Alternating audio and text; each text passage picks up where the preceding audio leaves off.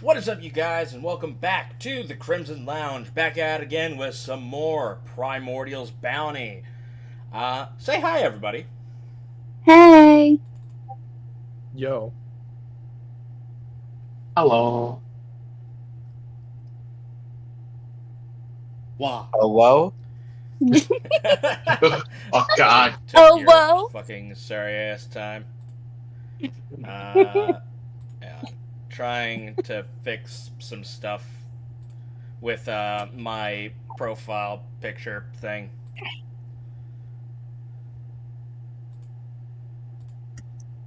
No. Yeah, sorry about that.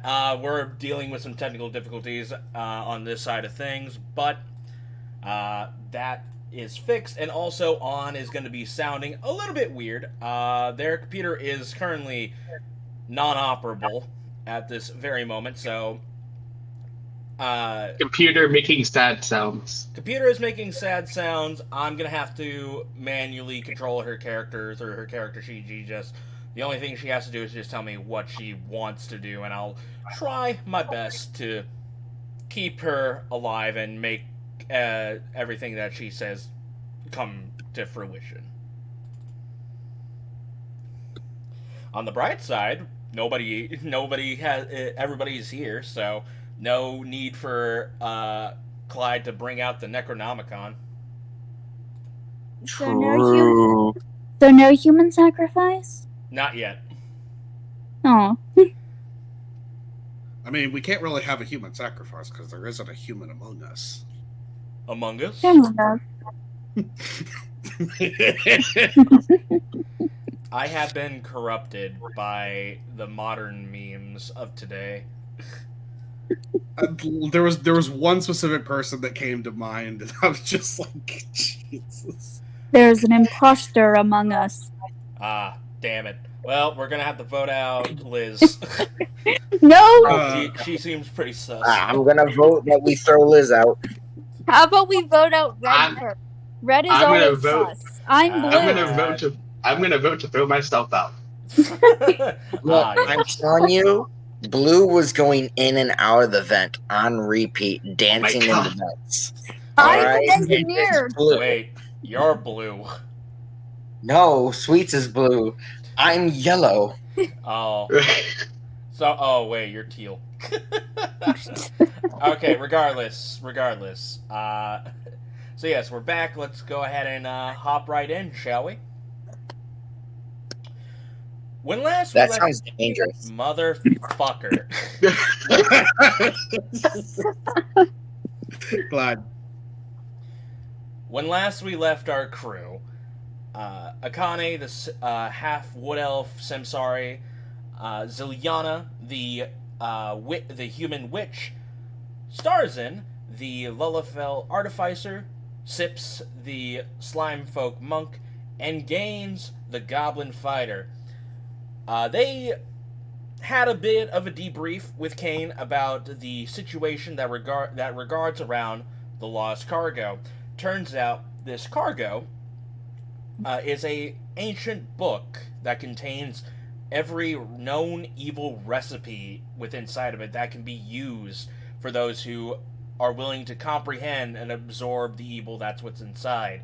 This book, known as the Book of Vile Darkness, and it's currently in the hands of someone that Kane is familiar with. But before he discusses any further on who this individual is, a red paper bird started plucking its little beak out the window, and it turns out to be a message from Commander Rivers that Gale Meadow was under attack by a zombie horde. So Kane hired you guys to go take care of that zombie horde, which, with your transportation, travel, and stuff like that, took you 2 days, despite it supposed to taking 4. Damn it.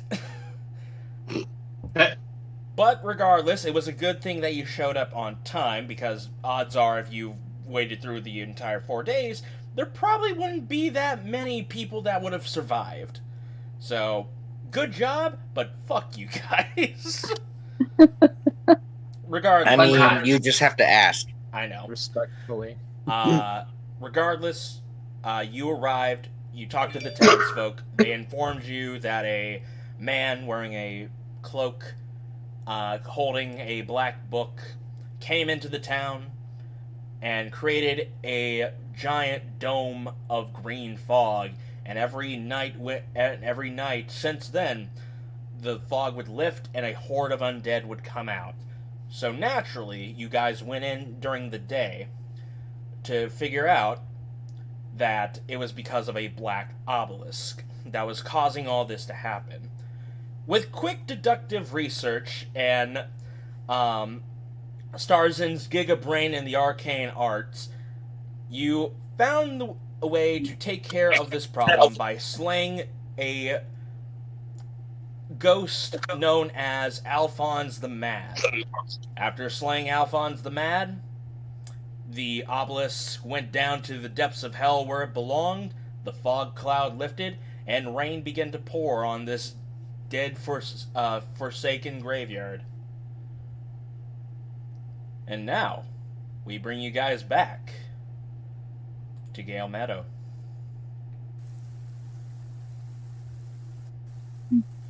So this brings up the question, what do you guys do?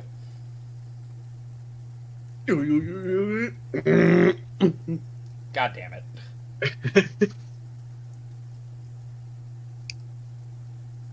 Well,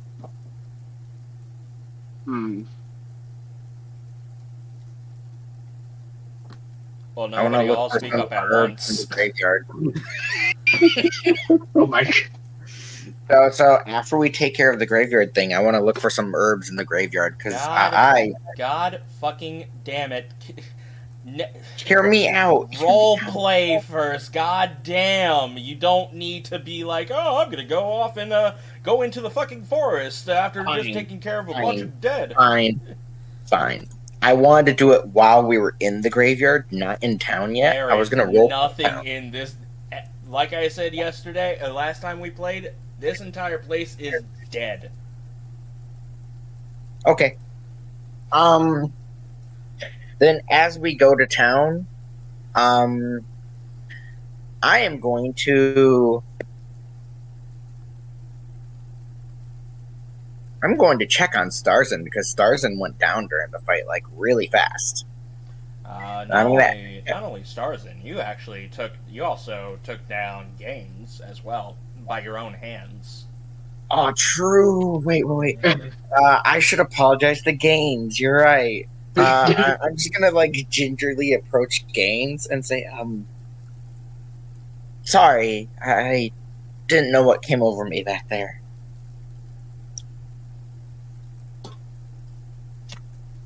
You know, it's not the craziest thing I've seen. And that Wraith's madness probably got to you.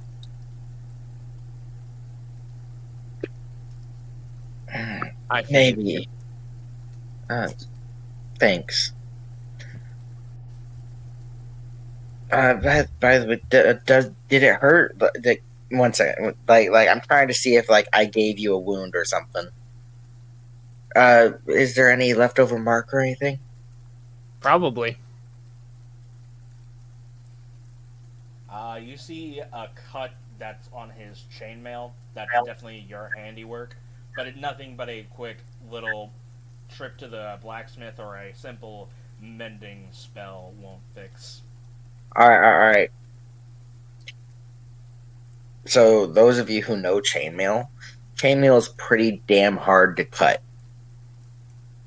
All right. So Sips, seeing this, kind of feels a little bit proud of herself, but also like there's a little bit of mixture of feelings going on here.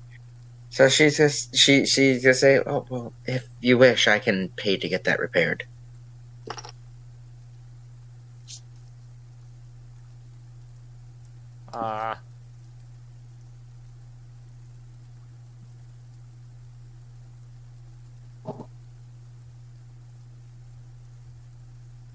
I mean, if we have to resort to that, Starzin okay? What about the rest?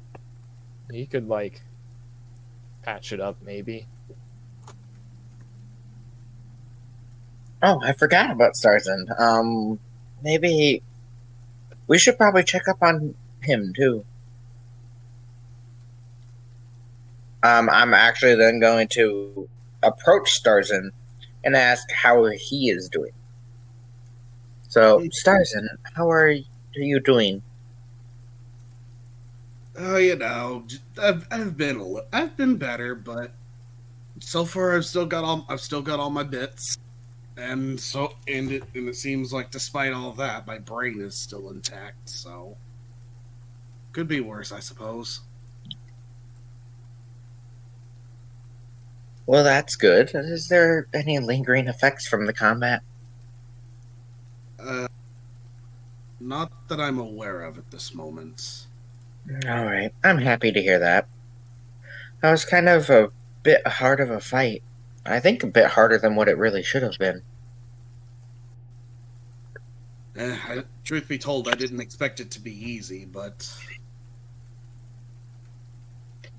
I guess after examining all of everything that was happening, it makes sense why it was as hard as why it was as tough as it was.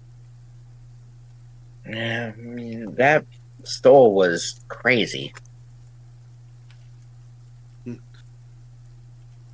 Yeah, that would be one way to describe it.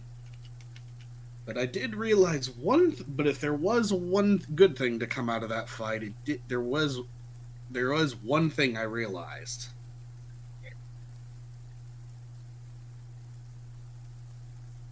I just made no sense, did I?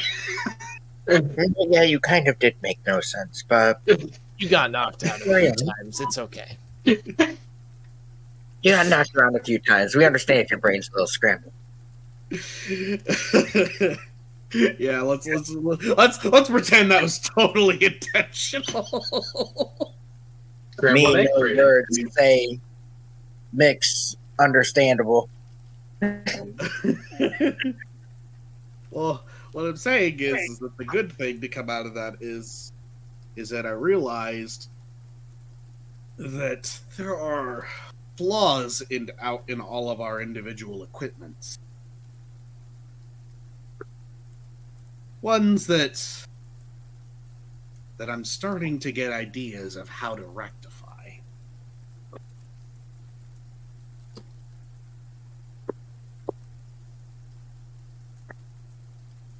Because doing the calculations. Flaws in everyone's equipment? That would include mine? I thought my sword was adequate. Cue that one scene with Pedro Pascal. It's good, but it could be better. It's good, but it could be better. Nah, but in all honesty, he's just gonna say, "Oh yeah, your sword is actually pretty top of its game so far, and you actually seem to do well on minimalistic equipment." But still, I do believe that you can still be improved. I'll have to think on it. I mean, my combat training is based around having as little on me as possible. It limits movement. Right, I understand. No, I guess that's something. I guess that's something I could work around if you need additional aid. After all, I've been thinking of some tricks to give people some new stuff without it being a cumbersome. Well, I'd be happy to see what you come up with. I always like to have a new blade. Well, I like having new blades. The sharper, the better. I'll see what I can come up with. But as for everybody else, there's definitely some stuff to do. Improved weapons, improved armor. I would like to ask, could you work on games first, though? I mean, sure, but why? I don't. Sorry, did something happen during the fight? I don't remember a whole lot that happened. I may have damaged some of his equipment, and I'm trying to repay him in how I can. What was the damage? It's nothing too serious. I just point out where it is on the chain.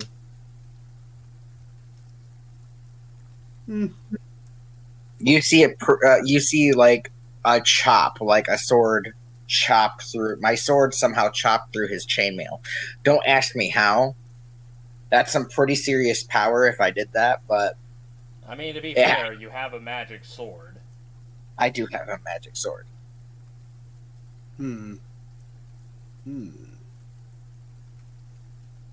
Well, if anything, this is a good testament to what you have and your combat training. But on the bright side, it's a simple fix.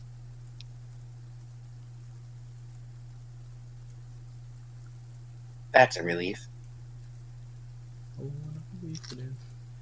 Iris on the other side of the graveyard.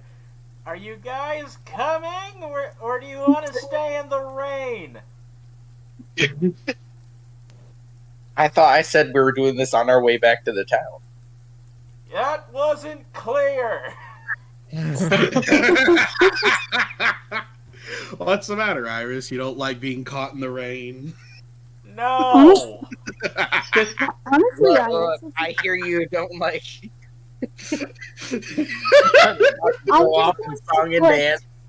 I'm just gonna put a little umbrella above Iris before paying my respects to the dead and then leaving. But yeah, I thought it was already implied that we were on our way back. Yeah. I guess that's two of us that didn't really think about it. That did not sound that clear. Like, I thought you guys were just standing there in front of the mausoleum. I believe I did say specifically, okay, if there's nothing to do here, then on the way back to town, I will approach Starzin. And then you mentioned games, and I'm like, you know what? You're right. I'll approach games instead. Maybe that's what threw us off. Yeah, I mean, it's not the first time people think that they said something. It turns out that no one said anything. But then again, it also has happened where you have said something and I didn't hear it at all, apparently. It's okay. You'll say things sometimes, and I won't hear it at all either. I mean, this is true. This isn't exactly a one-way street. And out the other. God bless. Well, anyways, as you guys begin to make your way out of the now cleansed graveyard, you head back to the main town of Gale Meadow, and you already see people, like, as soon as the fog cloud was gone and they see that the monolith was dragged down down into the earth, you see people, like, starting to chatter amongst themselves, cheer, celebrate. Others are getting to work rebuilding some of the buildings, so that way there are more places for people to sleep and stuff like that. The person that you talked to that explained the whole situation basically wanders up to you. It's like, you did it! You saved us! Thank you very much! You're welcome. I would like to do something here. Okay. When I see them celebrating when we get back to town, I actually purposely try to, like, sneak into town. I don't particularly want the attention as my character. I'm glad that they're glad, but they should use their time to be repairing the town and taking care of their own. not trying to reward us. At least that's what I believe. I'm not trying to be an edgelord. I'm trying to be nice.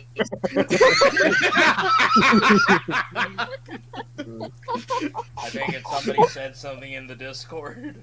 Yeah, it was Sky. Brilliant. Look, I just feel that we shouldn't be that they should use their resources to take care of their own and not reward us. So I want to sneak into town. The problem with that is basically when you guys leave the graveyard, it is a clear shot of. Basically, he would see you before you had the chance to see them celebrating. Okay, then this will be my response when he says, "You guys, you did it." I will simply state, it was nothing. Just our duty, as we were sent here by, what was the town? Governor Kane. We were just simply sent here by Governor Kane.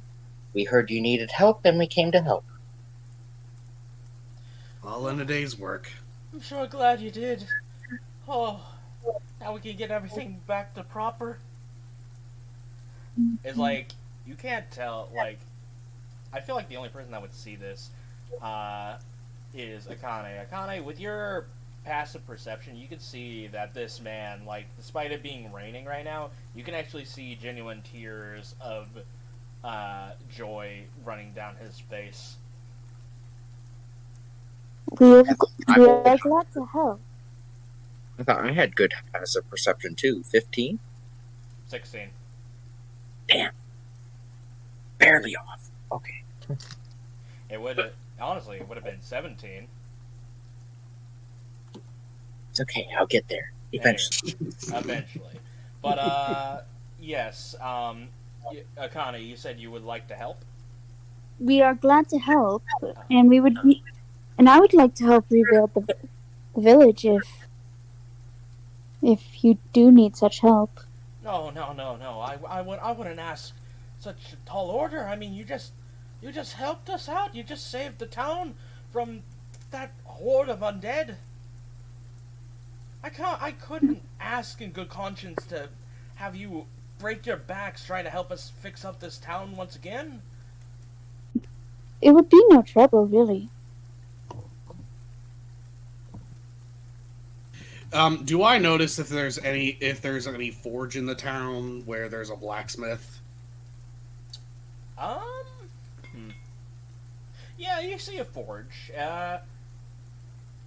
Yes, you see a forge. It is currently out of operations because nobody has been manning it for the past couple of days, since the word has brought out that there was a zombie apocalypse, and it looks like some of the metal itself, like some people are trying to find bits and pieces of scrap metal that are around, so that way the blacksmith can get started on making new nails and stuff like that.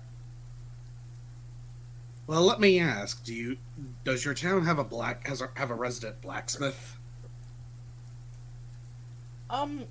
Yes, we do.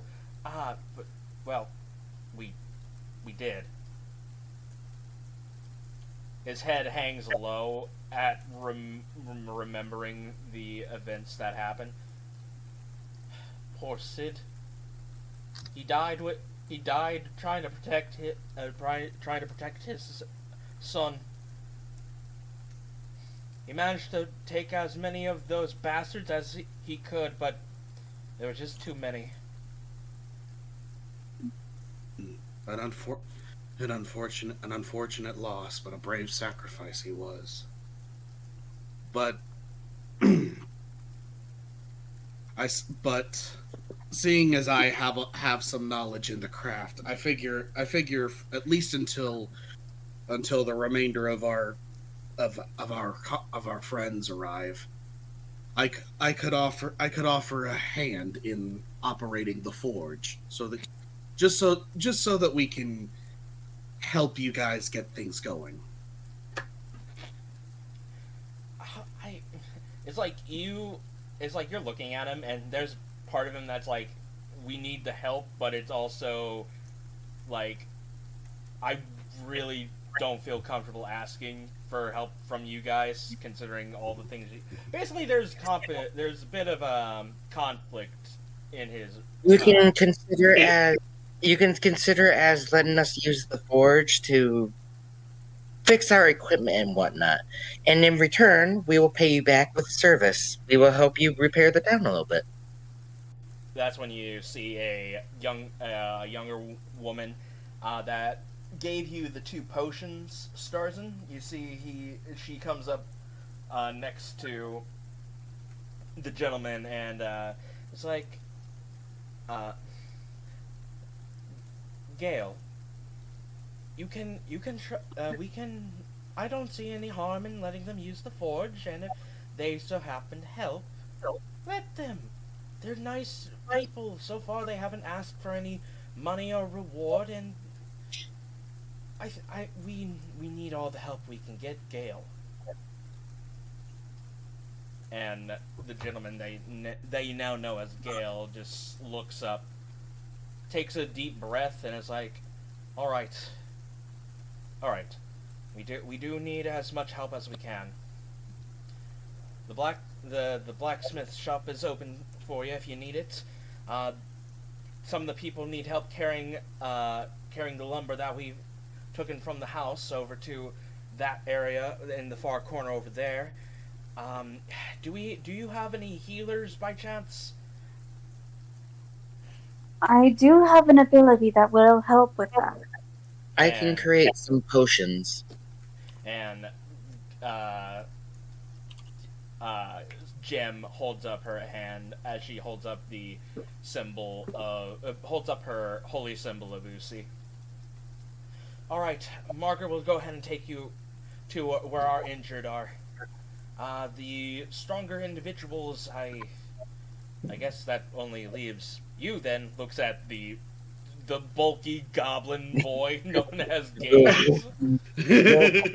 Stonker that Gaines is. Strong. Yeah.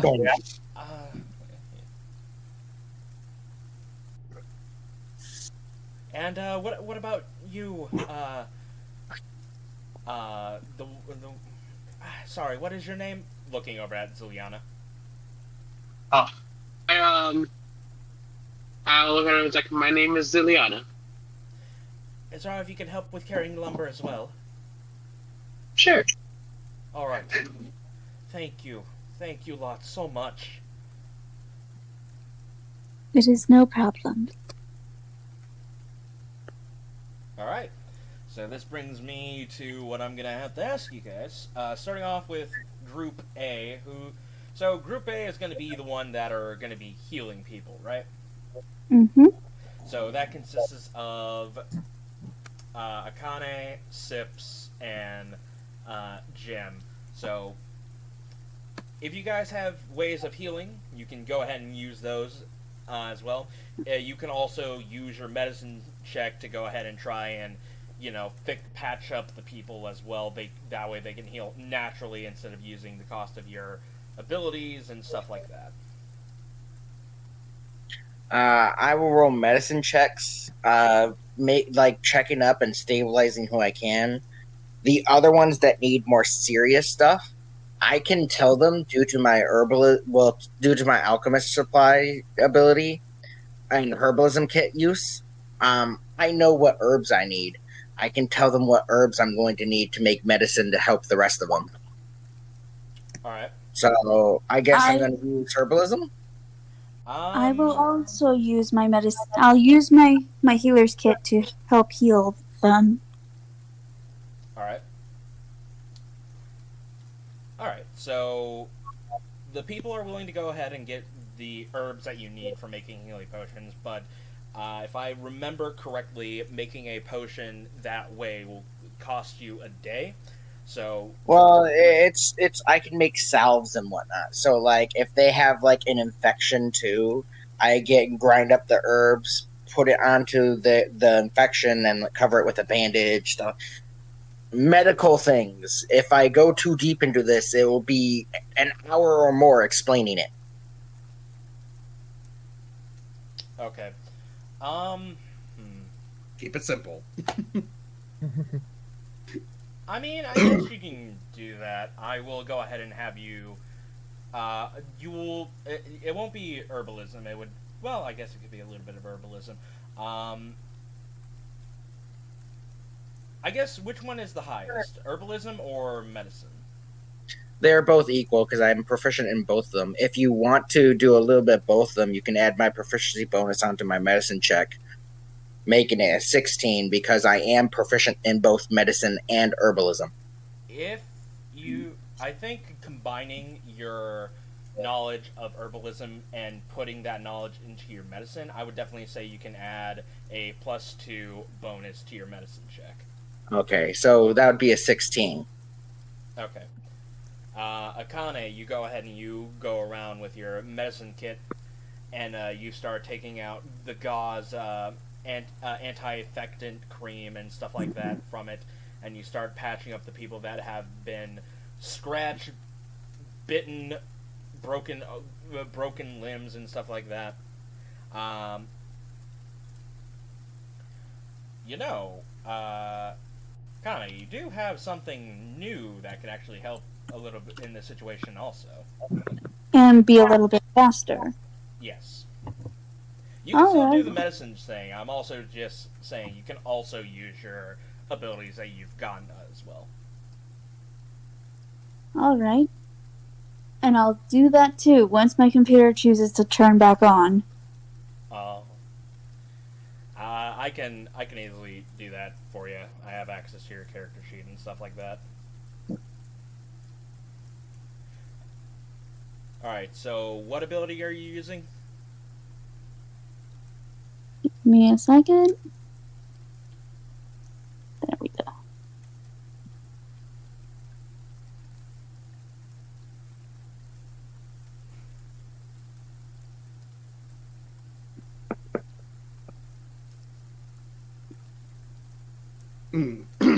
It's not a hard thing to say. What are you using to help in this situation? Soothing Rivers. Gotcha. Okay. While you're loading that up. So yes, you go ahead and you use your... You have plenty of water due to the fact that it is raining, and you're using the rain to your benefit at this. And you go ahead and you basically start using your water bending to cast Soothing Rivers. And for those who are probably wondering what Soothing Rivers is basically you move healing water across 6 creatures that you choose that you can see within range. Each creature gains hit points equal to 2d8 plus your key ability modifier. This form has no effect on undead or constructs. So you start using your Soothing Rivers, and you do heal a good chunk of the people that are here. Matter of fact, more so that they're pretty much up and able to help with the cause of repairing the town. Sips, your herbalism helps you create basically salves, and you start using that and bits of Akane's medicine kit to patch them up and put basically this salve onto the wounds of the people. And it's going to take some time, but at least they're not going to be infected with any kind of disease or anything like that. Actually, I think the herbs that that the townsfolk gathered for you actually heals them up a little bit, as well as a bit of a... It would be like pain-killing herbs and anti-infection stuff, yeah. Yeah, basically you give them a little bit of stimuli in this medicine to where some of them are able to help out if you want them to go out and continue rebuilding the town, but it's honestly up to you at that point. Well, the ones that can, I say you're fine to help out. Just be careful with your wounds. The ones who are more gravely injured and need more care, I will say, like, I will make sure they stay in the tent and they take a bit of time to heal. All right. And Jim is just going to go ahead and... if I can just bring up her character sheet real fast. Alright. Yeah, Yeah, she does have proficiency in medicine. Does she have any healing spells that are currently at the ready? No, she does not. One of the many downsides of being a multi-class dual spellcaster. Unfortunately. Wow. Yeah. But she will go ahead and use her medicine check to start helping in those endeavors. 13. Alright, not bad.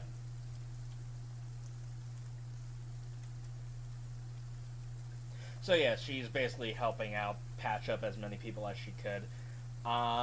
This does quicken the pace of restoring the town a tad bit.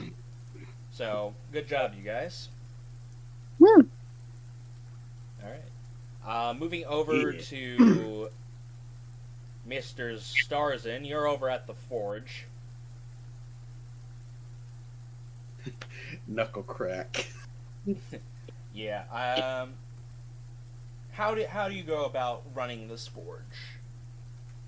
Well, first I'm gonna take a look and see what metal is good to be used in crafting tools and little things to help rebuild nails, hinges, locks, and sometimes even other little things like basically anything ranging from metal spare parts to small metal tools that may be needed for rebuilding. You look around. So far, the materials that are there are iron. Alright. Yeah. And I'm also going to be keeping an eye on anything that looks like it's too damaged to be used. Because my plan is basically any metal or anything that seems to be too damaged to be used is going to be recycled into like fresh metal so that it can be used to make new ones, i.e. scrap and busted stuff. Is there if you can give me a perception check? I can do that. Booski! That is a 12, my friend. Oh, that's unfortunate. Yeah, you can only find, scrap. There are iron ingots that are in the storage room area before the Great Horde comes in. So there are some ingots that you can play around with in the forge. And the quantity of scrap metal that was brought to you by the townsfolk, those are, some of them are usable, some of them are basically unusable, rusted as all hell. You have a feeling that the metal that they're just bringing you is like leftover stuff that's been in a shed, unkept for years. But you quickly shift through all the metal and stuff like that. This is where I'm going to have you make me a smithing tools check. Gotcha. Alright, Booski. Yeah, That is a 13, my friend. Alright. I'm going to say that. Yeah, I think that's good. So yes, you go ahead and you light up the forge and you start hammering away some nails and stuff like that with the tools that are provided for you and the tools that you have on hand with you. You managed to supply the town with some fresh, newly nails for them to use to rebuild the town. Awesome. Is there anything else you would like to use this forge for? I guess if any of the party would have left any of their equipment with me to make repairs on, I would start investigating with what they have and seeing what I can do. All right. What do you guys leave for him to fix up?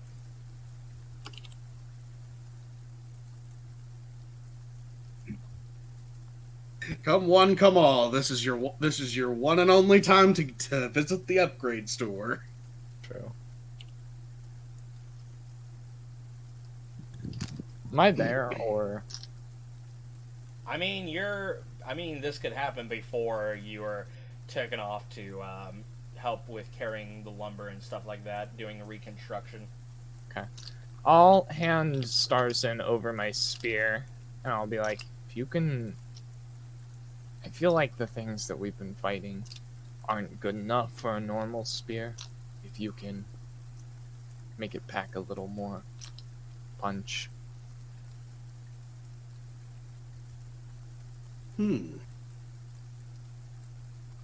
I think I can give this a little more oomph. Oh, by the way, if you want me to patch up your chainmail, leave it with me. Sounds good. I'll Anybody else? take off my chainmail and hand it over.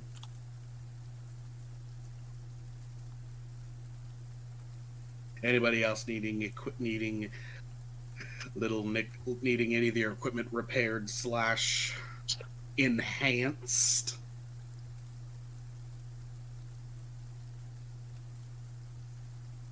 No.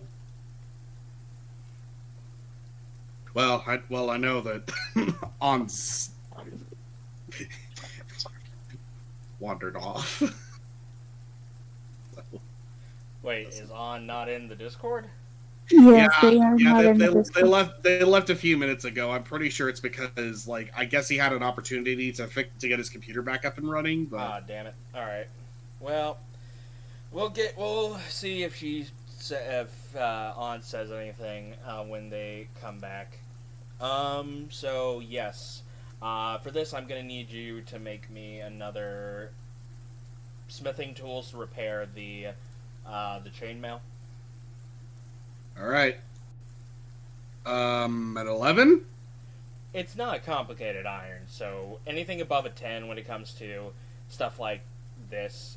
If it was magical or a different kind of material, it would be a different story. But if it's simple iron, it's child's play. Okay, cool. So yeah, you basically patch it up. It's no longer has that gash that's cut across from it. But it's pretty obvious that it has been patched up, so to say. But I mean, if it works, it works, you know? Yeah, at this point, I'm just going to look at it and say, it'll do for now. Alright. But I am... Okay, can I still... Okay, so I know you said that because I don't have that feat yet, I could apply 2 features. Can I do that while I'm repairing the armor? Yeah, you could still do that. Alright. Let me pull up that book so I can take a look and see what I can apply. Also, keep in mind, you still have some of those... You still have some items that can also add some magical enchantments to the spear as well. Yeah, I know. I'm taking a look. Let's see.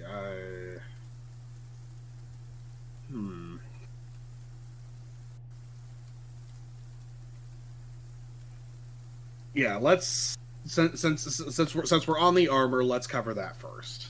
Let's see. Okay, wait. So you're putting 1 on the armor and 1 on the spear? Well, I'm kind of wanting to look over the armor first because we're on that one. I see. Alright, makes sense. Basically doing the whole one at a time thing. Gotcha.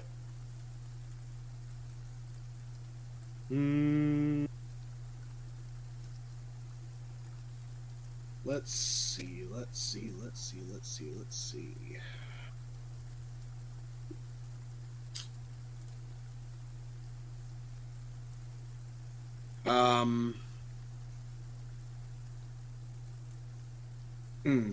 Chainmail is like a medium armor, isn't it? It's a heavy. Oh, it's a heavy? Yeah. Ah, I see. It's default heavy armor. I see. I just kind of wanted to get an idea, see if there was anything I could really... Well, some of my little enhancements usually require it to be a specific type of armor, so... Yeah. Yeah. You're good. Just kind of something I needed to know to see if I can work with it. Pretty much baseline is like if Gaines has a magical weapon, we're vibing. I don't really need an armor upgrade. You can save your infusions or resources. I mean, the bright side is that there really isn't a resource to expend, so I really can just go nuts. Mm-hmm.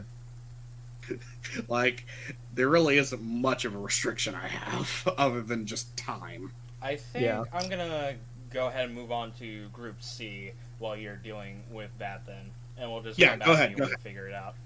Yeah, go ahead. Which Group C is the people that are helping in reconstructing the town, gearing lumber, helping building the city, which would be Gaines. That actually does remind me, where would Iris be in this situation? Iris is, I guess, helping with the reconstruction. Well, actually, no. She would be helping by keeping an eye out, just in case if any bandits or anything like that start approaching the town or something like that. Shoot. So she'd be the lookout. Yeah, she'll be keeping a lookout to make sure that nothing insidious comes by, or if something happens. I got you. Just something I feel like I just wanted to take a question and ask. Yeah, I get it. So, Gaines, what exactly are you doing to help reconstruct this town? Guess I would look at what's damaged first, right? Oh, so what if there's anything that like rubble that needs to be cleared or stuff like that. Yeah, there are some. Okay, so the townsfolk had to use some of their old buildings and stuff like that to start making barricades and things of that sort of nature. So I guess during the mayhem and the calamity, some of the buildings did get knocked down a tad bit. So if you're planning on clearing up the rubble, I will go ahead and have you make a strength check. No athletics. Okay. Actually, yeah, I could say you can use athletics for this. Let's go.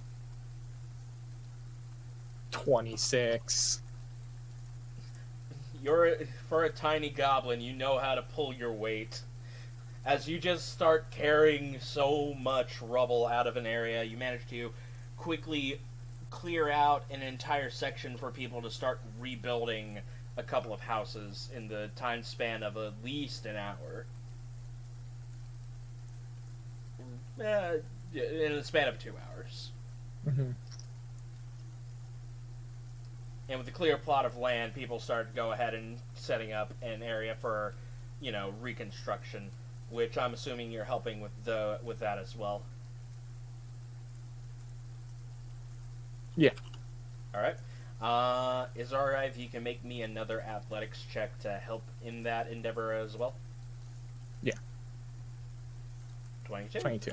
Nice.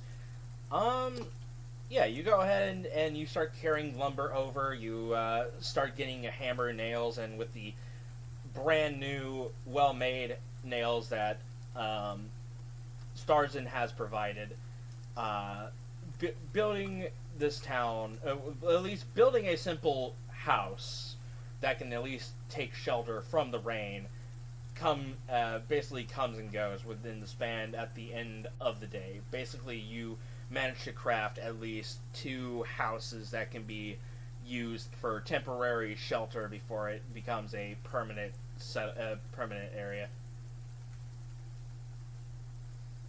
Okay.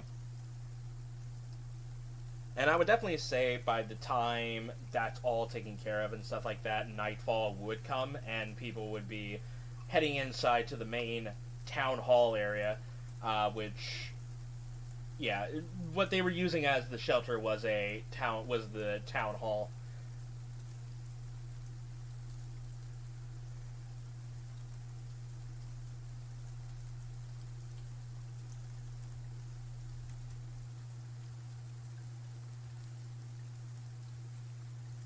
Okay. So this brings up the question. So I take it that you guys go into the town hall with the rest as well?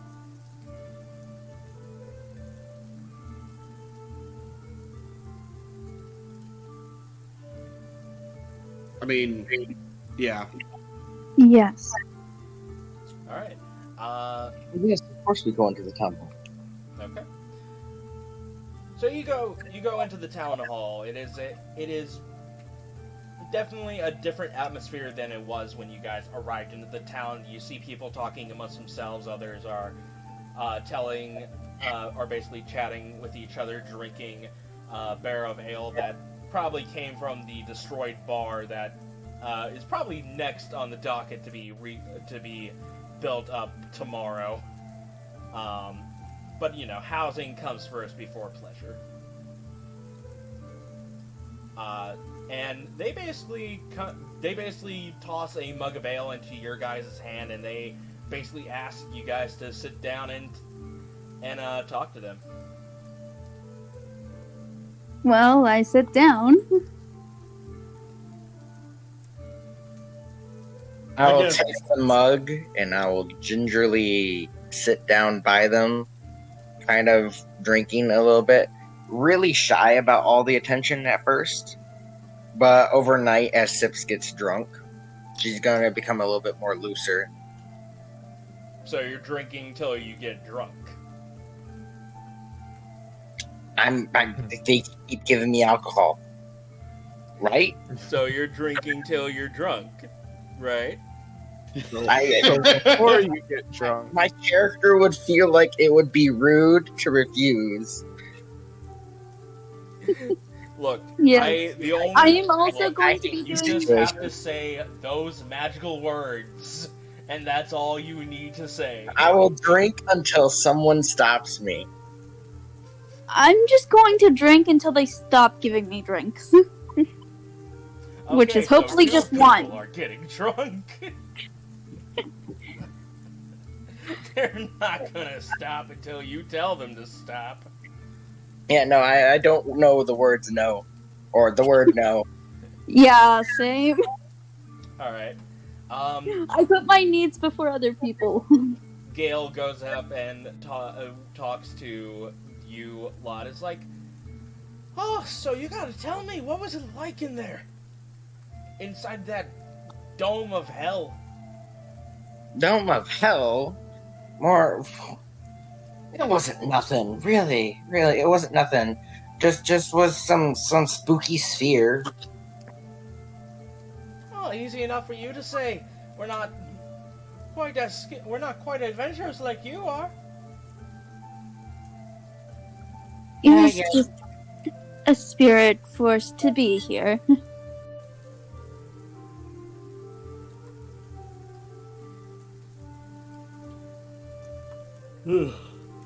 Well, if you really want to know what it was like eternal night inside of there. And we could hear wind howling and whatnot. Almost like a storm was brewing. Though, also at the same time, it was silent. Like Sips is going to try build up a story. At the same time, it was silent. And as we walked around looking for clues, wondering how to dispel this thing, we were searching through this graveyard until we stumbled upon the black obelisk. And it's like you say that, and there's some of the mothers that are closing the ears of their children, while the other men are basically being enthralled with going the on story. A fucking storytelling spree right here. Let me roll my performance. Go ahead and roll performance. Yeah. Give me the performance right there. Yeah. Mothers are covering the ears of children. The men are basically enthralled with their mug of ale, listening to this, and so on and so forth. Yeah, that's what I'm talking about. An 18. Right. But yeah, we come across this black obelisk, and as me and Starzin there look at this obelisk, reading the runes and trying to figure out what they mean, we learn that we can't actually mess with it. So we go into an abandoned building off in the corner of the graveyard, and as we approach, everything became silent. Sorry, I gotta grumble. Sorry, silent. As we open up the doors, out sprang from the coffin. What was the spirit's name, Starzin? He was I know it was something the mad. If I recall correctly, he was Alphonse. Alphonse the Mad. Yes, exactly. Outsprang from the coffin was Alphonse the Mad. The moment you say that name, you see all the men just like a sense of like basically there's a 1,000-yard Vietnam stare going on as soon as you bring up the name Alphonse the Mad. Basically, that name brings back bad memories based off of the reaction that you're. Yeah. I'm continuing on. And he says how he hates the town. He swears that this spell will help him cause his vengeance. And we stand our ground, and we say that he cannot do this. And we slayed him where he stood, and doing so, we dispel the spell. I'm putting a show for this one. Jim basically leans over to you, Starzin, and just like, you know, for someone that keeps to themselves, she's very boisterous. She's drunk right now. I'm sure part of it is the alcohol, but I mean, at least it's taking the edge off of everything we just went through. And he's just taking gulps of his ale. Yeah, I can agree with that. By the way, there's absolutely like she's changing some parts of the story. She's making the party look cool. It's like like that one bit where when you're she's like, drunk. Once she's drunk, it's like her personality kind of switched to like she's more outgoing and more boisterous and all that. Yeah. Yeah. The moment you bring up that you slain Alphonse the Mad and stuff like that, you hear a mighty "yeah" like that from the group of men as they chug down their ale in celebration of the story. There's some in the back of the room that are just like, Alphonse, I always thought that one day that his untimely death would bring vengeance upon this town. Yeah, but how are we supposed to know that his ghost was going to remain over us? Sometimes it just takes longer for a spirit to, move on. And it depends on the spirit.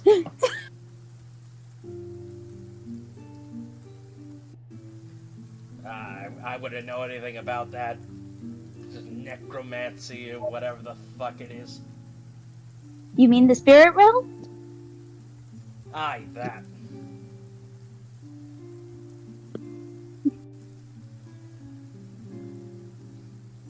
I mean, that's fair. Not many know about it.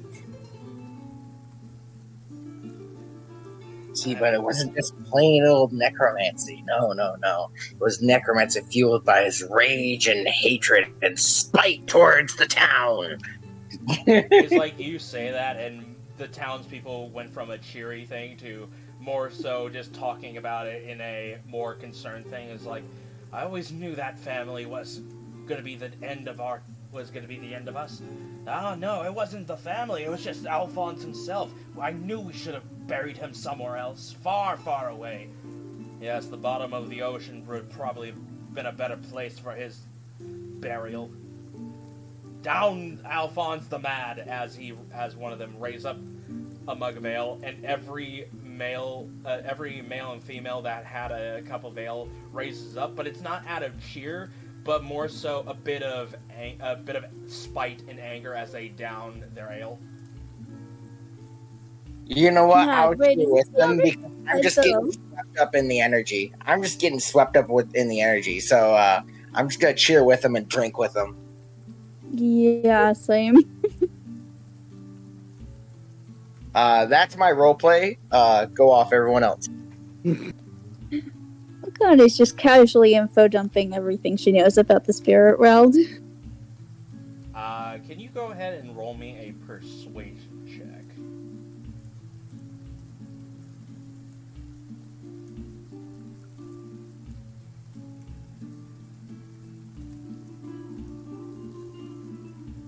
Persuasion. Anytime now. I am trying. The sheet's not loading. God bless. Roll 20, everybody. I mean, when it works, it works. When it doesn't work, it really doesn't work. Liz, you're probably gonna need a refresh.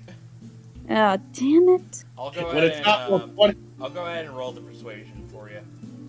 when it's not roll 20, it's just our equipment. All right, you rolled a 23. So yeah, you go ahead and you start telling the people about the spirit world, and I'm gonna let you describe it. Well, the spirit world is a very important thing.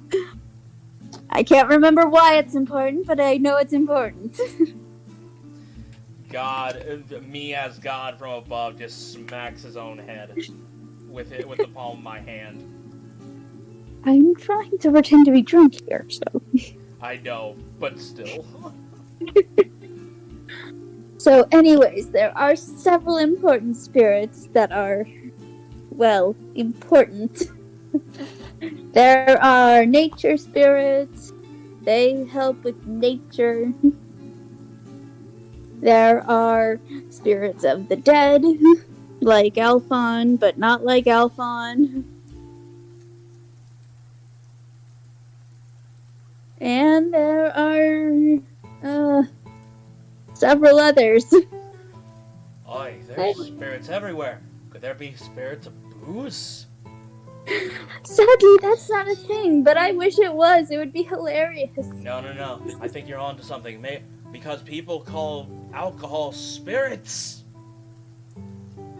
That's a different type of spirit. There's spirits and booze. You fucking blow their minds right now. That has to be the dumbest thing you've ever said, and I love it. There's spirits and booze. There's spirits and booze because we call it spirit.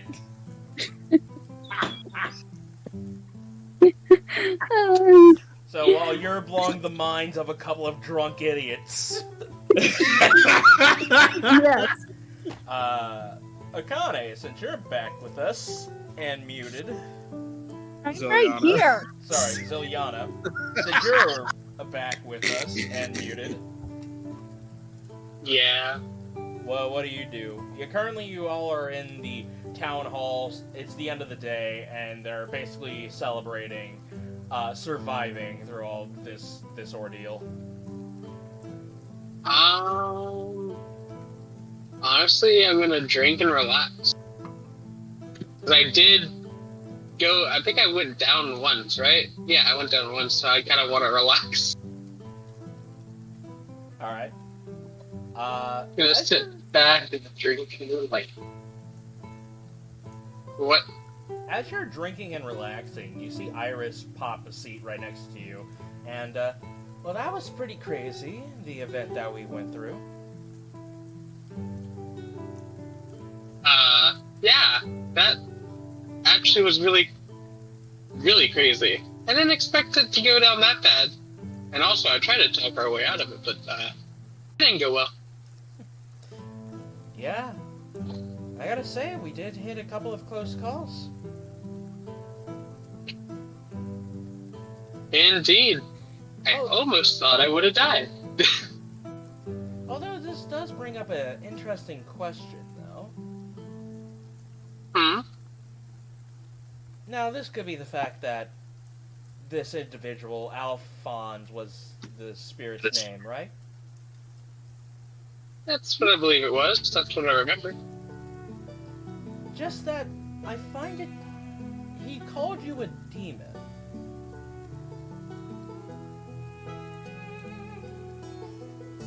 He could have seen any of us as a demon in any ways, though he did say it to me. He also is a madman.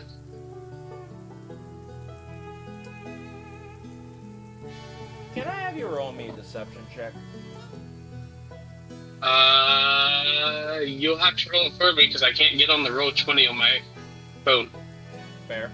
Alright, rolling deception. You got a 26. I accidentally put it in the GM layer. That's a mighty high deception. I need to get Iris's insight.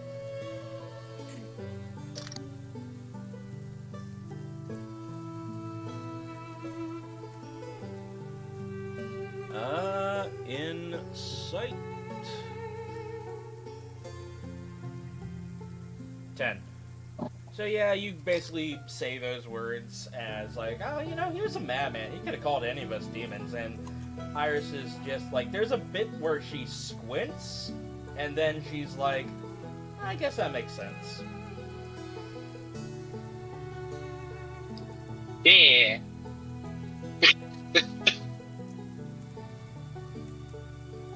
I don't know what to say after that. I suppose at this point, Starzin will just kind of walk up and just slightly buzzed a bit.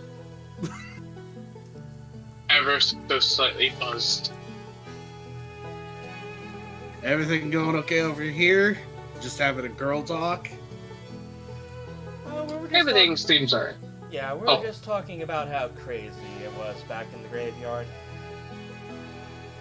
Yeah, that was pretty nuts. Just kind of glad it's all over. For now, anyway. Assume. I really do hope nothing else happens. Well, we're still we're looking after that man with the wizard's book, as she basically raises her eyelid up and down, like, right. Yep. I'll nod.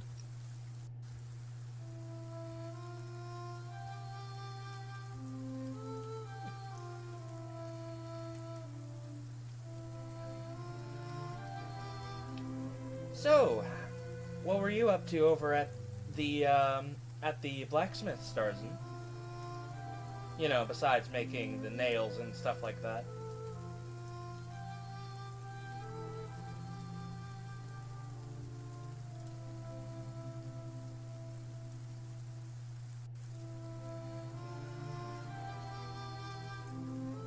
Creepah?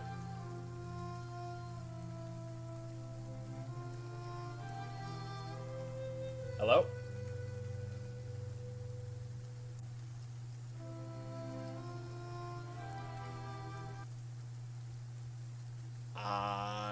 I think I'm having connection difficulty.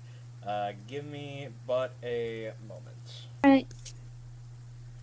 Alright, so like I was saying before, sorry about the technical difficulties, Iris was basically asking, so, what were you up to over at the blacksmith's besides making those nails?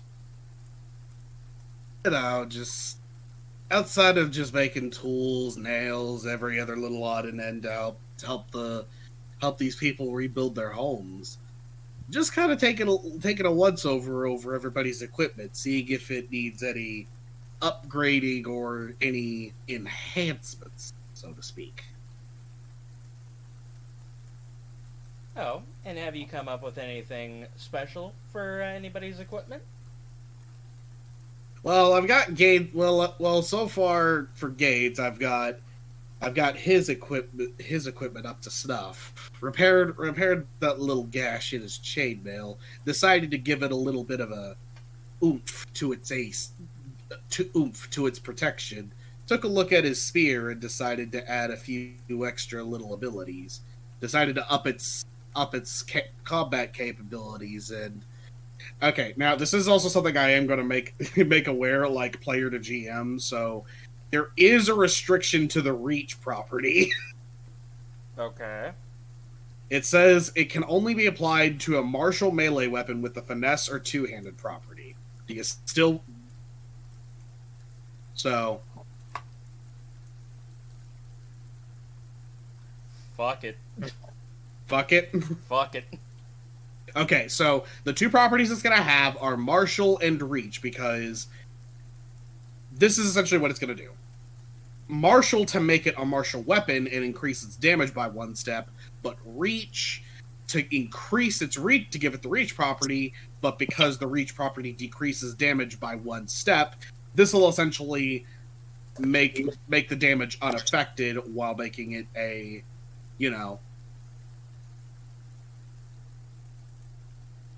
martial weapon. Just putting that out there. Alright, so let me go ahead and look up these abilities real fast. So yeah, it would go up by 1 step, meaning it would go from a D6, a D8, to a D8, to a D10. So ultimately it's going to go back to a D6, but because I make it a martial, it would go up to a D8. But because the reach automatically decreases by a step, it goes back to a D6. Oh, I see. So basically, you negated it. Okay, I see. I get you now. Yeah. This essentially ensures that it doesn't have any damage reduction while still maintaining top form. Alright, so... Okay. I will say this... I don't think this counts as a magical weapon. Well, in terms of magical properties, that's gonna... I was gonna add a magic to it to give it a little bit of more oomph. But the thing is that A, I don't know how long that's gonna take, and B, I kind of need to know what essences are gonna do what to it. Alright. Well, I guess it depends on what essences you have on hand with you. Well, we got the mud, we've got the fire, and we've got the smoke, so... I would say... I think we've already discussed, the mud, the smoke, and the fire. If you use if you use a fire crystal on a weapon, you basically would give it a 1d4 added, fire damage. Yeah, an added 1d4 fire damage. Smoke would cause the person to be blind for a round, I believe, on a hit. Yep. And mud would basically have the creature slowed down because of the mud that splashes on them, causing them to reduce their speed by 10. Yeah, I think I would take one of the fire essences I have and just try to be applying it to the spear over time. Alright, that can basically take you the exact same day to do, but I will say it will cost you I would need you to make me an Arcana roll. Do you want me to go ahead and make it now? Yeah, if that's your aim to do that, then yeah. Yeah. That is an 18, my friend. 18 will work, so yes. On the way it looks, can you go ahead and describe it, how it looks to the common individual? So, basically how I'm doing this is I'm looking at the spear. I'm taking a look at all the things I can do. I use my study of martial weapons and apply those same reinforcements and enhancements to this simple spear, making it essentially more reinforced. And then I kind of make slight extensions to it while also making a mechanism that allows it to auto-expand when the user needs to. Now, in terms of adding this fire crystal to it, what I do is I basically, around closer to the actual spearhead, I will actually, you know what? Here's what I'm gonna do. I'm going to try and manipulate the fire crystal into essentially look into a spearhead, and then carefully just attach it to the spear and make it to where there is a form of what's the right word? Make sure it's attached and forged and welded properly to it, while also making it to where, there is, a type of wiring, I guess, that stretches the fire energy throughout the rest of the spear. Okay, so basically you crafted the crystal into the spearhead, right? Yep. Okay, so in that case, then it's going to be a permanent 1d4 instead of an optional 1d4. I mean, I kind of figured that's what was going to happen anyway. I was going to give you a choice on that matter. Well, you never really. Well, I mean, you could have asked. Yeah, you know what? Fair enough. Tough but fair. But honestly, this is fine. So yeah, you go ahead and you hand over this well-reinforced spear that has with a glowing red tip at the end of it, and you hand it over to Gaines. Wow. Fucking Iris just looks at that and just gives off a whistle, a bit of a whistle. Now that is some handy work there. It's some impressive craftsmanship too.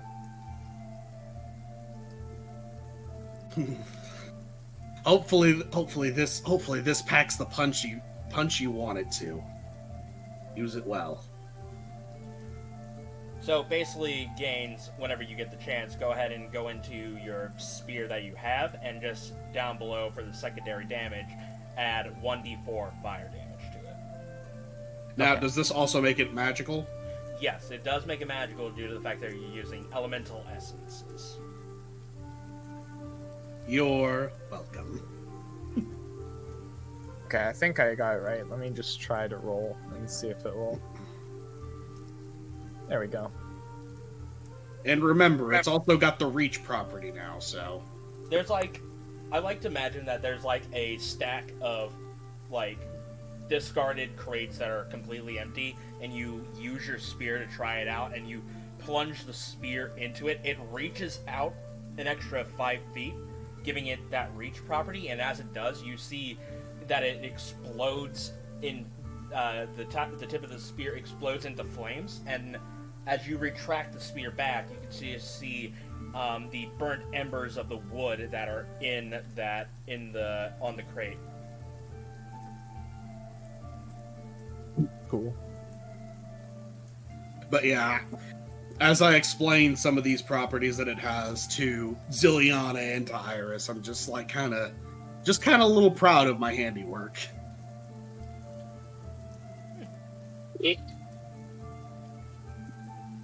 So if you two ever need any little extra oomph to your equipment, be sure to let me know.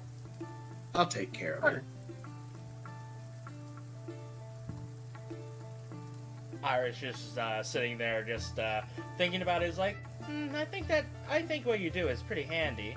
I'm definitely gonna have to think about it, but for right now, I think I'm gonna go ahead and stick with this little baby. As she pulls up her parlor gun, which on closer inspection, it's definitely not like an ordinary parlor gun. From the looks of it, it looks like that there's some mechanisms that allows it to have a more direct hit per se. Has a little bit more of a direct hit when fired upon. Which in a very vital area, it's like there's more leniency for hitting a vital area on a creature with her parlor gun. I see. AKA, it lowers her crit range down from 20 to 19.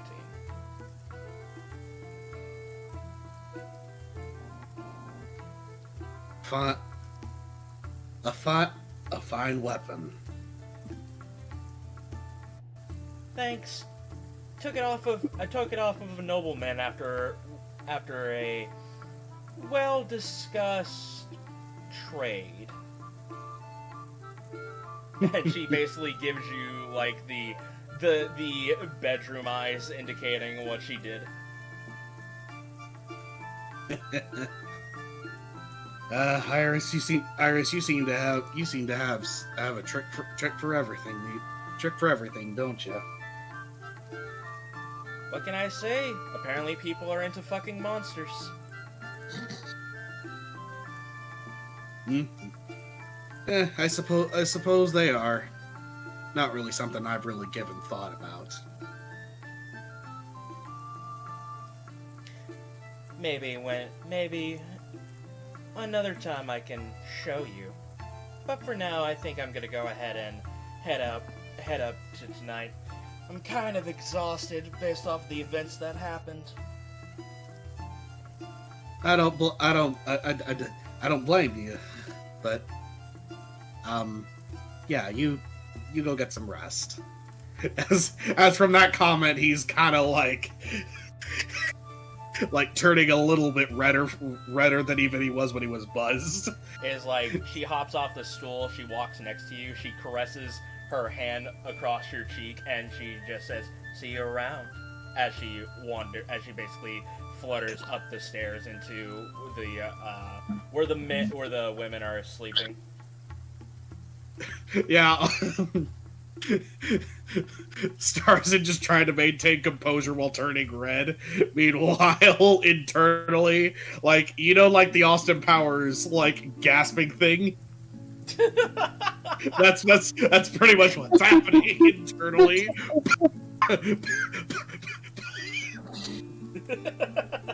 Nice. Internally screaming. Besides Akane and Sips, is there anything that you three would like to do, Zilyana, Starzin, and Gaines, for tonight? I can't really think of anything.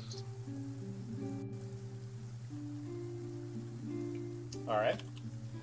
Starzin? No, not really. I can't really think of a whole lot else. Also, before I forget, Gaines, the additional effect I added to your armor was to give it a +1 AC. Phew. Damn. The tank becomes tankier. Yeah, I essentially turned his regular chainmail into an exotic chainmail. Nice. I couldn't really think of what else to add to it for the time being, so I just decided to go with that. I mean, hey, whatever works. Alright, and Gaines, is there anything you do for tonight? I will Drink till you're drunk? thinking about it. Do what you want.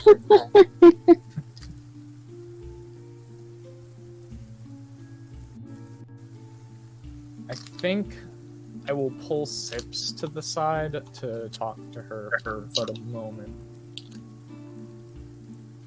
You pull over Sips. If she's not, like, is she dead drunk? Like, is she fucking dead drunk at this point? Sips, can you roll me a constitution check or saving throw? Roll me a constitution saving throw real fast.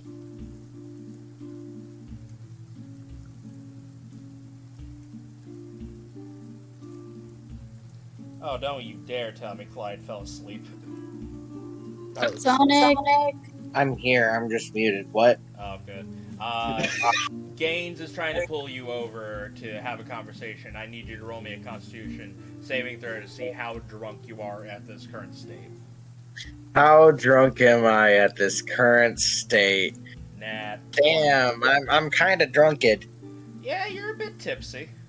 It's a 12 for the audience. You're tipsy. Well, actually, what are the stages? Like buzz, tipsy, drunk? It's buzzed, tipsy, drunk, and then fucked. Okay, Yeah. so yeah, you're on the border of tipsy and drunk right now. Cool. So I'm at that perfect spot. Please stop me. Please. I'm begging you. No one stopped me yet. So Gaines pulls me to the side. Alright.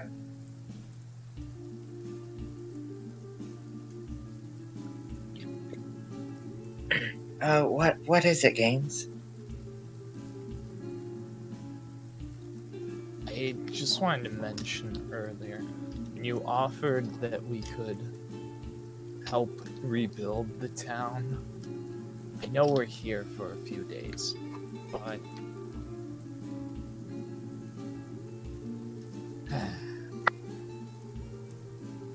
we just saved them, right? And did them a massive favor. Try to have a little more bargaining prowess.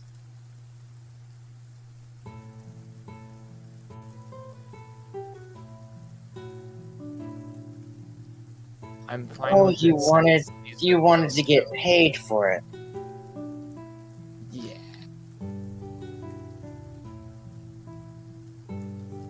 Yeah. Well, I figured we could actually go to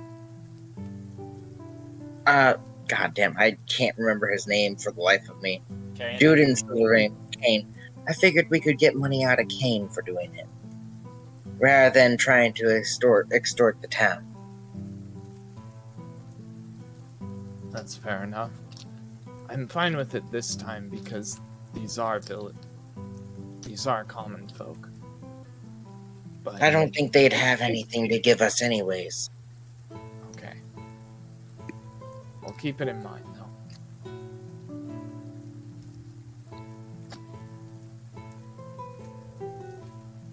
So Also, you- did I offer to fix the town for free?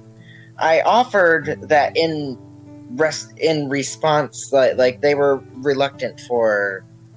See, what I remember is because they were reluctant to let Starzin into the thing, that they could consider Starzin helping the town to be something, and in return for that, they let him use the forge for our personal stuff.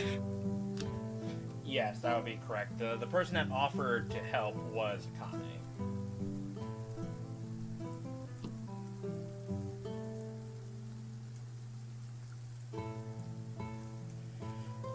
But, yeah, do you go ahead and let her continue to drink? Yeah. After that, I just want, like, in character, her to understand that we have when to use our bargaining power, basically. Gotcha. Yeah. I figured that. I thought I was offering simply, again, Starzin uses the forge as repayment for Starzin helping them. That way, Starzin was like they wouldn't be like, don't go into our forge, whatever it is. You get me? Alright. Yeah. Alright, so yeah, moving on. So, Akane, Sips, they're getting drunk. So who else is planning on getting drunk for tonight? I will. Okay. Zilyana? I'm only drinking enough to help relax, not really getting drunk. Okay. So, not Zilyana. And Starzin. Not gonna get drunk. If anything, the point where I got so buzzed and started just internal panicking is probably gonna be the limit. Alright. In that case then, Akane, Sips, and Gain, I'm gonna need you to roll me a D100! I don't wanna. Too bad. 65. 56. 27. Alright, so starting off with... Okay, well, first off, let me go ahead and see what the weather is for today as the sun begins to rise over the horizon, as it is now the 16th day of Lalafell.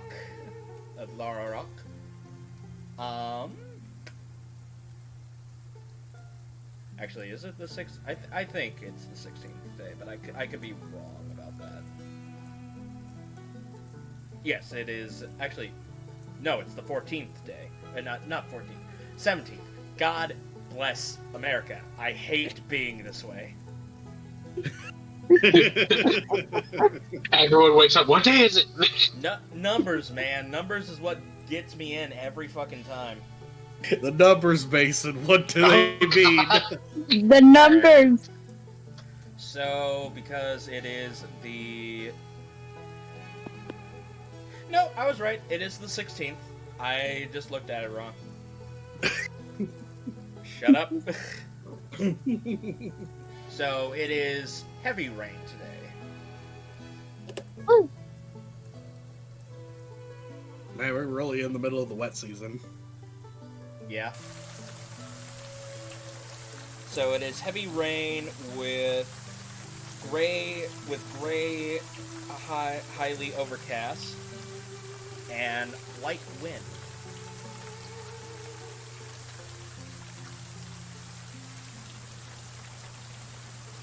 All right. Go ahead and turn this heavy rain down for a brief moment. Yeah, I'll keep the light wind up. So yes, starting off with Akane, where for you rolled a 65. Currently in a village.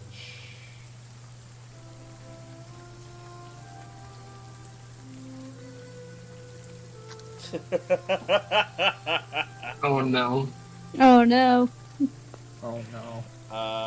Oh, yes. So, Akane, you wake up in the bed of the town leader, and they are not happy to see you. I have no idea how I ended up here.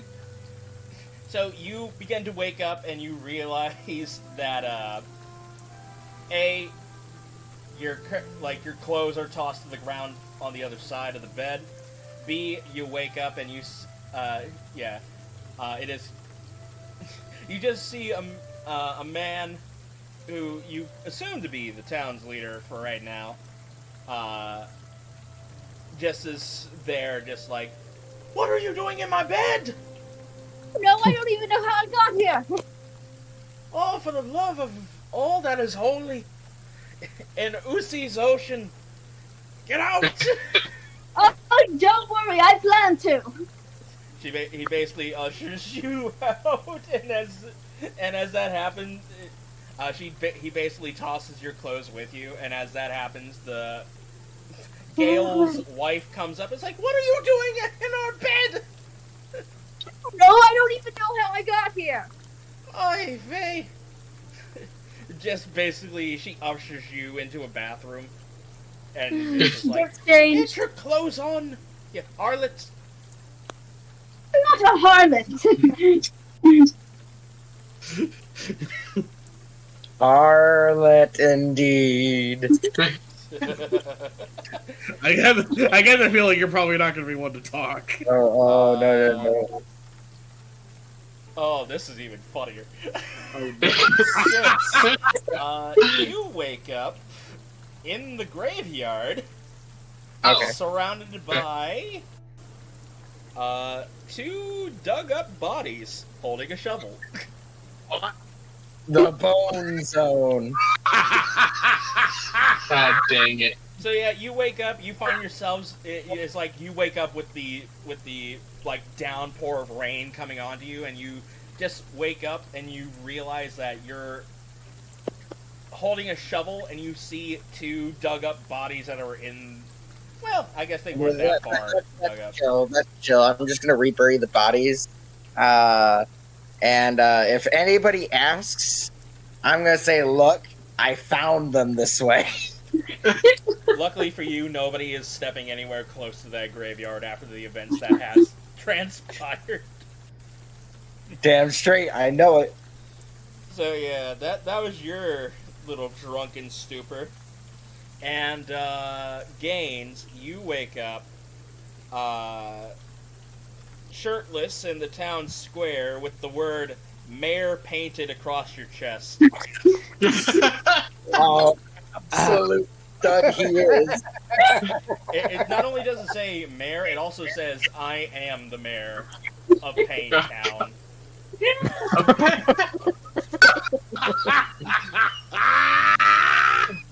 The mayor of Gainestown.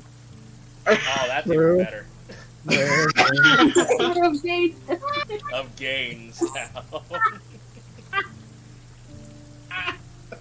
Yeah, you're basically waking up to the fucking heavy downpour of rain as well.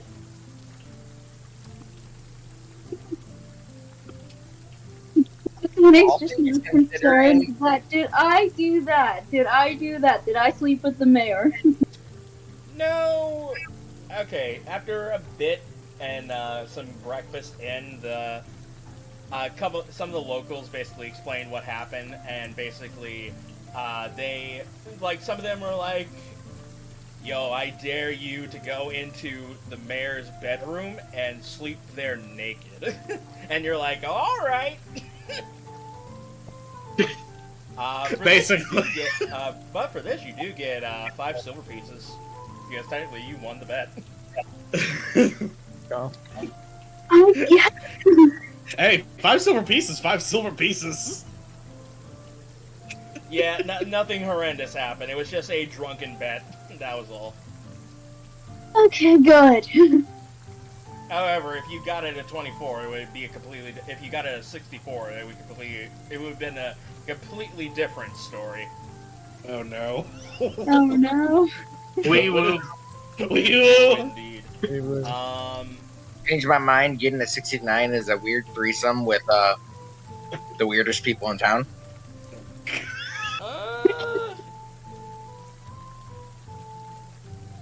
No. Well, we'll get to that when we get to that, I guess. I mean, if not, it should be. So yes, you guys wake up.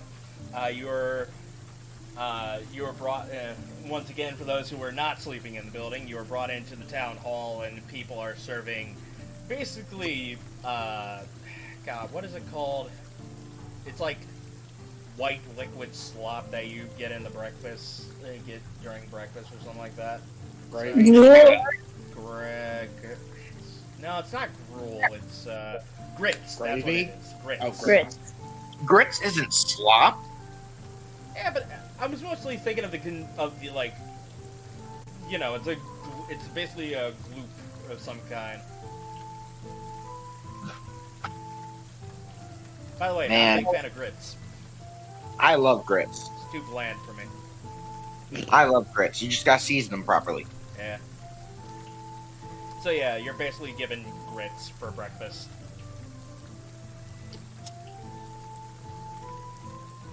Just like Mother never made. Just like brilliant. But yes, you Hey, guys. you have And after which, I take it that you guys go back to the exact same work that you were doing the other day. Yep.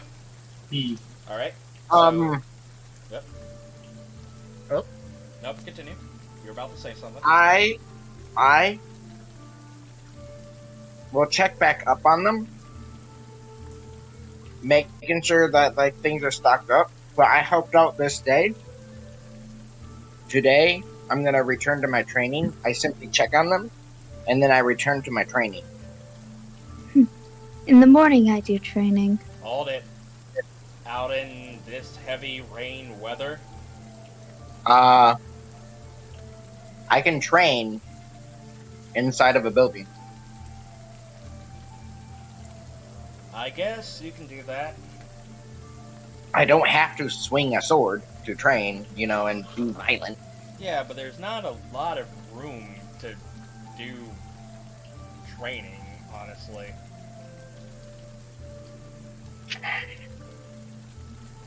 Look, I understand that you're trying to go ahead and get those feats stacked up, but there's gonna No, be... no. I'm not going for a feat. Oh. I say training. This includes meditation and whatnot. Monk thing. Oh, I see. Yeah, I guess you can meditate. I guess for those who are actually trying to help heal the people, go ahead and roll me a medicine check.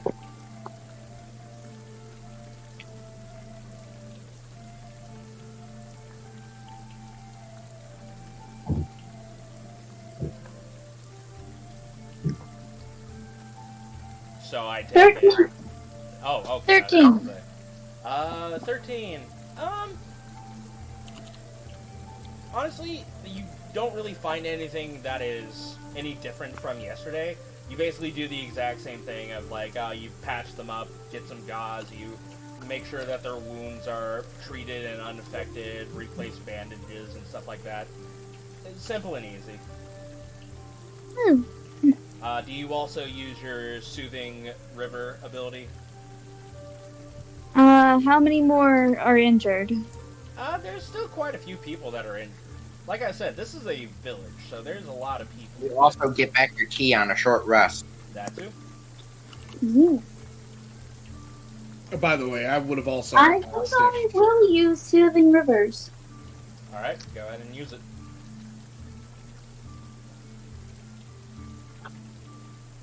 Well, so yeah, you go ahead and heal up 6 more people.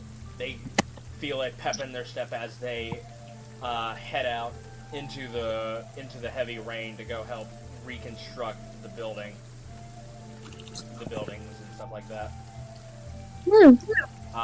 Starzin, you were about to say something? Yeah.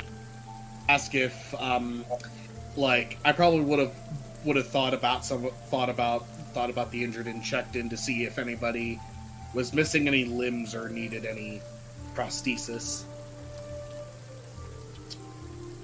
That's a good question. You just wanted to give someone an air neck yours. Does eyes count? I mean, that's up to you. I mean, technically my subclass can make any prosthesis. Okay, so if your thing can make anything like that, then yeah, you can make eyes. Yeah, there's like 2 people that lost an eyeball in the process of the zombie invasion. Yeah, let me pull up my thing. God damn it, I closed up my character sheet. God damn it, I'm such an idiot. Now you know how I feel. Every day. At 3rd level, when you finish a long rest, you can touch a non-magical object imbue it with your power, creating a permanent magical item that replaces a lost limb, a hand, arm, foot, leg, or similar body part. While the prosthetic is attached, it functions identically to the part it replaces. The wearer can detach or retach it as an action, and it can be removed against the wearer's will. It detaches if the wearer dies. I'll say I'll allow it.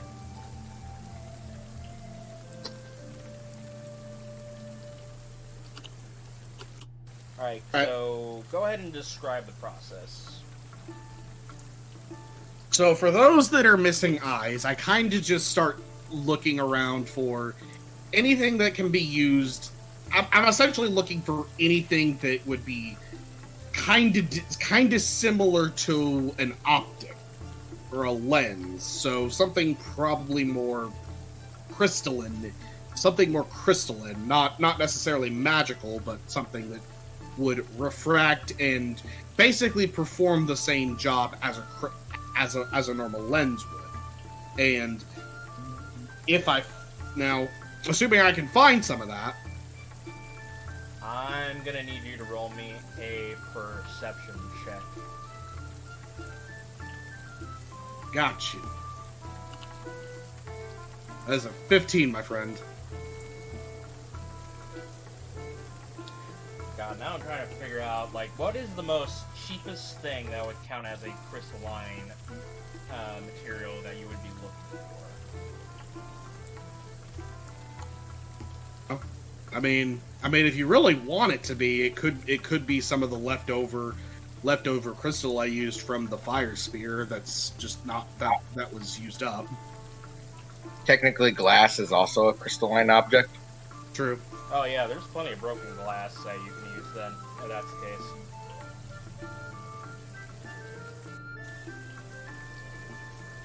Yeah, I can't believe I actually overlooked glass.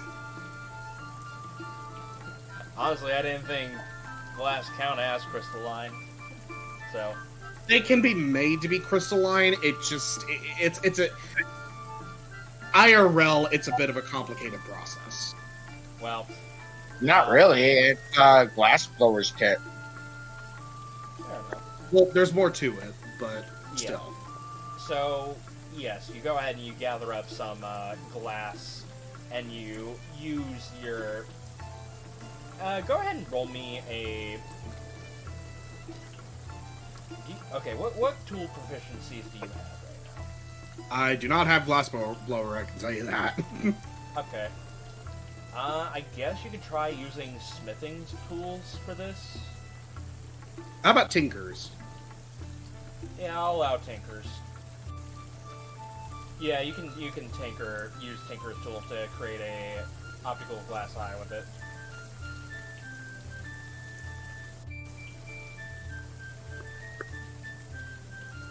Nine. The problem that you're hitting with this is the fact that every time you try to make something like an optical lens for these people, the glass just shatters too easily for you to make it stable. You would probably need something a lot more denser than the glass that they have, and you're not going to get something like this in a mundane village like this. You would probably have to go to a big city. Damn. And you thought about using one of the elemental essences, but it doesn't work that way. It's not, it's more magical than crystal. It just takes the shape of a crystal. I gotcha. I mean, you said crystal, I figured maybe it was just like some crystal debris that was like not magical anymore, so. But that was my thought process. But, I mean, Yeah. oh well. Yeah, sorry, man. Well, I mean, outside of that, I mean, I suppose, I guess, for the time being, seeing that this was a failure, outside of crafting additional nails and tools, I could make some stuff that would make... I could see about making some stuff that would make the comfort of an eye loss a little bit more bearable.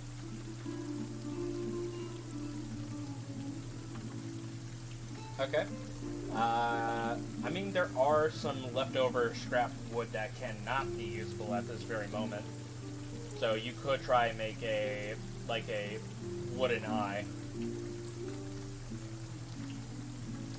Well, I was kind of looking more like something well, actually, I guess that could fill in the eye hole, but I guess I was also thinking about, like, eye patches kind of thing.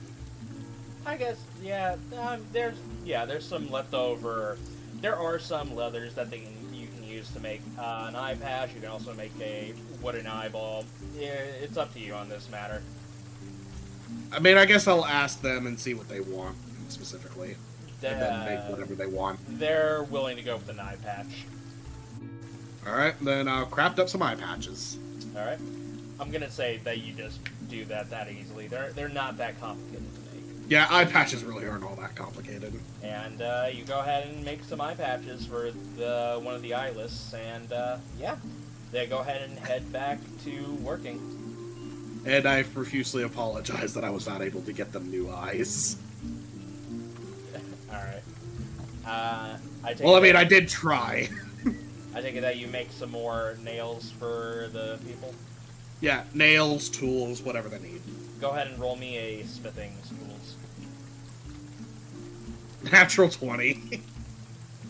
Yeah, you go ahead and you start making them, and this time you're using a little bit of, you went ahead and go ahead and use...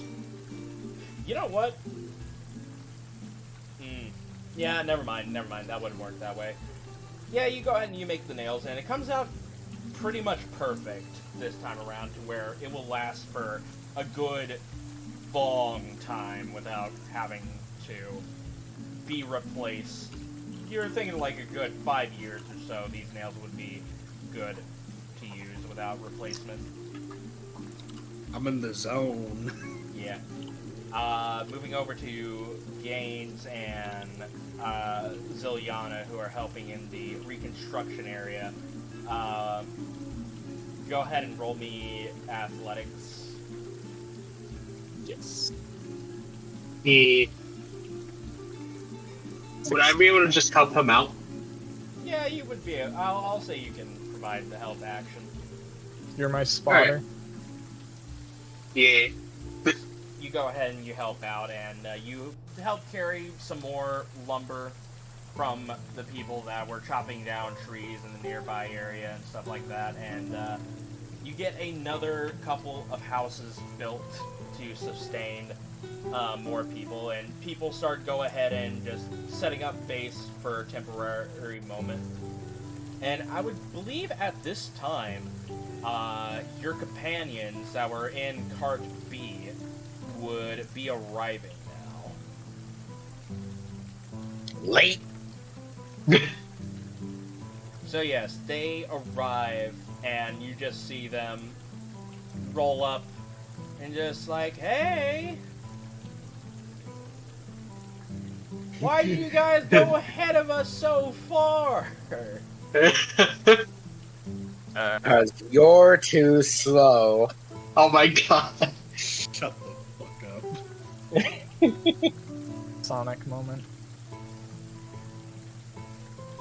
I don't actually say that. That's me being funny. Harley pops out the carriage, holding his hood up so that his not his hood, his hat up so that way he can be able to see you guys. Yeah, I thought you guys were a day ahead of us, not 2 days. What happened? We had a little bit of a bump in the road. A bump that made you 2 days ahead of us? Well, I say bump, but it was more of a change in transportation resulted from a very unexpected encounter. Harley with his goggles just arrive and just like, I take it that the dead horse on the road was yours? Yeah. Looks like it took a pretty mighty bullet to the head. What happened? Some Phoenix Kingdom grunts. Wait, didn't we leave them tied up? Yeah, we left 2 of them tied up. Or You 3 left of them. 3 Yeah. of them tied up. Yeah. Yeah, so wouldn't they have seen the 3 of them tied up? Do you bring that up? Yeah, I'm going to bring that up. Like, wait a second, you don't know? You didn't see the 3 of them tied up on the side of the road? No, the only thing that we saw when driving up here was the dead horse on the side of the road. Well, let's hope that they were picked up by some guards or something.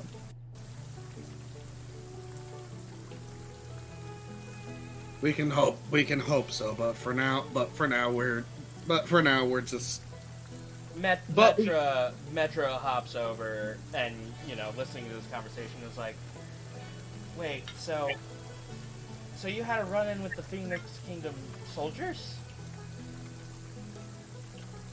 Yep. You could say that. I suspect they were just scummy lowlifes just trying to use the war to rob innocent people on the road.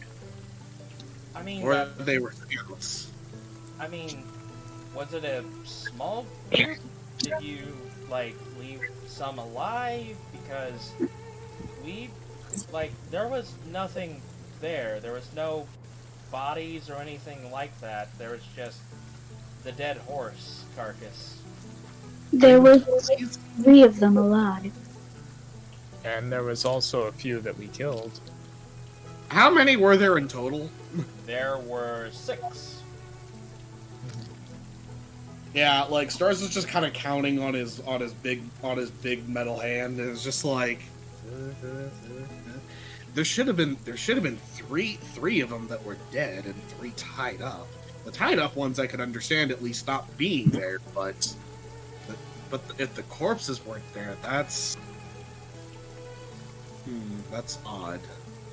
Yes.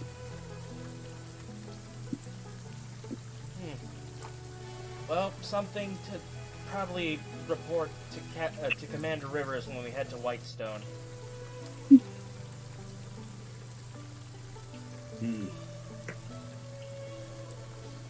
Agreed. Seriously, how are you guys staying in this rain this long? I'm getting drenched right now.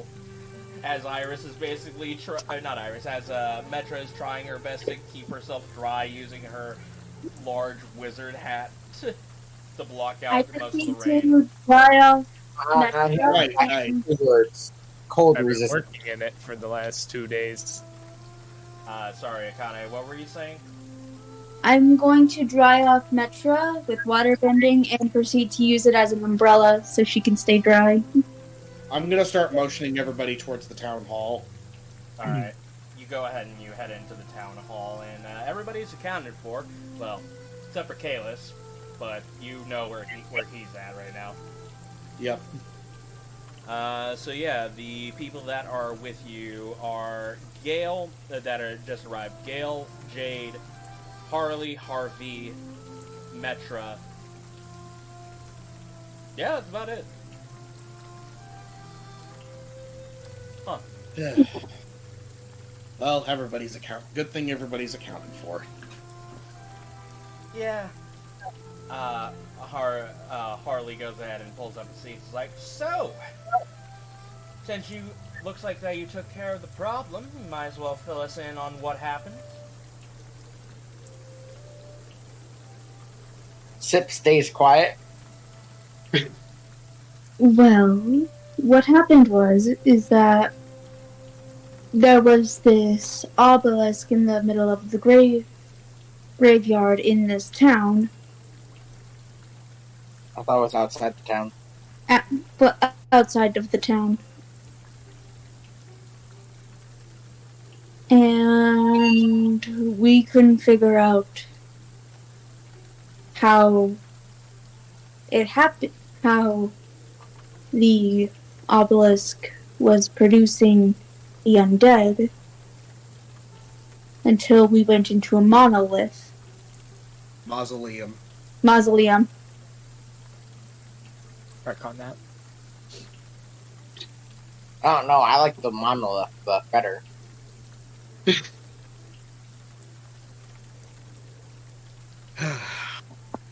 So you went into a mausoleum, and then what happened?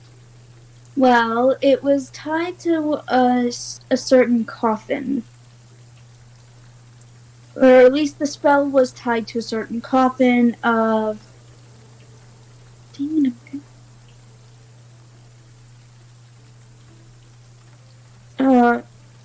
Out of character, what's the guy's name again?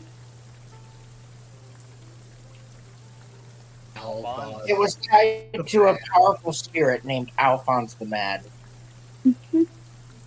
Metra pipes basically looks a bit shocked at that. Wait, Alphonse? Wait, you mean Alphonse Omar? Mm-hmm. Never gave us his last name. It was. Do I remember what was on the coffin specifically? It wasn't on the coffin. It was on the front of the mausoleum, like where it basically said the Omar family. Yeah, that sounds about right. Yeah. Yeah. Huh. Well, I guess that is possible. Alphonse has been dead for quite some time. Yeah, some of the townsfolk really got unnerved when they heard that that's who this was tied to. Well, rightfully so. Alphonse was the mayor of this town way before the current town owner and his family took up the mantle. Alphonse was a sailor who tends to go out fishing from time to time on his off days. And one day when he came back, he basically lost his mind. He kept on rambling that something took his memory, and he basically blamed everybody else about it. He basically went on a blind rage, almost killing many civilians in the process. It got so bad that he actually killed his own wife that still had their son in the womb still. So basically killed his wife with his unborn child. Yeah, it got to the point where the Ocean Knights had to come in and had to execute him before any more civilians were killed in the process. And after that, basically, that was the end of the Omar family line. That's when Gale's family came in and took the mantle as mayor. Wait. You're saying he went out fishing, Yeah. Well, that's at and he least what the came back reports one were. day claiming something stole his memory, I mean, that's what was reported. and nobody deigned to look into that? Could be a number of things, Sips. Now, from the books that I remember reading, is it possible that there are many tales of like strange things happening out at sea from basic people who travel to fishermen? Or do I need to roll a history for that? You would need to roll a history, and I'm gonna say Zilyana, you can roll a history with advantage. Alright. Yeah, I'd like to. Could I roll history since 19, I've been out my to friend. sea a lot and I would have heard of these tales? Yeah, but it'll be a normal roll for you. Okay. A 5. What do I get since I can't roll? I'm getting to it. Okay. Man's Damn. locked in the hole. Yeah. What was the lower end of that? 9. 9. Wow, not even. That made me worse, really. Yeah. You're thinking about it, Zilyana. It sounds familiar, but you're not 100% sure on what it could be. Gaines, you're like, well, that could be anything. Yeah. It's like, the fuck? But, Starzin,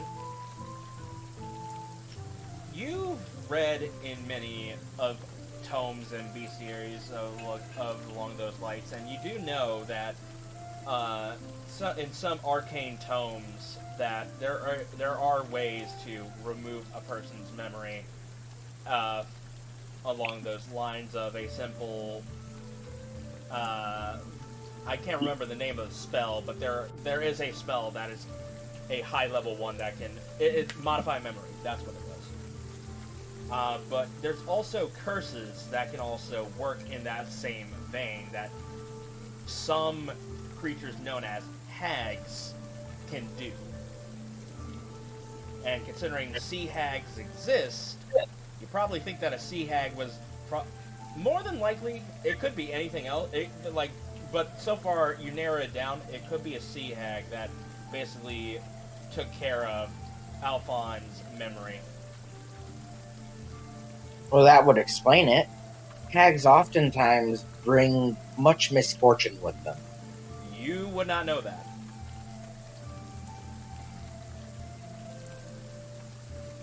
You would not I guess- know that at all. And I think consider that as out of character information. You're welcome. Metagaming? Get him. Bring his You legs. You got me. You got me. I rescind my statement. Get him. Starzin, upon like thinking about it and hearing what Sip said, just basically says, well, the only thing that comes to mind for me that could have possibly done that would have been a sea hag. What is that? They're basically water dwelling. How to explain this? They're basically reclusive people that live below sea, and practice a lot of magical prowess. Some of them are very potent in arcane arts and even curses. But right? Yeah, something along those lines. They can both live in sea and out of land, but they mostly reside near like coastal areas as well. Okay, I just want to make sure I'm getting like facts correct. Yeah. It's okay. I out of game know the facts, so if you get something wrong, I'll automatically correct it. Yeah. But as soon as the word sea hag was introduced, Akane, not Akane, Zilyana, that actually sparks that little thing that was in your memory. Like, oh yeah, sea hags can do that. It's like, oh yeah, wait a minute. I remember now. Wait a minute. Wait a minute. Who are you? I lost the memory. Who are you? Who are you? Oh my god. Alright, moving onwards. Yeah, but anyways, they're basically people that tend to live close to water, either in or out, and they practice a lot of arcane arts, sometimes even bordering on curses.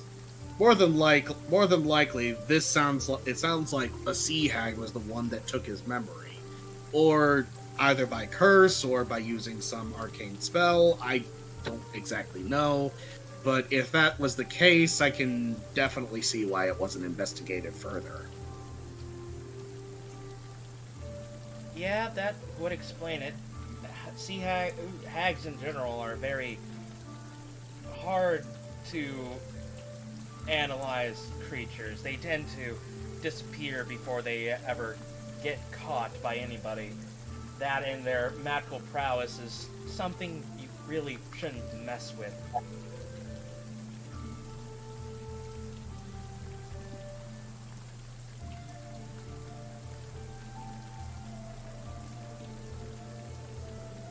Yeah, they're very tricky to deal with, from what I've read anyway. You sound pretty dangerous. Well, I mean, if you want a perfect example of the danger, just remember how Alphonse was to us even as a spirit.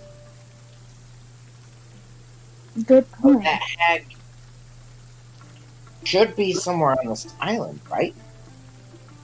Maybe not. Probably not. It's been quite a long time since Alphonse was in power. A good 20 years has passed since then.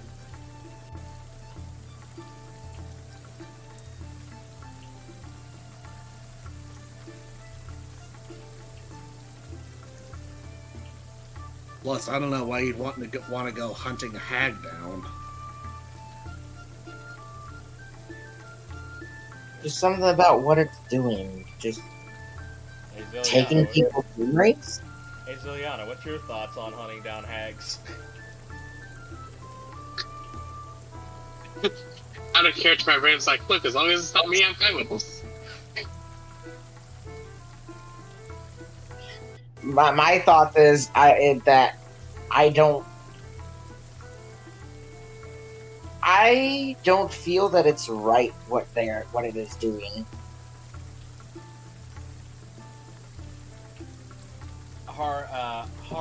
Harvey is because, like, well, that's life in general. But I don't think hunting down a hag that only been spotted once in a 20-year time span should be our top priority. No, you're right. It shouldn't be a top priority, but maybe we should look out the signs of it. I wouldn't even consider it a priority, period. After all, Harvey's right. It hasn't been seen in 20 years. There's no guarantee it's even here anymore. And even then, horrible things happen to people all the time. Sometimes you're lucky if all you lose is your memory is your memory. Sometimes you get the good end of the stick where something terrible happens and you can just forget about it and live with it. Other times it just haunts you. Well, speaking of haunting and remembering things along those lines,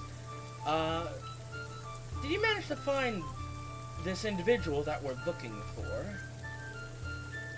No, only signs that he was here.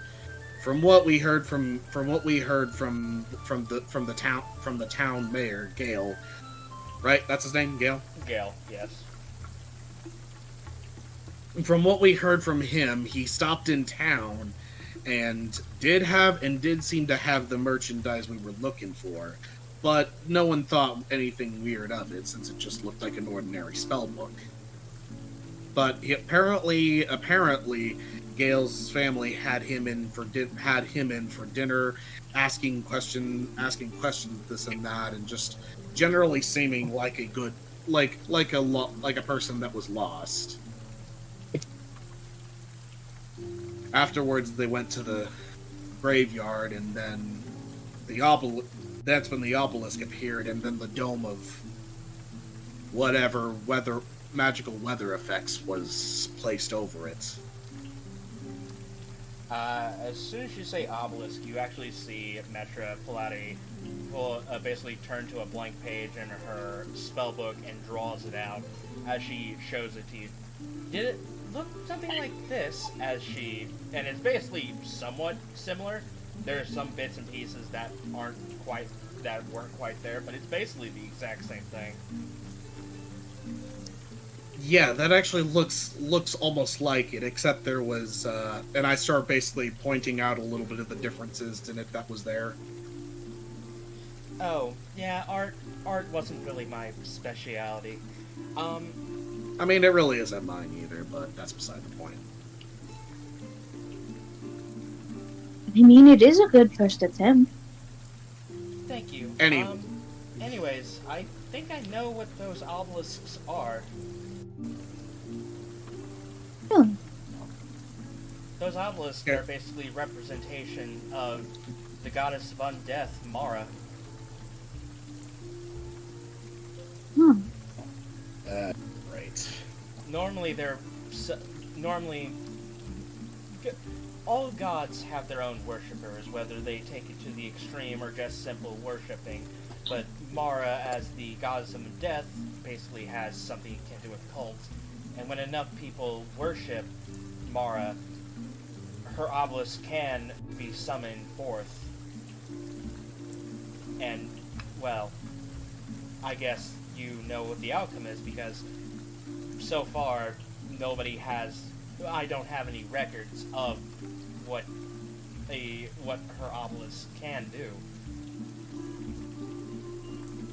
Well, I couldn't tell you exactly what the obelisk itself does outside of raising the dead. Didn't really get a good chance to see what it could do firsthand, thankfully. Honestly, I'm both terrified but amazed, because, like I said, it normally takes like a group, like a cult group to summon one of these obelisks. If this individual that we're looking for is just one person, and they only needed that book, oh, I don't even want to think about the possibilities.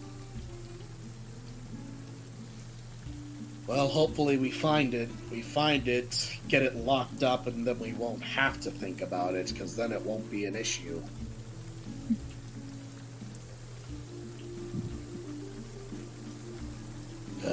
You know, I realized my mistake of naming the head mayor Gale as well. Yeah, that's I was gonna say something, because I'm having a hard time trying to differentiate our Gale versus the mayor Gale. Gale the Air Genasi. Pipes up.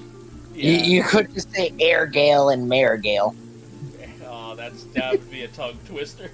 But the Gale the Air Genasi basically pipes up and it's like, so what are we waiting for then?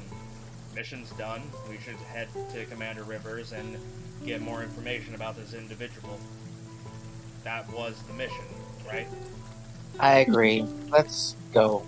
Let's go. This is going to say with a little bit of frustration in her voice.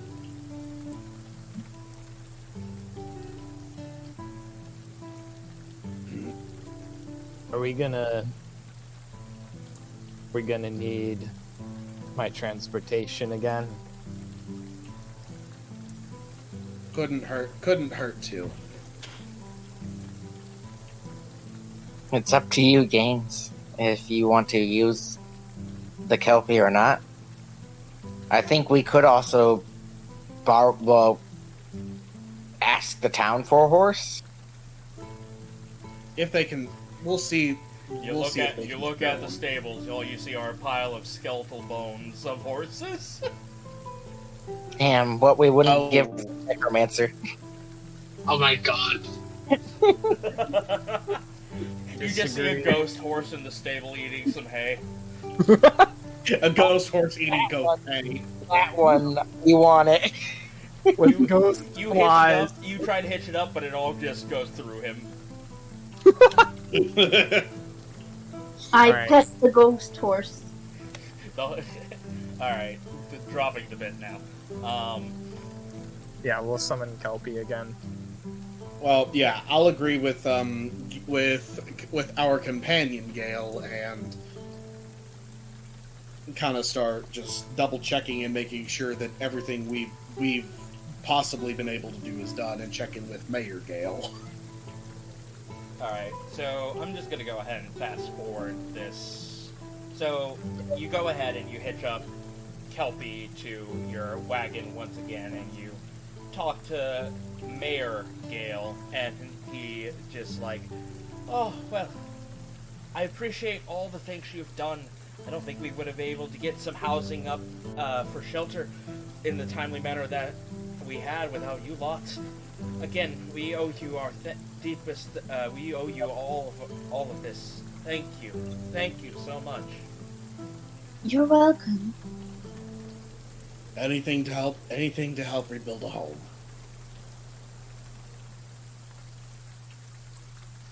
I'm glad we could help. And as you say your thanks and goodbyes, you guys start heading off back onto the road to Whitestone. Wow. Wow. So this time you would have the company of Team B with you on this. So go ahead and move your token 10 spaces onto the. You know what? Fair enough. Tough but fair.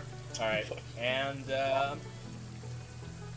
because it is heavy rain, there is some restrictions to your passive perception. So let me go ahead and get that out real fast. Is there room on the front for me to be sitting up there? There is. There's plenty. There's room. I would like to be sitting out in the front and outside of the cart, because I am frustrated with things. I posted it in the chat. I'm leaving it private for right now. We'll play whenever.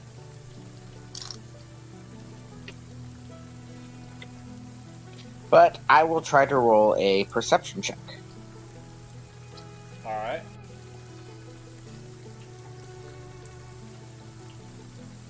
As I'm silently keeping my eyes scanning our surroundings, even through the rain, what do I see? No diggity?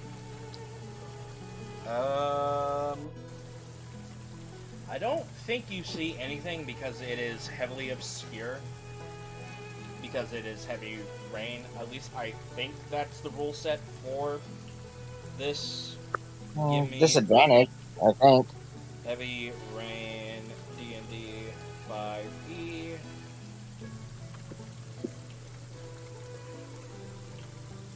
Disadvantage, maybe a -5 to the check.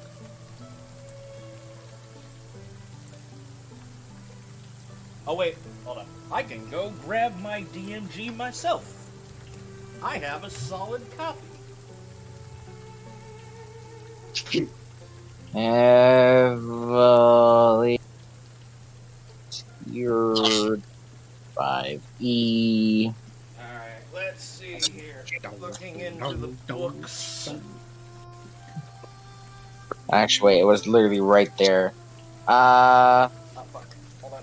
Stop. Blocks vision entirely. A creature effectively suffers from the blinded condition. So yeah, you would not be able to see anything. Bam. Which is strange enough, considering that Kelpie is seeing through all this just fine. Well, yeah, it's like rain and water. I can see, like, probably close to me, but where it's heavily obscured, I can't see.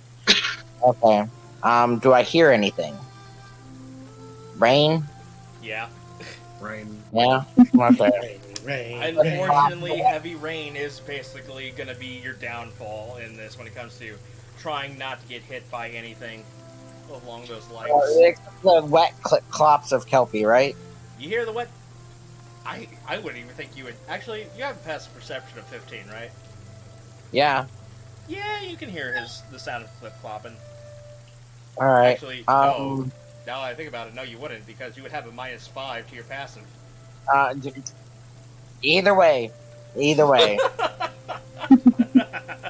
This is all not your day. Nothing is going on. Starzin's driving, right? No. No. Who's driving? Game. Gaines. Cool. I'm going to turn to Gaines, and I'm going to ask, do you agree with what was said earlier? Which part in particular? What everyone else was saying about the hag. That it's not our business, that we should just leave it alone. Like, I get it's not our immediate concern. I understand that. But what if we find signs of it? Then what do you want to do if we find signs of it later down the road? Well, if what Starzin said was correct, they particularly enjoy meddling with people's lives and causing mischief. I don't think that's right. I would like to put a stop to it. You know what, Gaines? I'm a moron. I forget that you're a fey creature. You could roll history with advantage. After knowing it's a hag, yeah. Yeah. My bad. I think after knowing it's a hag, that's fine. But before knowing, so 16. Here's the thing, Gaines. There's not one sea hag. There are multiple sea hags that exist. So even if you were to find traces of a sea hag, what are the odds that this is the exact same sea hag that took Alphonse's memory? Yeah. Also, with my history check, would Gaines, out of character, know anything about covens? Yeah, I'll say that you know about what covens are. Okay. So Gaines will kind of fall silent for a bit, thinking about it, and then let out a kind of a sigh. Listen, Sips. The sea hag in particular. It's not exclusive. There's a lot of them out in the seas. And although I agree with you that they're bad inherently, and we should try to get rid of them, it would be something that if we see signs of it, we'll do. But for the most part, hunting down that one in particular could be really difficult, especially if it's teamed with other sea hags, because they're much more powerful together in more ways than just physically. Their magic also gets stronger.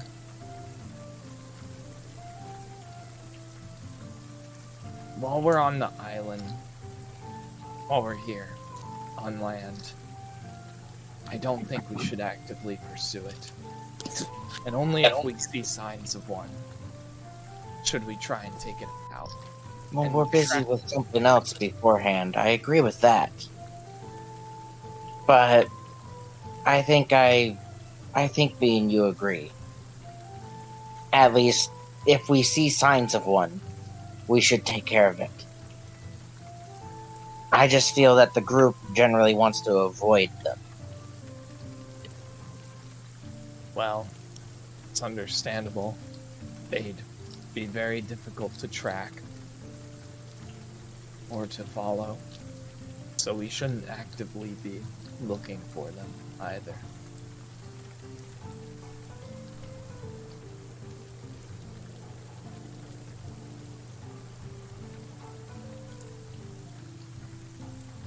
If they mess with us, or if they mess with Gale Meadow again, sure. But otherwise, I just can't help to think. Alphonse, the spirit we killed, he could have had a better life. Everything that happened to him could have been stopped. It just makes me upset. I don't know if it could have been stopped. The ocean is unpredictable. Maybe, but I would like to help show people the way and tame the ocean's currents.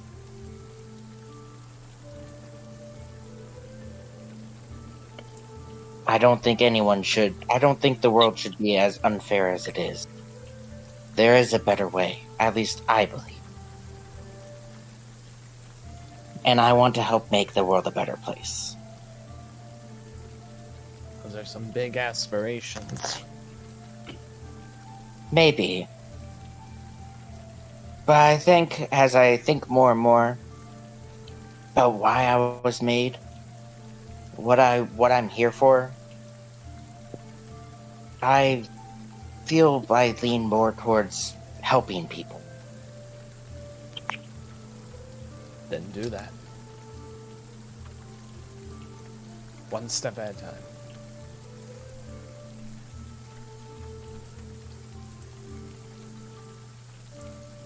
Thank you, Gaines. Of course. I'm also glad that the one I sprung out of that facility wasn't, has a good head on their shoulders.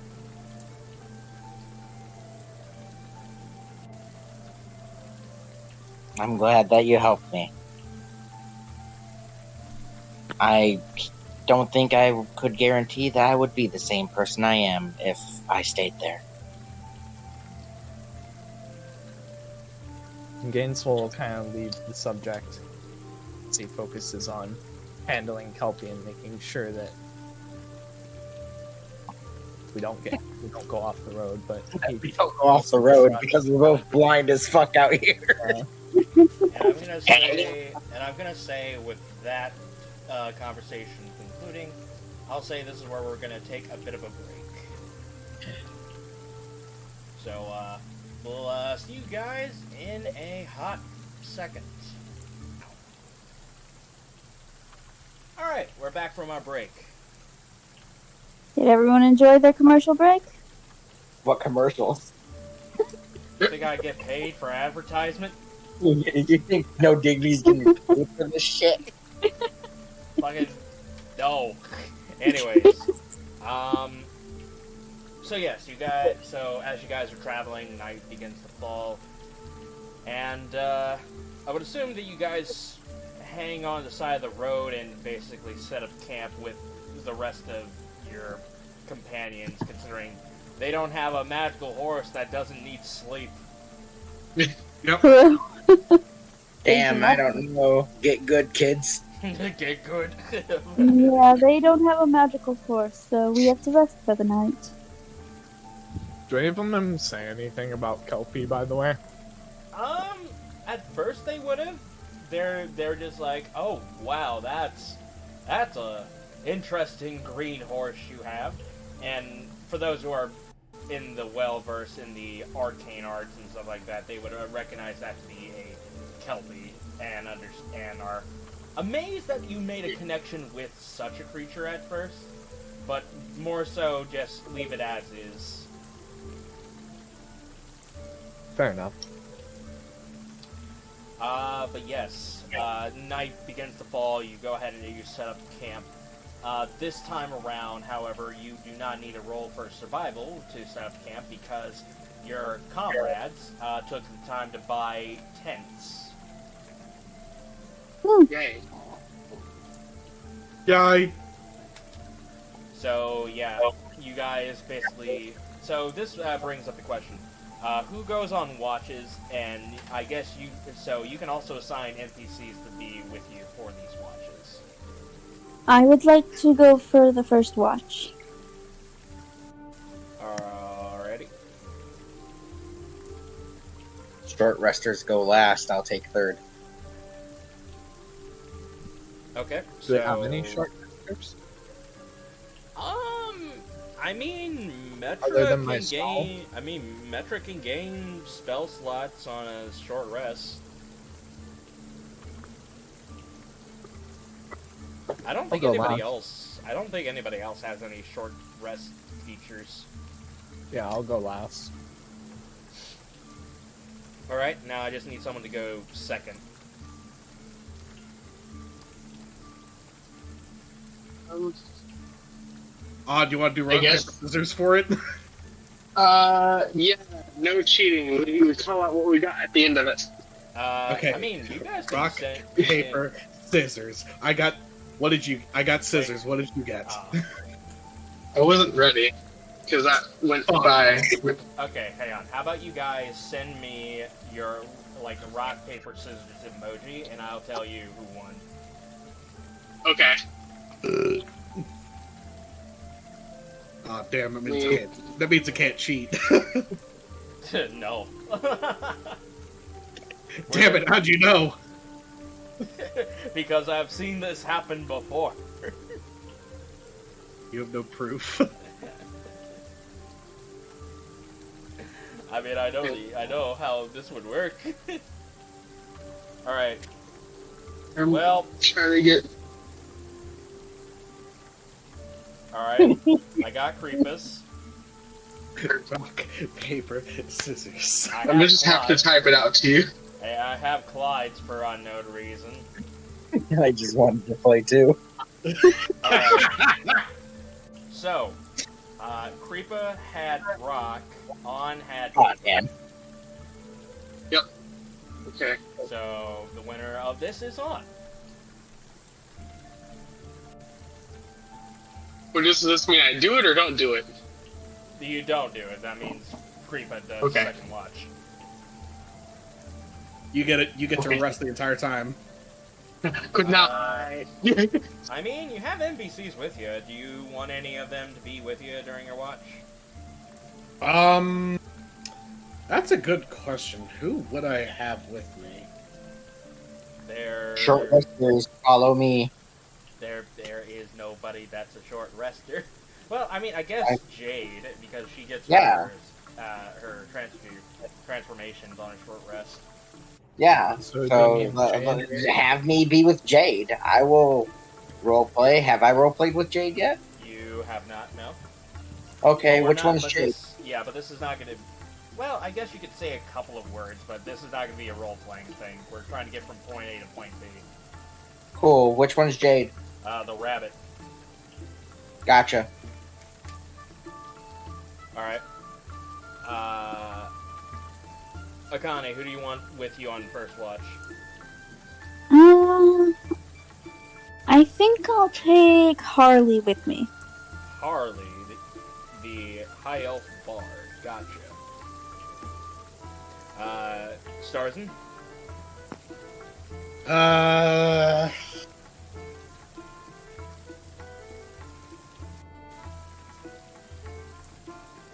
I suppose I'll... Let me think. Let's see. I'll take Gale. Ah, you take Gale. Alright. And Gaines, who do you want? We have Harvey, Gem, Metra, and Iris.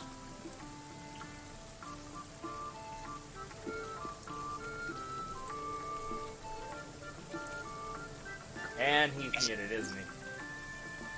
No, he's actually not. I'm thinking. Think faster, damn it. I haven't interacted with Iris a lot, and it could be funny, so we'll pick Iris. Alright. So, in that case then, first watch comes around. Akane, I'm gonna need you to roll me a perception check with advantage. 18.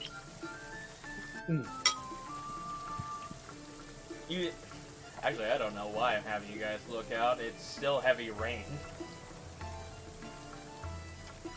Maybe we'll get to see some. Maybe we'll get to sense something when it gets way too close. Yeah. I mean, we still have our peepers. We can hear, we can smell. Like, and we're not, like, fully obscured. It's just within, like, what, 15 feet we can't see? I don't know if you know how heavy rain works, but it does obscure pretty much every single one of your senses. It depends on how heavy your rain is. We'll probably rain. for the shelter. It's as heavy rain can get. Okay. Meaning Well, you yeah. cannot hear, you cannot smell, you cannot see. It is heavy rain. Well, that's why I was saying it restricts everything unseeable up except up to a certain distance, i.e., something's already that close. Yeah. So you go ahead and you and Harley are sitting in your respective carriages, just keeping as much of an eye out as humanoidly possible. But your night ends without a hitch. Gale and Starzin, your shift comes up, and you look out. Actually, hang on. Do you say anything to Harley, Akane?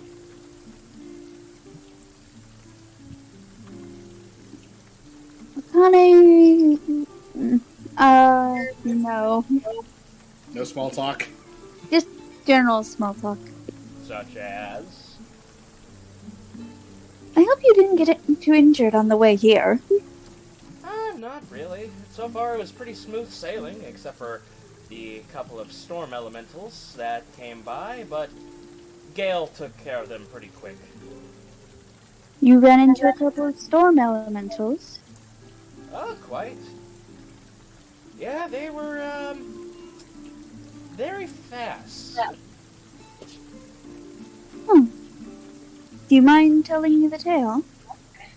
Well, there we were, riding on a cart. It was coming down pretty hard, and then out of nowhere, a lightning bolt crashed it right to the side of our cart, and, well, there was a battle, and Gale came out with his hammer and smashed it down to the ground. Wow. Other than that, it was pretty much smooth sailing. Although we were pretty worried, considering that we did not see you in Silverglade.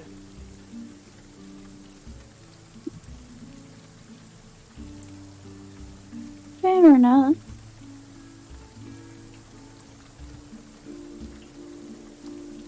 And thus concludes the small talk, moving over to Starzin and Gale. Like I stated before, it is hard to see. Go ahead and roll me a perception check. So that way, if something does come up to you, you wouldn't be surprised by it. That is a 15, my friend. 15. Yeah, you're looking out. It's a heavy downpour, which I guess is nothing new, all things considering. Gale is just sitting there with holding a yellow sparkling crystal in their hand.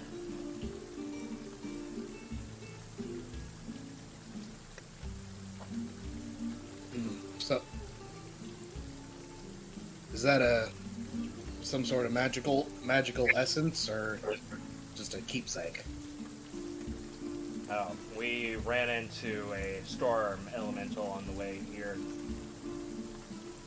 Took care of it before it caught our cart on fire. Sounds like you guys got luckier than we did on the road. From the sounds of it, yes. Yeah, those soldiers really put a dent in our whole travel plans by shooting our horse. And you said you killed 3 of them, right? By the time all was said and done, there was 3 dead, 3 still alive. Can you roll me an insight check? I sure can. That is a double 19, my friend. You look over at Gale the moment you say that, and there's a bit of... You see a sense of sadness run across his face for a brief moment.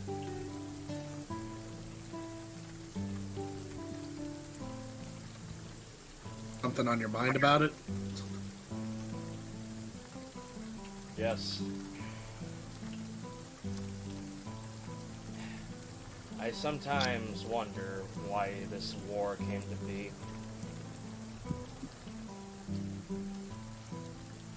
Like, what is the point of having all this violence?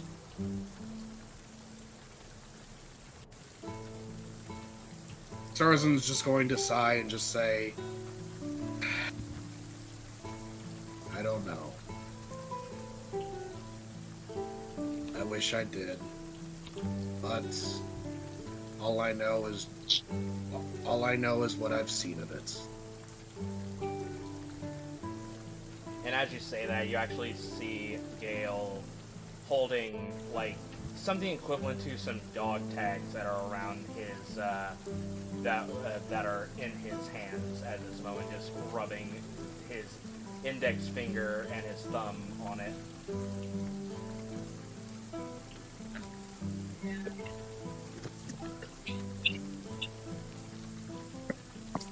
I'm assuming those are your soldier tags. They're not mine. Oh, I'm sorry.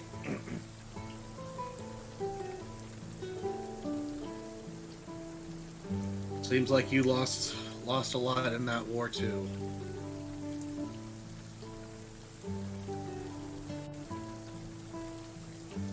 Again, that brief moment of sadness wash over his face, but then it goes back to stern and determined in a brief moment. That is war. It never changes. No. No, it doesn't.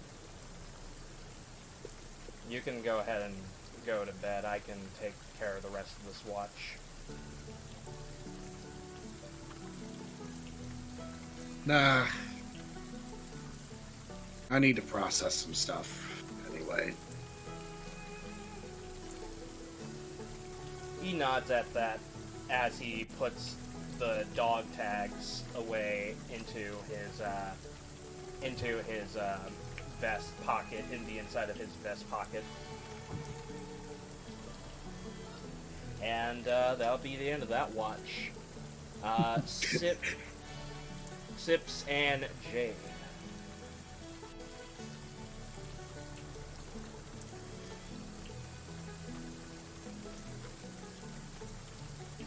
Okay. Go ahead and roll me a perception check.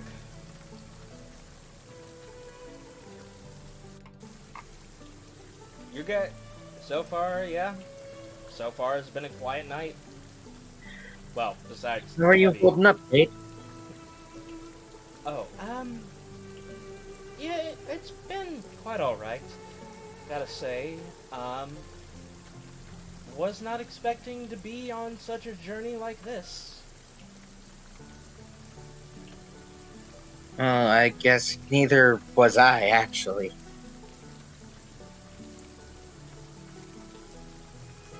I just wanted to check in on you, because it might be quite different than what you're used to. Oh, it is a lot different than what I'm used to, but I guess that is the whole point of this pilgrimage I'm on.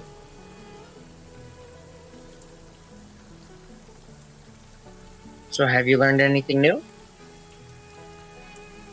You people have a hard time seeing stars when it comes to being this far north. As she tries to look up at the cloudy gray sky, only to be saddened at the fact that she cannot see the stars. You know, you're right about that one.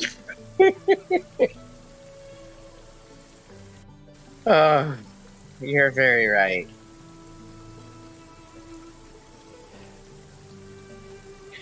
I just,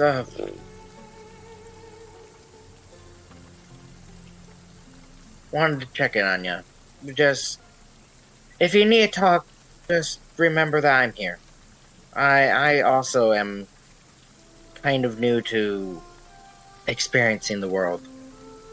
And I was wondering, because since you're also kind of new to exploring the world, I'm assuming, because she's gone on a pilgrimage, that maybe you would want to maybe discuss some things with me, or maybe travel with me. I mean, I wouldn't mind traveling with you lot so far. It's been kind of fun, except for the whole corruption of nature and bandits trying to shoot me down because I look like a common animal to them, and this. Wait, are we corrupting nature? 1 second. Sorry, what? Wait, are we corrupting nature? 1 second. No, because the thing that you're doing, that you're trying to prevent, the guy with the book. The guy with the book. Yeah. And the amount of rain that exists, like... You're right, they should really get that leak fixed up there, shouldn't they? And that's actually her laughing at that. I don't think it's as simple as that, though. But there are... At most I can say is that I am on a pilgrimage. As for where I'm from and why, I've kind of promised that I wouldn't divulge to anybody about it. That's understandable. Well, I hope you have a good night. You too. As you... And we go our separate ways. As you Never to speak again until she comes up again. Alright. Gaines and Iris. You guys wake up for your watch. You guys look out into the rain. Roll me a perception check.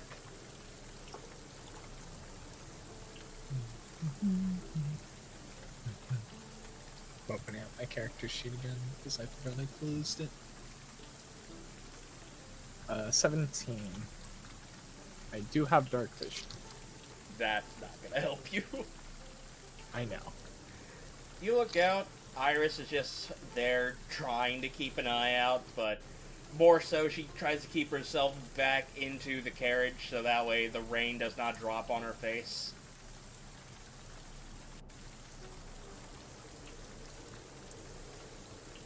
Out of all the ports I could have been to, I had to take the one that had head to the Leviathan Kingdom.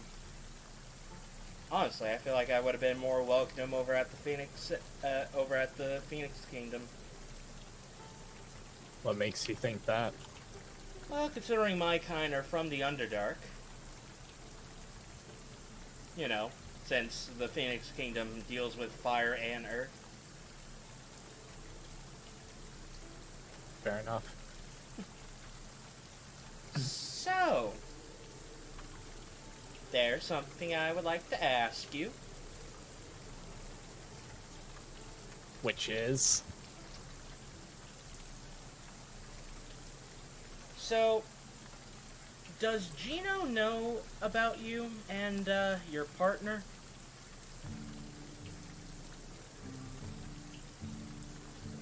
Because when we were on the road and you were talking to Sips after she killed that soldier, I may or may not have heard some stuff.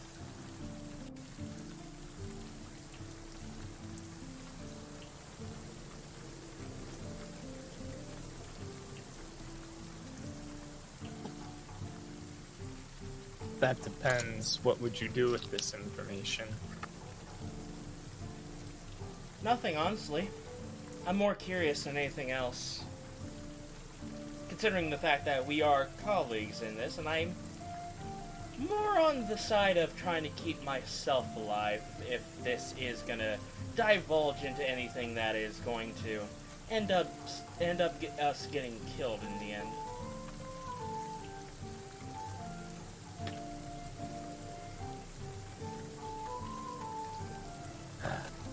As far as I know, he's not aware.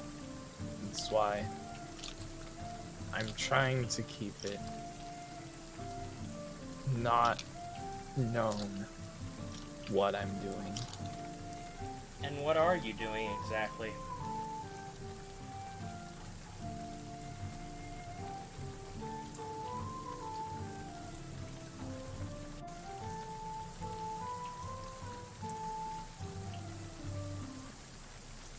Guess you could say go my own route.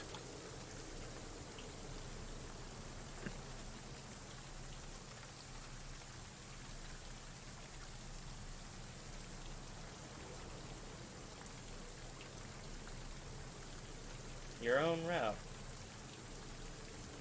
So I take it that you're a defected from Gino? That, or you just you never worked under him to begin with.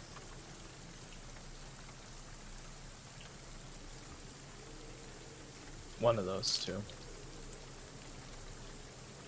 He tries to be dismissive. Hey, no, I understand. You probably don't want to talk about it, especially to someone that you've only met for a couple of days now. I can respect that. But I'm just saying, eventually the truth will have to come out, and people will have to know. That or if you keep it to yourself, it might be the end for some people.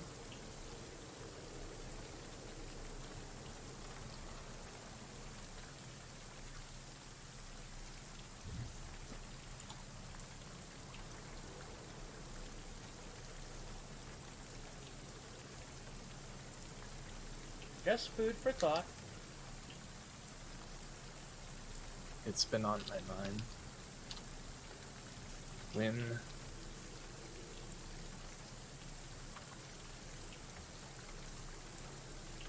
When I feel like there's people that I can trust, like Sips, then I'll let them know. That's fair. And if they wish to distance myself, if they wish to distance themselves from me after knowing, then so be it. That is also fair.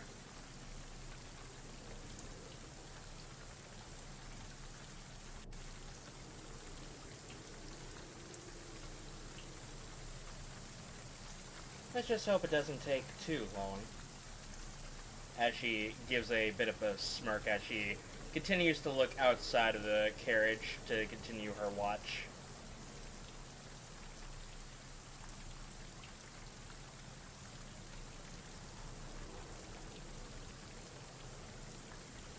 And that will be it. Daytime comes, and you all begin to pack up your stuff. Go ahead and move. Let's see here. If you move 10 squares now, you'll be, and if you decide to press further, you'll be able to hit Whitefield in the town of Whitefield.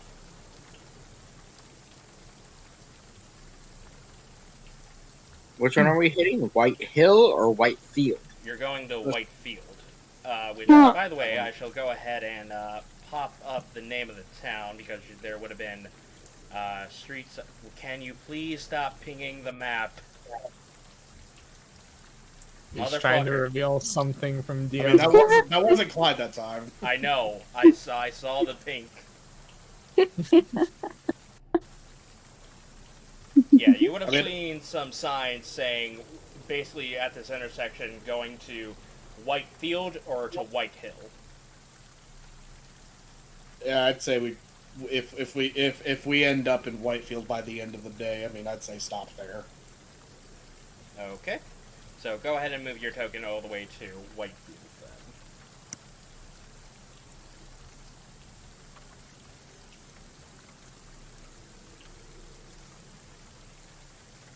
Alright, and today's weather forecast is...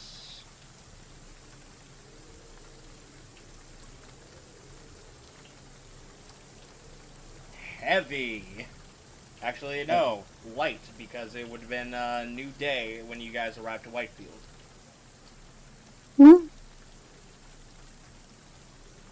So yeah, the storm, it went from a heavy rain down, and it slows down to a little bit of a light rain, but it's still raining all the same.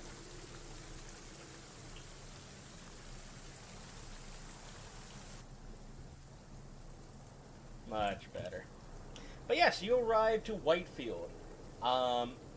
It's basically it kind of looks similar to Gale Meadow in the way that it's a small town built, well, besides, but the difference being is the fact that these towns... It wasn't attacked. It wasn't attacked. It's like you see fully made structures built, people that are trying to avoid the rain by running across the street to go to the nearby general store and stuff like that.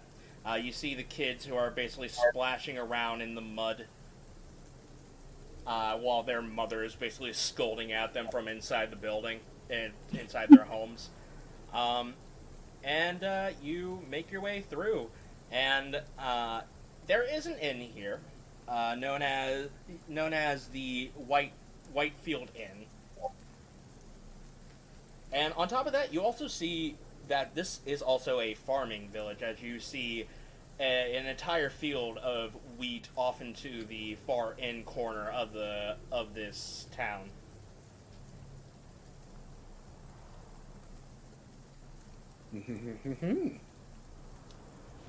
I take it you guys get a room? Yes. Yep. Get loaded at the inn. Get loaded. Alright, let me go ahead and take a look. I would say it's a modest inn. I would say a room would be 5 silver pieces. And they have like 4. They have 6 rooms available. So some of us are easily gonna have to double up. Yep. So 6 rooms, 6 times 5, 35 silver. Well, I mean, yeah, but there's also the other ones that are here with you. Well, I mean, I assumed that if there's only 6 available, some of us are going to have to double up. Yeah. How many beds per room? 2 beds per room. How many ladies, particularly, are in the party? 1, 2, 3, 4, 5, 6, 7. So that's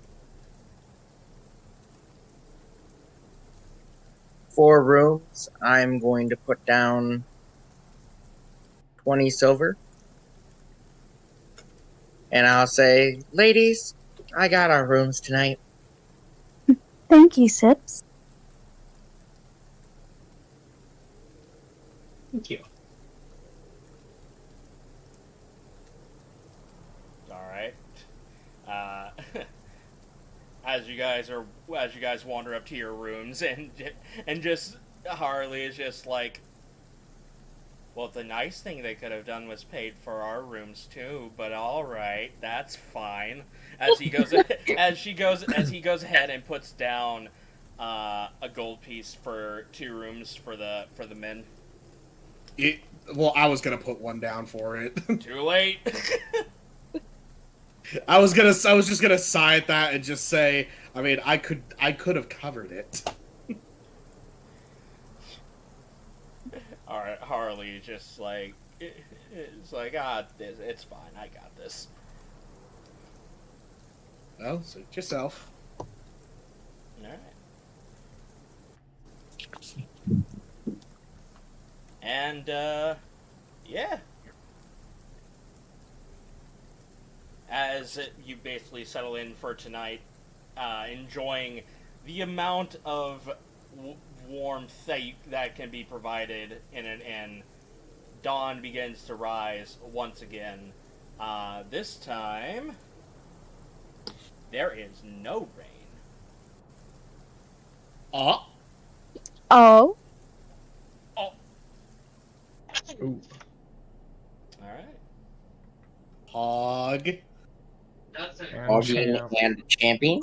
Pogging and champing. Pogging and champing. Yeah, so you lot come downstairs, which, by the way, the 5 silver pieces also counts for your food and drink for the morning as well. But, as you guys, eat your food, get your drink, and you start setting up your horse and carriage, you hear the sounds of a man crying, screaming. It's like, I need assistance, I need help! I proceed to go outside and see what the man needed help with. You guys are already outside. Darn Okay. it. Sips will instantly run towards the man. Yeah, same. Full sprint dash action. Alright. You start sprinting over, and you see a water genasi in blacksmith attires as he's running over and basically shouting for help, and he sees you as like, oh, fuck! Oh, sorry, you startled me there. Sorry, I need help. I need some assistance. What do you need help with? Well, I was starting up the fires for my smithing, and then, well, some slag elementals came out of the furnace. I managed to trap them inside of my basement for a brief moment so I can get some guards to take care of it. Please, if you are able to do me this kindness, I'll pay you back in return. Wait a second. So we got to a new town, by the way. During the time, I changed my typing. I'm red, by the way.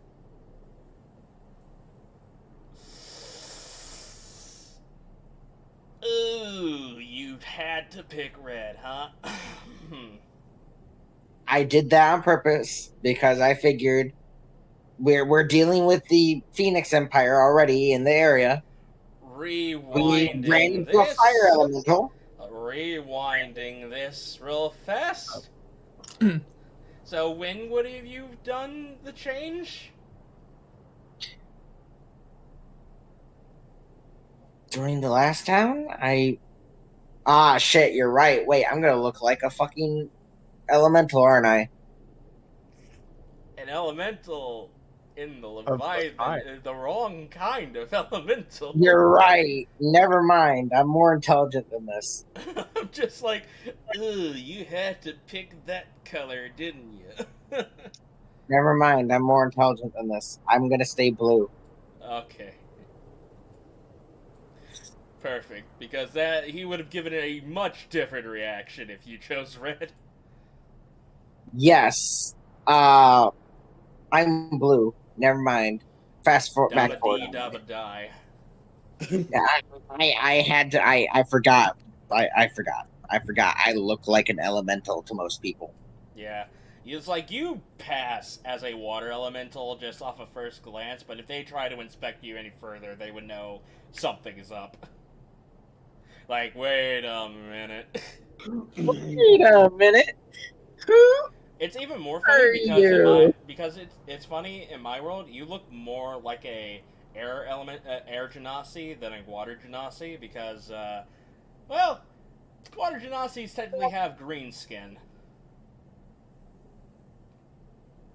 I can choose Earth. Wait, no, I can't. No, I can choose Thunder. Wait, can I choose Earth? No, that's not that is not a thing you can choose. No, I'm looking. Anyway. Anyways. Yeah, it's yellow. Anyways. It's yellow. Yeah, whatever. Yeah. So yes, you guys. Yeah, he's basically saying, yes, some slag elementals just came out of my furnace. I managed to drive them into my basement, and I have it locked in there. But I need assistance. There is some equipment in there that might be melted or destroyed. This was the best thing I could think of without them burning down my house and everybody else's houses. Come on, Sips, let's go. Well, hold on. Are we the only two here right now? Well, that's a good question. Who else came with you? I mean, I would have said. I mean, I probably would have been following, but not nearly as hurried a pace. I'm about in the same way, except if there's going to be a fight, I'm going to have a hard time.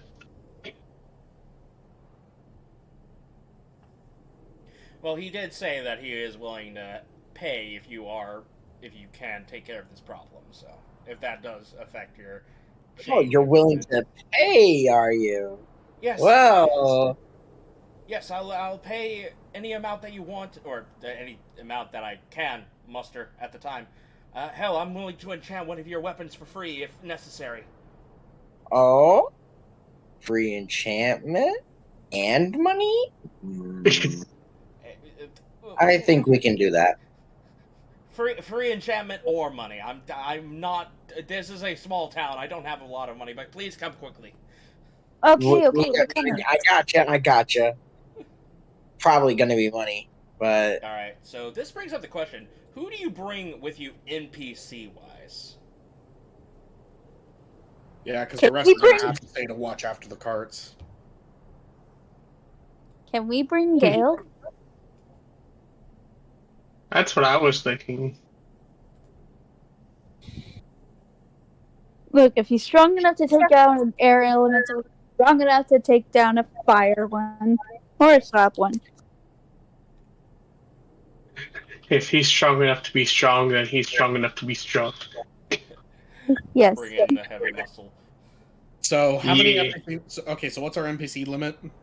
I'll say you can bring 2 with you, but if you're bringing Gale, you're just bringing Gale. Slayer, Dang. Alright, so we can either bring 2 of anybody else, or we can bring Gale. Look, man, Gale's too strong. He's level 6 barbarian, man.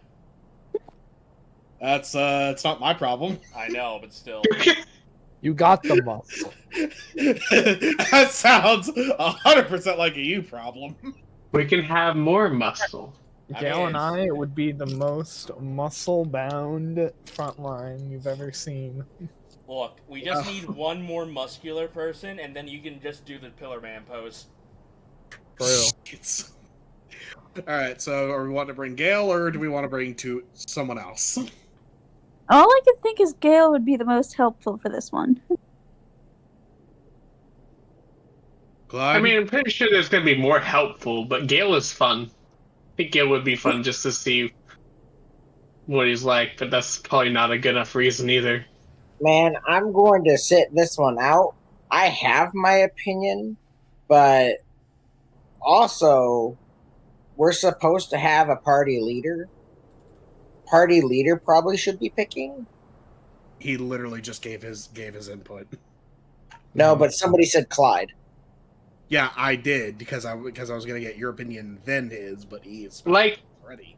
Input's not bad. You can give input. If I'm gonna choose, I'd like at least like input from other people. The way I see it, I feel like Captain gets 2 votes while everybody else gets 1.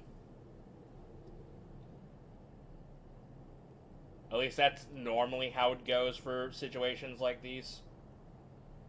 I think we should have Harvey and Jane come. All right. Technically, you have not used Harvey yet. Yeah, we Right. haven't. All right. Or- I will say something else. You haven't used Metra either. We could also use Harvey Metra, but that's what I'm saying. Is I think You know we should what? new people try them out. I think we Okay. should all. I still think we should also. I'll change my mind just because I like the idea of using the people we haven't had and save the big guy for when we need him. All right. Let's do Harvey and Jane. Metra. Metra. I'm we're voting doing Harvey and Metra combo. Okay, Harvey and Metra. Okay. So as you guys quickly make your way over to the blacksmith, I'm gonna go ahead and bring you over to the map.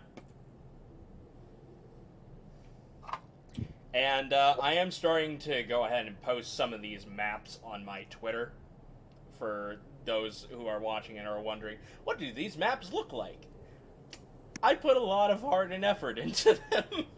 So I hope you guys enjoy them.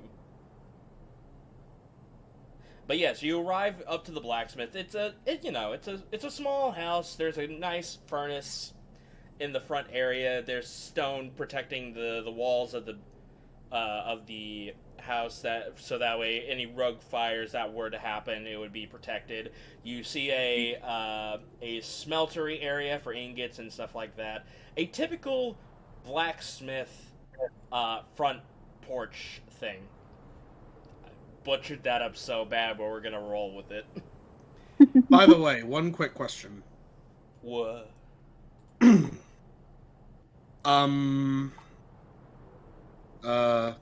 How far would the rest of the party be from us when we're over here? I'm gonna say that they were still in the inn, basically waiting for you guys to take carriage. Yeah, this is how I imagine it. You guys plus Harvey and Metra were about to go get the horses, while everybody else was waiting inside for you guys. And you guys just basically ran off to go help this blacksmith. Which, by the way, there's the picture of the blacksmith. Nice. I had to go through a lot of photoshopping to get what I wanted. I can see that. So where are you posting that? Okay. Primordials bounty. So, like, before as we were leaving, I would have pointed to whoever. Well, I would have used the message cantrip, which, for those that don't know, allows me to point and whisper a message to the target that they hear, and only they can hear, and basically I can send a message to them as long as there is no magical silence, 1 foot of stone, 1 inch of common metal, a thin sheet of lead, 3 feet of wood to block the spell. But it doesn't have to follow a straight line and can travel freely around the corners and through the openings. But as long as I'm pointing and they're in range of 120 feet, I can give them a message. I butchered that explanation up horribly, and I'm okay with it. Well, regardless. So you go ahead and use message. Who are you sending this to, and what's the message? Probably whoever was the first, whoever would have been in the closest vicinity to coming out. Which probably would be Harley, as he would have heard the sound of you guys running. You sent the message, which the message is... We've got a commotion to take care of. Harvey and Metra are with us. The rest of you stay with the carriage. We'll be back in a bit. All right. You're back in your mind. So yes, the water genasi blacksmith goes ahead and takes you around back. Yes, this way. This way. I managed to round them up and put them into the basement right down here.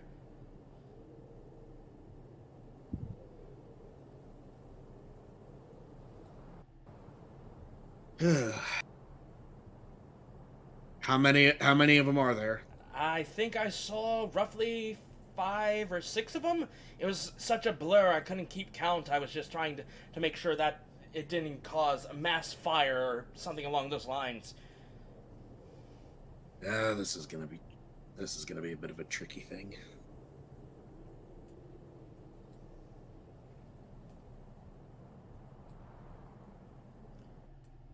So, Sips and Gains, are you guys gonna move your tokens? Yeah. Perfect. Anyways. Like I could move my token. I can't see. What do you mean you can't see?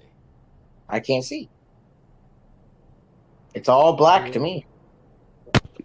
More towards the like actually black? Yeah. I don't know how to fix that. You probably need to reload. What if you move? Yeah, because I can see just like fine. That? No. Probably reload, yeah. Yeah, probably. Well, regardless, like I said, if you're able to take care of this mess, I'll give you money if necessary. I can also provide a free enchantment if you like. Just please take care of this mess. We'll do what we can. Metra, Harvey, you two ready?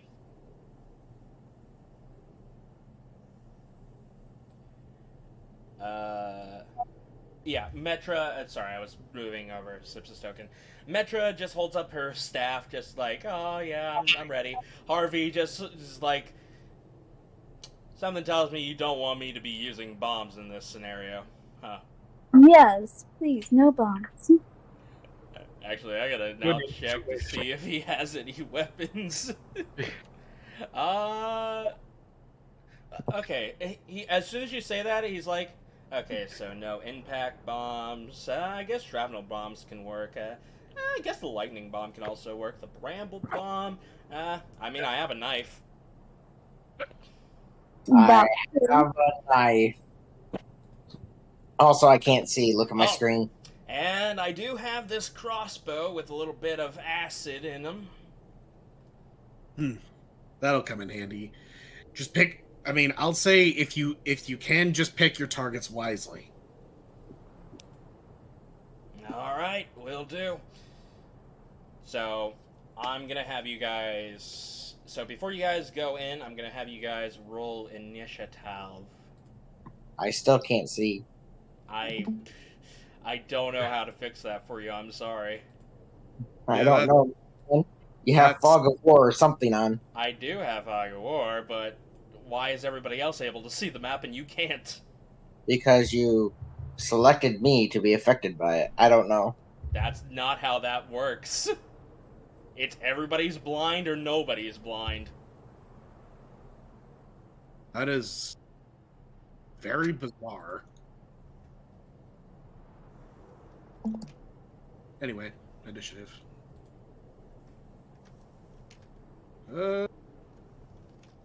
Busky. I got an 18, my friend. 8. Oh. Oh, what? Yeah, I can't select my own token. Wrong token. It was a token malfunction. Hang on, maybe if I give you... Let me check your dynamic lightings. Maybe if I add some dynamic lighting, it would help.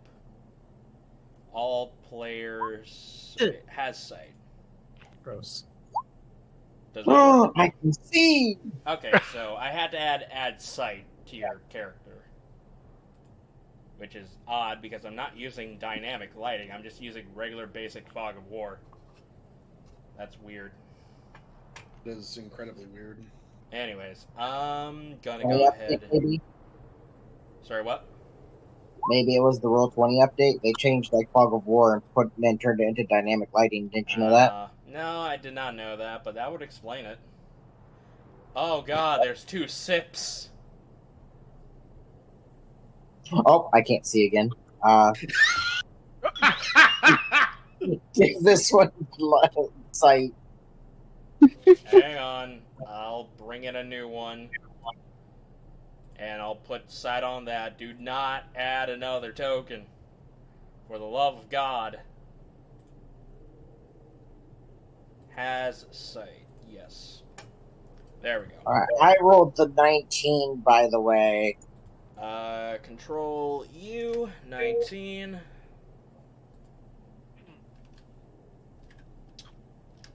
And now I just need to roll for Zilyana.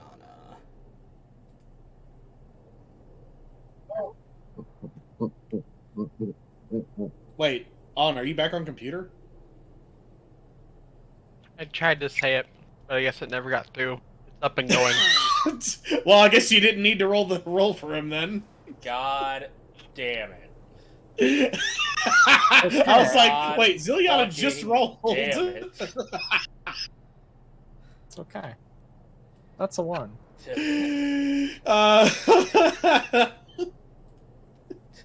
Back down to 11 you go. No, it's fine. Don't do this shit. Shut the fuck up. I don't wanna. So I know that the elementals are on the list. I'm not going to move them until someone starts combat. So, starting up, Metra's going to go ahead and hold her staff up, just preparing, just waiting right here. Because you can't really do shit. Sips, your go. Gotcha. Alright, so. Where's the basement? Just put your token at the staircase, and I'll take care of the rest. Don't worry.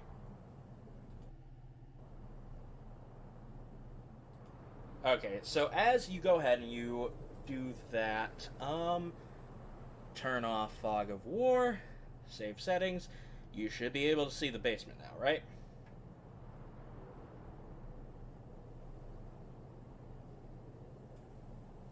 What basement? To the left. Or to the right, sorry. All the way to the right.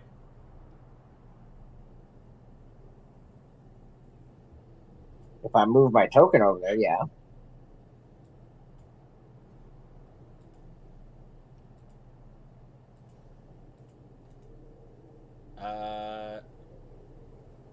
Is that good? Can you see both maps? Yes. Perfect. Alright, so yes, you come down the stairs and you hear the sounds of sizzling, popping, crashing all over the place, and you see over the corners of boxes are basically these small elementals that are made of boiled, melted metal, just melted and coagulated together to make this small little entity. And as you come down the stairs, they see you, you see them. They get ready to attack. Because Sips, you still have movement, and still have your actions. What would you like to do? As I go ahead and get the battle music up and running. Alright, so I still have movement. I need to check. Alright. So then, 15, 20, 25, 30. Let me check. I will say the boxes are like the ashen, the fuck, I don't even know the colors. The dull brown ones are 5 feet. They're 5 feet off the ground, so they would provide partial cover. Okay. It doesn't matter if it provides cover. So you're hopping onto the box then? Fuck no. Then get off the box. No, I'm hopping onto the box. Like, Then why did you I'm say in fuck this- no? I'm using Iron Wind Strike from right here. Okay. So yes, the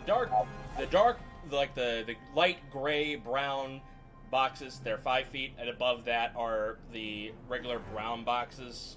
Those are 10 feet off the ground. They can provide, more cover and stuff like that. You cannot get on top of those boxes. The regular brown boxes. Sure. They're too Alright, high. so, first one on this one. Okay. Alright? 20 hit, 20 will hit.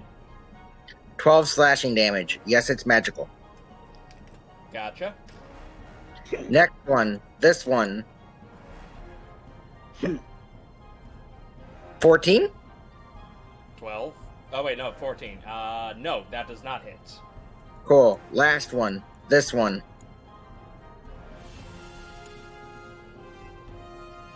20 hit 20 will hit. for 9 slashing damage.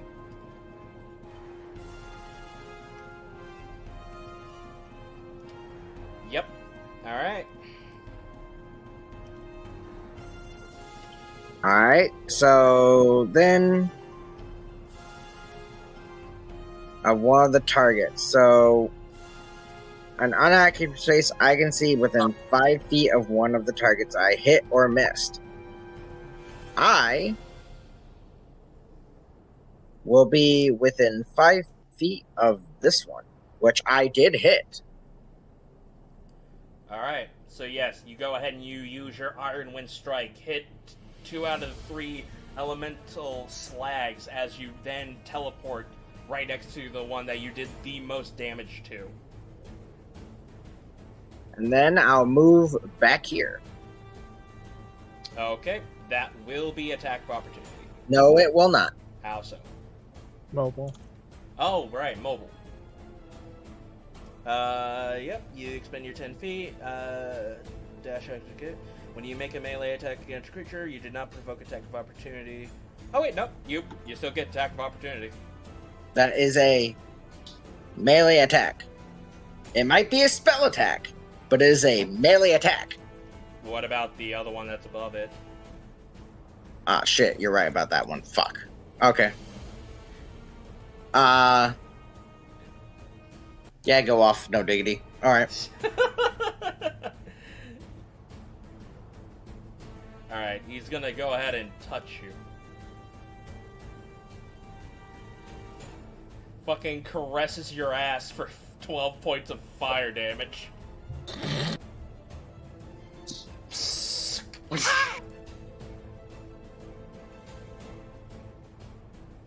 As you go ahead and you back out of the room. Sure. You got it, no diggity. You got it. What? Is that not correct? No, you got it. You got it. 12 points of fire damage. You got it. Alright, it just sounds really sarcastic, like I did something wrong. No, you did nothing wrong. Okay. If anything, he fucked up. Starzin, your go. Wee woo. Okay, how much movement does it take to go down? It doesn't cost movement. It's just you go downstairs and you just move onto the staircase that's right there. Okay, 15 feet to get there. Which would lead you down to here. Honestly, I should probably be describing the basement. So, just, it's a stone basement, cobblestone flooring, boxes everywhere, containing shipments for the Leviathan Kingdom that contains ingots, weapons, and crystals that are that have arrow crystals and stuff like that. And a big pile of burnt, destroyed containers off to where the slag elementals are. Alright, so do you want me to move to the top of the staircase on the basement? Yes. Okay. If that is your intention, yes. Alright, that was 15 feet.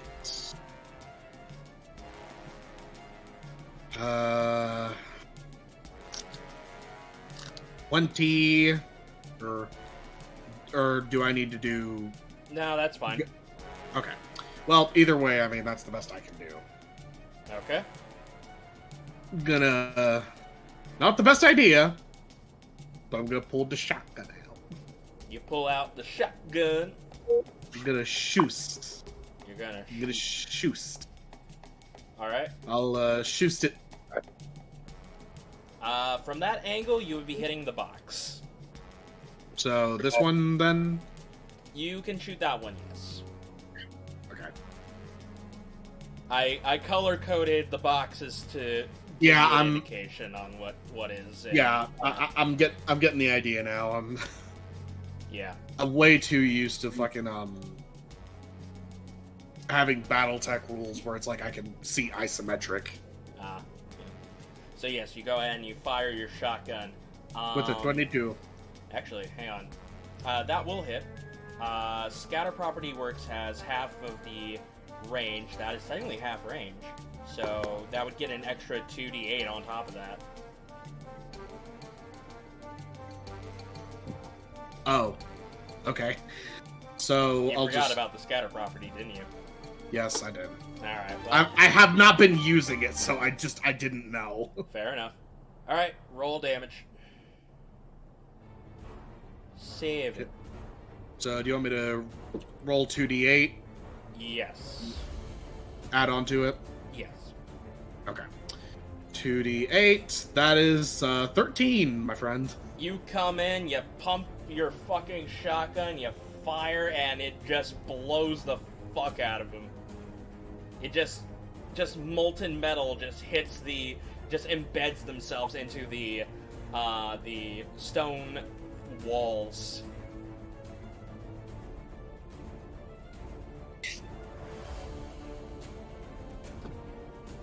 Is that all?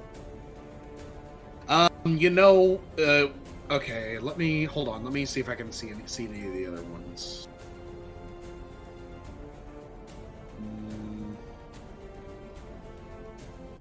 What's your ruling? The ones that you can see right now are this one. You can see this one back here, but these two that are behind the stack of boxes that are a straight line from you, you cannot. Yeah, I figured. I see. I'm not exactly clipping the crates, so I was just wanting to make sure. But I will say the position that this slag elemental is at, the one that's all the way at the back of the room, based off of the position that he's in, he would have half cover. Okay, but this one's clear game. Yes, that is clear game. All right, you know what? Let's. I'll take an opportunity to use a bonus action and use my new cantrip, Static Bolt. All right, go ahead and use it. Booski. There's a 19 hit. Yes, go ahead and fire your static bolt and go ahead and describe the viewers of what this looks like. So that will be 2 lightning damage, and as for... Well, first let's describe the spell. This is also this is a homebrew spell, also from the Grease Monkey's Handbook, so keep that in mind. As a bonus action, I can unleash a small arc of electricity, which jumps towards a creature I can see within range. Range is 60 feet. And I make a ranged attack spell. On a hit, the target takes 1d4 lightning damage, and because this is a cantrip, it also increases as levels go up by 1d4. Yeah. So, as for how it looks like, I just raise my hand, just take aim, and use my metal hand and just snap my fingers, just make a snap, and you just see a bolt of electricity just jump at it and shock it. I see what you did right there. Nice. So yeah, you snap your fingers as that bolt of electricity shoots out and hits the one that you hits the one right above the slag elemental that you blew the brains out of for 2 points of lightning damage.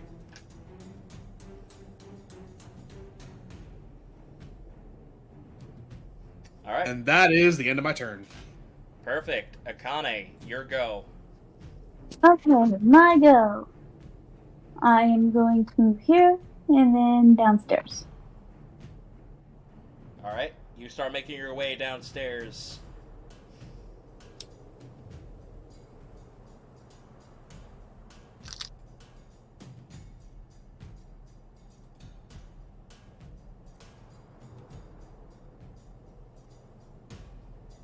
Every day now. Yes, I'm making my way downstairs. You gotta move your token over to the basement. I am moving. I did. It is on top of it. You to the basement, please. Isn't it?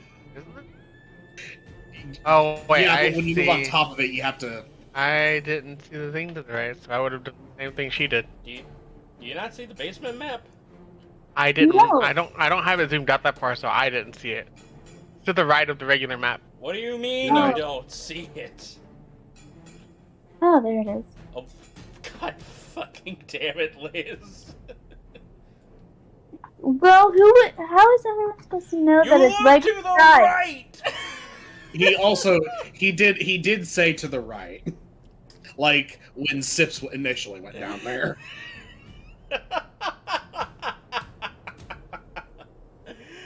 Oh, fuck. I water bolt the nearest one. The nearest one that you can see is this one right up here. Okay. Because there is a box blocking your view.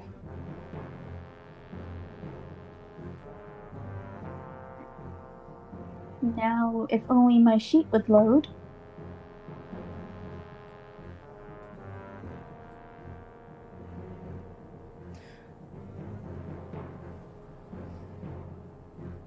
There we go. Alright, so you go ahead and you shoot a water bolt over at the slag elemental.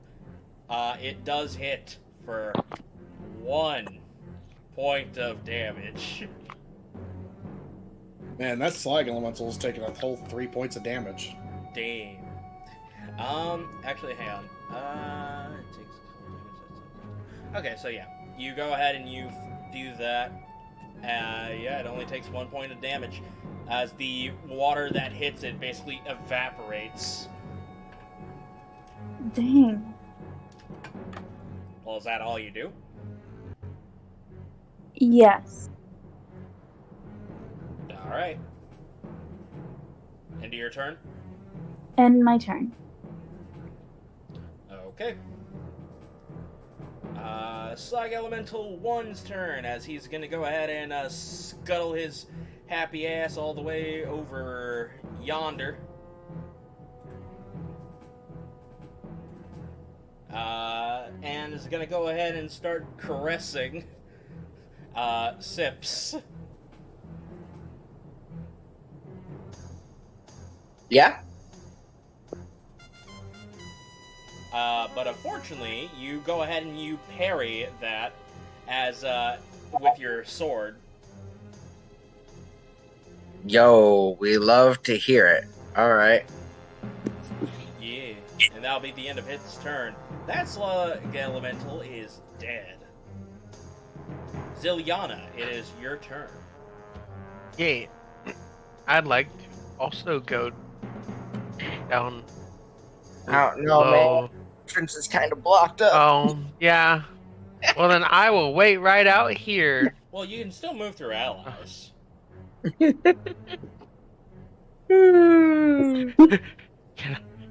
I hear move through allies. Can I shoot through allies and call acceptable casualties? No, I'm Based kidding. off of how many people that are on the staircase, you would. I mean, you could shoot through them, but the enemy will have Based off of how many people, half cover. Or I don't even not. see where. I don't even see where they would. Where Actually, Zilyana would even be able to go. Actually, it'd be 3/4 cover. There's this little bit right here. Would she even have enough movement to get there? I don't know. Let's see. I was up here. It took me 15 to get here. I got 15 feet more movement. What? Yeah. Yeah. So 15, and you would end up over where Akane is, if, so 5, 10, 15. Okay. Yeah. I'd like to go down right there. I'll drag myself. Now, I will say, this will provide an attack of opportunity. Do you still want to go with this? Yes. Alright. It's gonna go ahead and start caressing you as well. That's fine. It'll more than likely hit. My AC is only 13. You are correct, as it goes ahead and grabs your ankle with its hot, fiery hand for 8 points of fire damage. Bad touch. Bad touch. How much again? Bad touch. 8 points of fire damage. Okay. Okay. 1, 2, 3, 4, 5, 7, 8. Oop. Okay. I would like to. Can I peek around the corner and shoot something? Once again, actually, you can, yes, I will allow it. You can Okay. quickly just peek around the corner. It says it has to be a creature or an object within range, and you never put the range in. Yeah, sorry about that. I was on a tight limit. Could I shoot it at an object on the ground here and make them all 5 feet? Make the dex save? Is this the Eldritch Orb? Eldritch Orb. Let me This go creature ahead. or object. So the range for the Eldritch Orb is 60 feet, so you can do that. And you would need to make an attack roll with it, and I think I've done that already, so go ahead and hit your Eldritch Orb.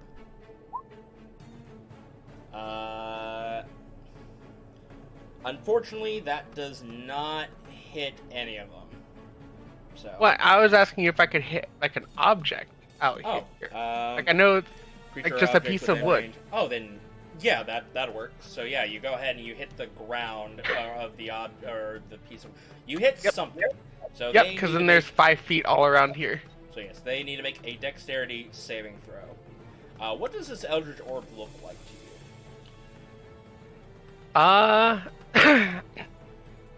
My guess is maybe like a. Actually, I'm not really sure color-wise, but I can imagine it's almost like a kind of like a spinning orb that I like start to conjure up in my hand and just toss out, and it kind of moves, not fast, but not slow. I don't know how to put it. It's Brain's basically like a gyro orb that just shoots out. Yeah.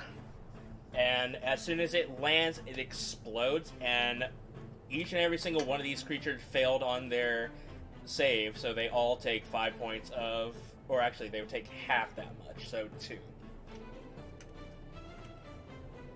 They would take 2 points of force damage. Yay! It's I hit the masses.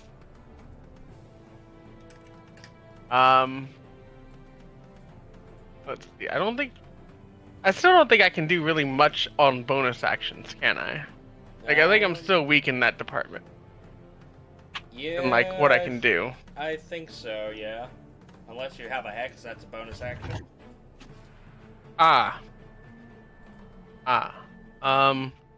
Free action. Yeah, no. No, none of them are actions. That's all I can do. No, well, alright. I try.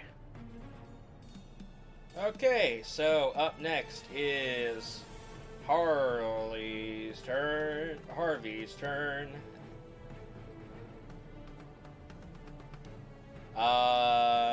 From from the point that he's at, he's gonna go ahead, pull out his crossbow, and he's going to fire. Hell yeah. Because he can't really do anything else. Damn. Poor heart. 11. Poor heart. So he fires, and it just... yeah, he fires, and, well, it hits the side of the cobblestone floor. And he's like, shit, as he quickly backs out of the entranceway so he doesn't get hit by anything. You tried to take like a pot shot in there. Probably. Yeah, trying to. Gaines, it is your turn. Oh, finally. Alright. Put me in there. You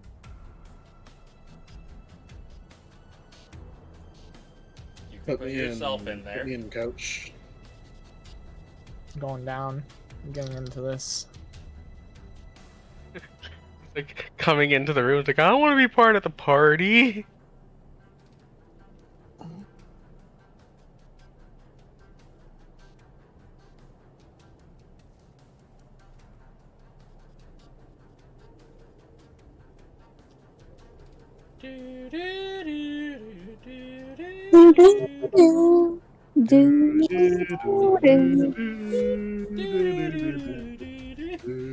Okay, seriously, Gaines, what's taking so long?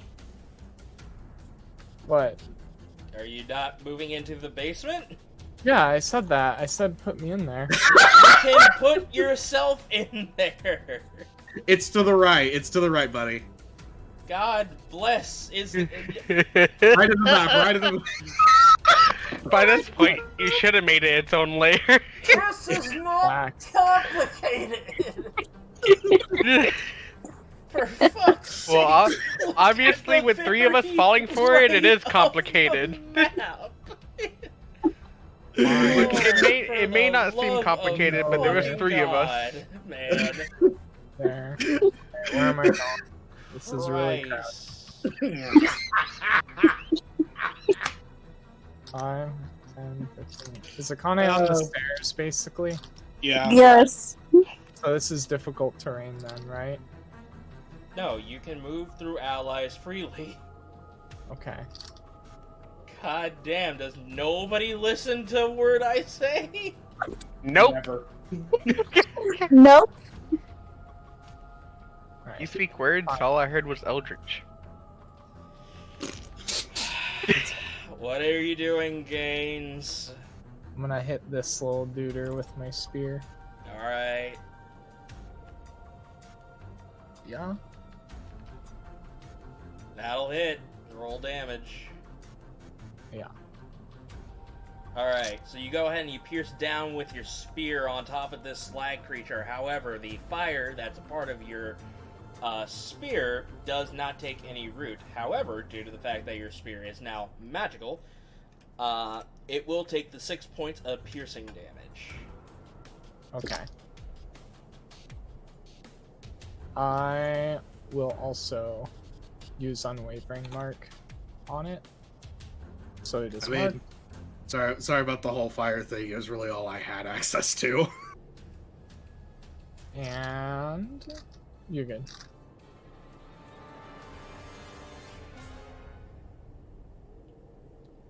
Hopefully I'm not in anyone's way. We should be able to get more clear now. Oh, that'll work. I'll move here and that'll be it. Alright. Slag Elemental number 3's turn. It's going to go ahead and make its way over yonder. It's going to go ahead and make a touch attack on you. Oh wait, shit. You used a melee attack.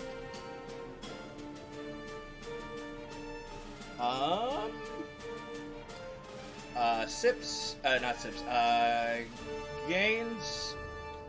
When you hit him with the spear, because you were within 5 feet of it, you go ahead and you take 9 points of fire damage back as the molten metal that was on him splashes back at you. Sure. You're talking sips. No, gains. No, me. Okay. You Sure. used a magic thing that basically... I used a magic thing that makes me literally disappear and become basically teleporting speed god. Yes. You're fine. I don't get shit. But on top of that, the slag elemental...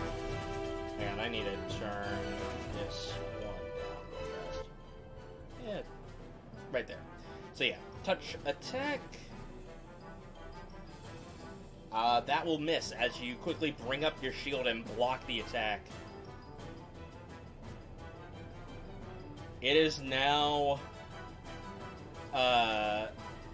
Metra's turn, as Metra sees this commotion, and you basically look up and you see her in, like, about to break down in pure panic, as she basically gets down on her knees and just basically crouches in, like, in a cowardice position. Oh. Wasn't here to bring along the thing. But the moment you see that, there's a flash of light that appears around her as she screams, "Help me!" As that happens,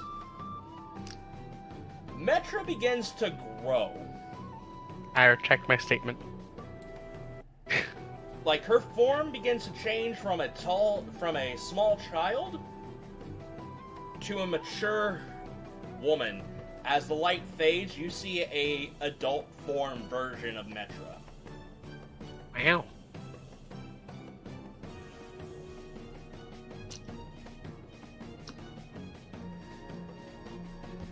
As she gets up, you see you just see a plain look on her face.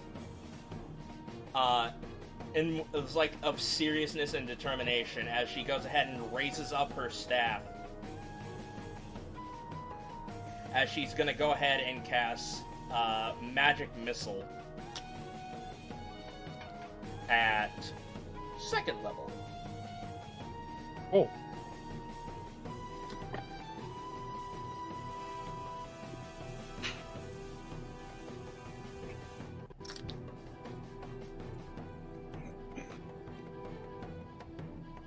God bless, come on. Mouse, work with me, please. There we go. So 5, 6, 7, 8, 9, 10, 11, 12, 13. 13 points of force damage as all 4 missiles come down and hit this slag elemental all at once. Oh boy. It is not looking too good. As she stands up at the top of the stairs, and that'll be the end of her turn. This one's gonna go ahead and come over here. I know it looks like it's on the box, but it'll be on the exact same square with the other slag elemental. Mm-hmm. Roll20 is not good with organizing small creatures onto squares. But it will go ahead and make a touch attack on Gaines. And it misses as well as you use your flame spear to parry the attack. Okay. And he moved into my range. Do I have that thing where on reaction, like the half feet? Yeah. Yes, correct. It would be at disadvantage, though, because it's not fully trained. Okay. Although these dudes do hit me back, I'll still take it. Okay, go for it. 22. Hey, that'll hit. Roll damage. And I will also make this a menacing attack. Alright, roll damage. So he'll have to make... So 1d6. Only one. It's menacing attack. He'll have to make DC... Hey, where's Scourge of the Small? I think I took it off for a sec, but I'll reapply it. We'll apply it to this attack, I guess. Alright. So, Scourge of the Small is 2, right? Because it's your proficiency bonus? I think it's level rounded down, so it's 2. Let me see. No, that's not it. That is when you... Yeah, it's proficiency. Yeah. So 2. So 11, 12, 13, so 13 points of damage. Well, 14 points of damage. Let me reword it to 2. There we go.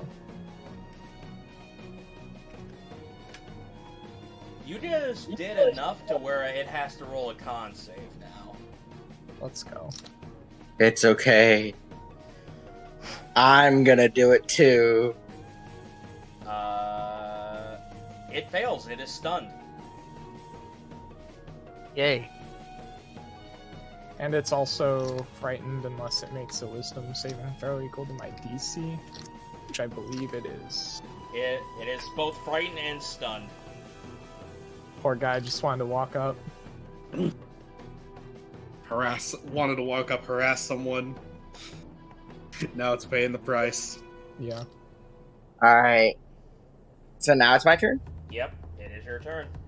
Alright, I'm going to kindly ask Akane to sync up with me as I flourish my blade once more.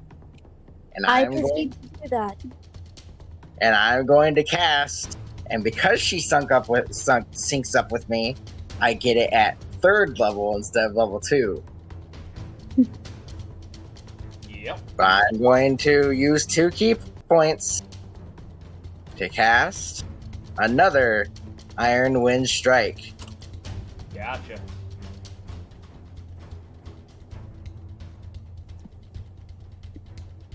So that just... First one targeting this one.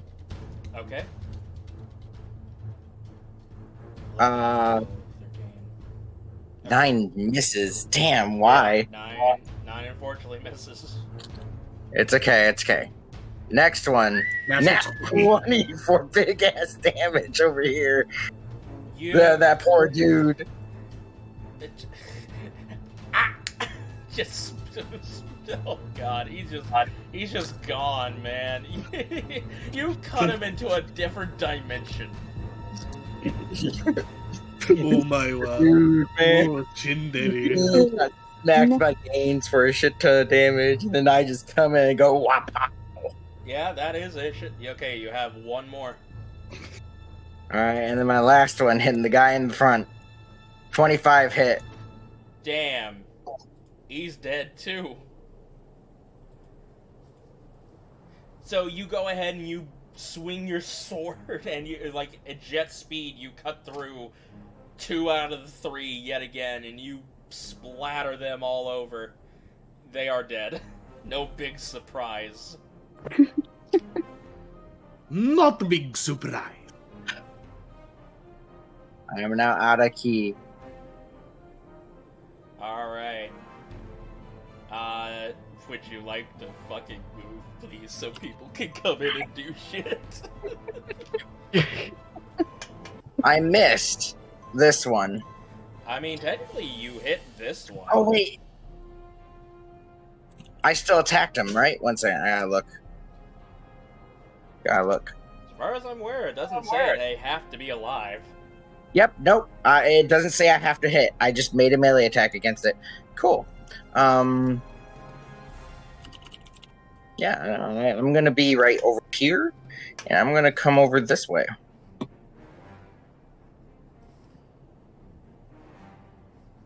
Alright. Goody, goody, good. Starzin, it is your turn. Okay, can I see this one? You would have to hop onto the box. They are small creatures. You mean tiny? Nope, small. But I'm small. I know you're small, but the way 5e Tools has their thing, they come out already small. I can't do that with your token. They are small. Wow. fine. Okay. Okay. You can laugh at me now. I looked at their thing. They're tiny. God damn it. Everyone point and laugh.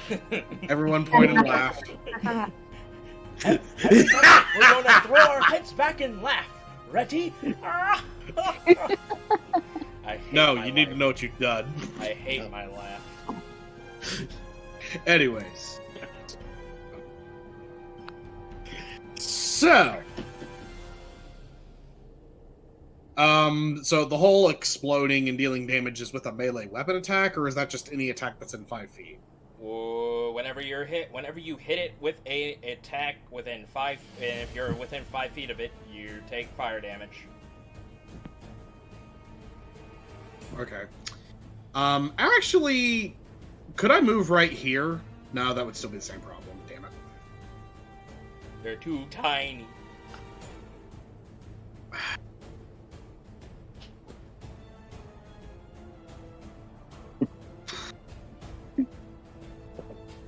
You know what? I'll just bite the bullet. Get up here and... Another one bites the dust. Wow.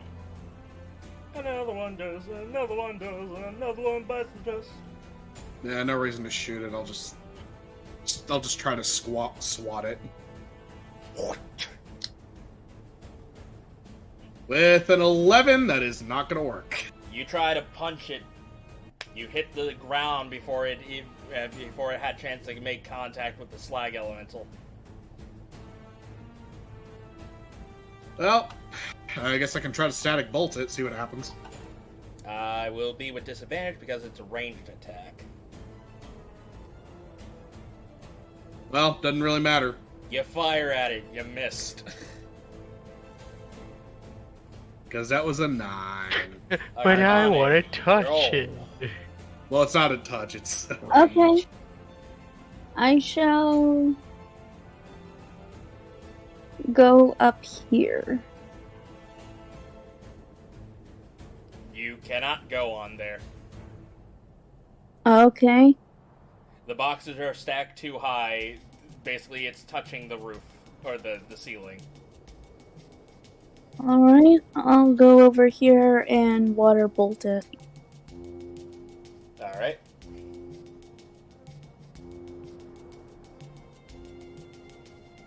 It will also be with disadvantage because you're within 5 feet of it.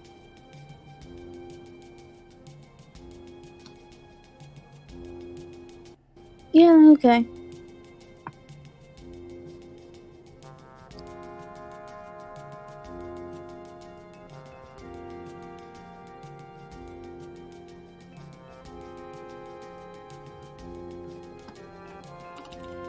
An 18 will hit, as you do 1 point of damage. Again. Yeah. this... You have not rolled higher than a 3 on this D6. Yes. Damn. And since I'm closer, I can use my bonus action to use my war fan. Okay. So, alright, go for it.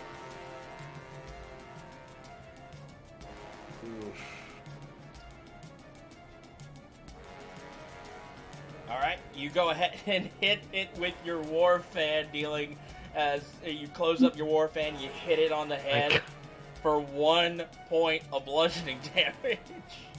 Bonk. Bonk. That's really fucking... In turn, you take 5 points of fire damage. This is not a worthy trade-off. And I will also say, your fan is on fire. Yeah. Even more of a not so worthy trade-off.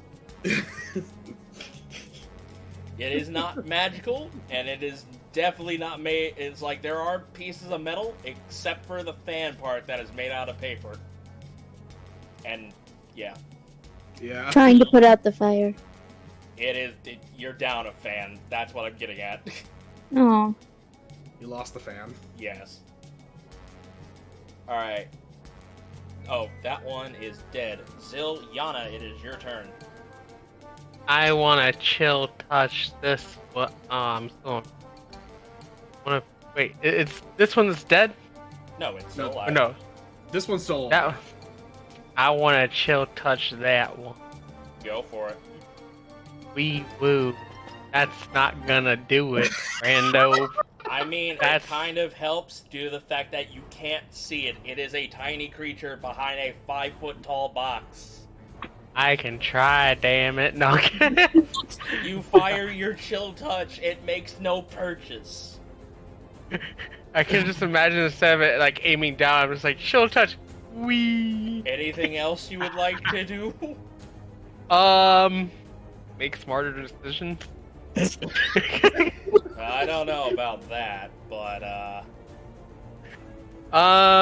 don't think there's anything else I can do except try to make a smarter decision next time. Well, I mean, I can walk around over this way. No, I want to stay right here and peek. If I can. well, while you're doing that, Gaines, Zilyana, basically everybody that's in the basement at this current juncture, you notice, like, originally there was smoke, and due to the fact that you opened up the basement, it started ventilating out. You notice that the smoke is basically congealing itself into a large mass, and it's becoming a little bit hard to breathe down here, as basically it flares up and you see a face come out of the smoke. Ha! What? As a friend. smoke elemental appears before you. I'm behind the box. As it's gonna go ahead and make a slam attack on Sips. Intrusive thought. Alright. It needs to make a wisdom saving throw, right? Yeah. Alright. Wisdom saving throw. That beats your DC. Wow. Okay. Yeah, sorry. I try. The slam attack comes in and punches you, Sips, for 16, 17, 18, 19, 20, 21 points of damage.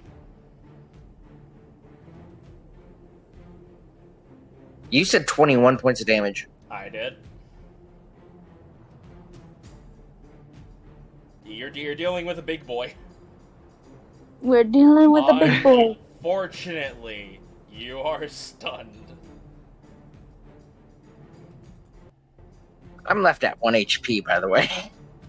Ooh. But wait, there's more! As it's gonna go ahead and make a punch attack over at Senior Starzin. What? As it punches you for 12 points of damage. I'd like to use my reaction, please. Oh, well, okay. What reaction? Echoing strike. It has to be you that gets hit. Oh. Okay. Yeah, sorry, Liz. When you take, which you take in response to any damage by a creature within 60 feet of you that you can, which you take in response to being, it has to be you that takes the damage. Aw. I can understand why you would get that a little bit confused. It took me a minute to register that as well. But yes, Starzin, you take 12 points of damage. Done. Perfect. As it just swirls around the room like a maniacal poltergeist. He's a butthole. It's gonna get even worse. Because guess who's right next to Sips? I hope he fails. That's right. A slag elemental. Dealing 8 points of fire damage. I didn't fail to hit. Damn. Oh, shit. As Sips falls to the ground unconscious. Gotta get over there. I don't think we can get over there. No, wait. I think I could finagle getting over there. I can finagle. Yeah. You can Man, I was doing this combat so fucking well. And then No Diggity had to be like, you know what? Sips finally came out of hiding. I'm gonna throw in the big monster now.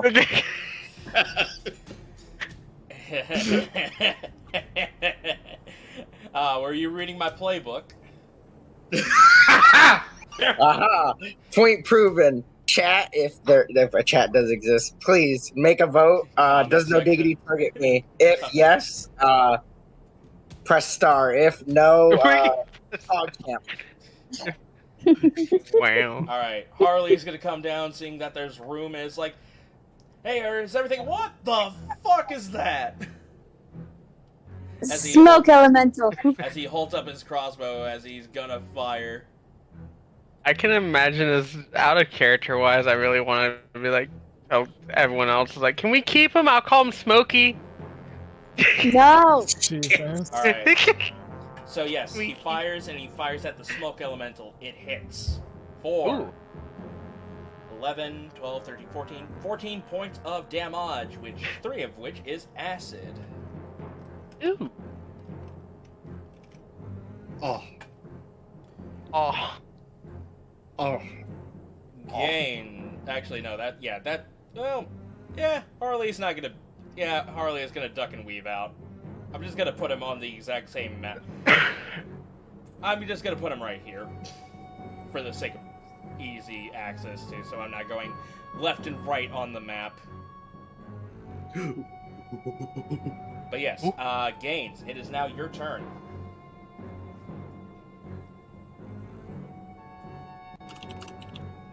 Let's see here. This big fat dude, kind of a problem. I can move into this. And just move all these dead slag ones out of elements. the way. Yeah, I'm Yeah. just gonna go ahead and do that. Okay. So I can move into the space that this thing in front of me is occupying, or no? Yes, it is small enough for you to be in the exact same space as it. Okay. I will do that then.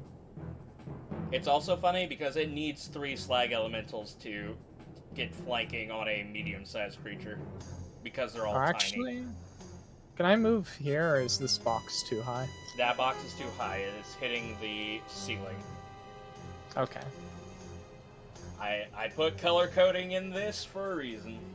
Yeah, that's why I assumed on that. Yeah, I'll move into its space, and I will use my first attack to attack the smoke elemental. Alright. Ooh. Natural 20. Roll Let's go. damage. So These are that's... fun numbers. And I'll give him the mark. Alright. That is 11... Okay, so go ahead and tell me the damage real fast. Do I roll the fire damage? No, it's immune to fire. Okay, so that doesn't matter. Yep. So 7, 8, 9, 10, 11, 12, 13 damage. Magical piercing. Damn. Doing pretty good work on it. Very nice. I will... It also has my mark. And then I think I just want to try to put it dead, but I'll hold it. Kill a dead guardian. Kill it dead. Yeah, I think I could use action surge, but I won't. I'll just do. That'll be. Nah, let's kill it dead. You're right. Let's go. We can do it again. I fucking hate it. Okay. Roll me a D100, please. You've got inspiration. You can take. Oh yeah, true. I'll use the inspiration actually and take the 22. Thank you. Good kill a that dead you guardian. reminded him. So a 22 you. will hit. Go ahead and roll damage. Bing bong. Not the 2, so that's 9 damage. Yeah. So 9 points of piercing damage as you basically plunger. You know, it's funny. You have reach on your spear now.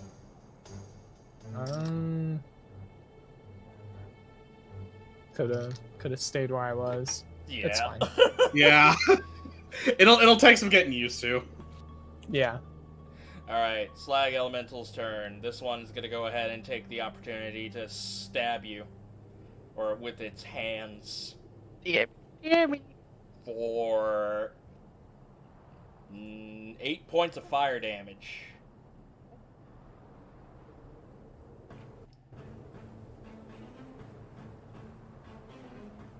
And that'll be the end of its turn. It is now Metra's turn, as she is going to go ahead and make her way downtown. There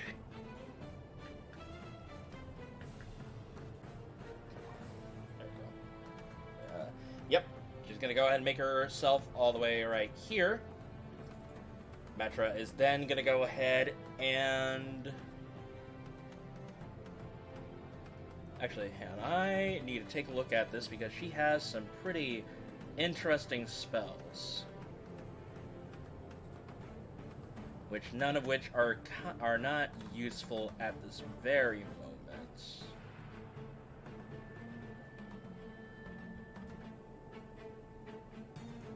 Well, she does have Chromatic Orb. But I think she's going to go ahead and use her Magic Missile once again, just to get rid of the rest of the slag elementals that are down here.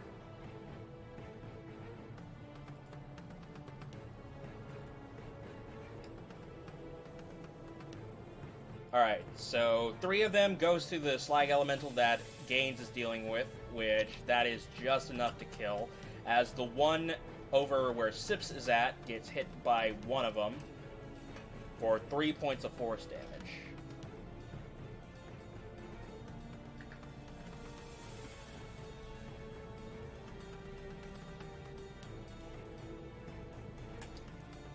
And that will be the end of Metra's turn. This slag elemental is dead. Sips. Roll me a death saving throw. Keep it secret. Keep it safe.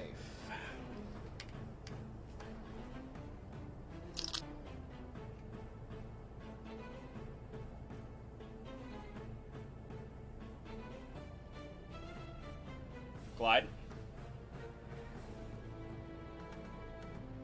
Glad. Sorry, I've been muted the whole time. Yep, just do the death save. Secret and safe. Oh, shit. Oh. Well, nobody says anything. We still have an audience. Yep. Alright. We will. I just have turbo clicked it. Sorry. Alright. Starzin, your go. Well, good thing Metra killed that thing, so now I can... Okay, Habuski. Can I squeeze there? You can, but the smoke elemental will make an attack of opportunity. Fuck it. You risked it for the biscuit as you quickly Dark Souls roll out of the way of one of its attacks as you hop down the box, hopping up to another set of boxes, and you are right next to Sips. With her new robes, which are now on fire. Again.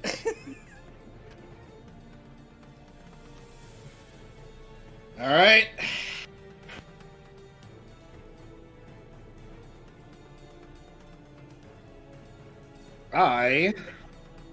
At this point, it's just going to be a running gag. Every robes that you get, Clyde, is just going to be set on fire. Man, it's gonna be a gag. Go closeless. It's okay. This may be the last time. I might have to roll up a backup character. Shush. Can Akane, can you use your synergize thing again? Sure. Synergize. She does have a reaction. Okay. And the key points for it. Alright. I'm going to say, Akane, need an assist! Assisting! And I'm going to cast Cure Wounds at 2nd level. Alrighty. On Sips. You go ahead and you plunge one of your syringes into Sips's body, and Sips, you feel the healing energy course through your coagulated body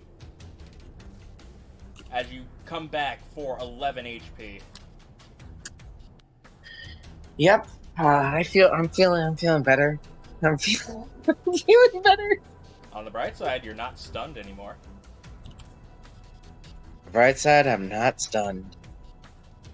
No rest. No rest. Is that all you do, Starzin? You know what? I'll use my bonus action to do static bolt on this slag. Okay. Disadvantage.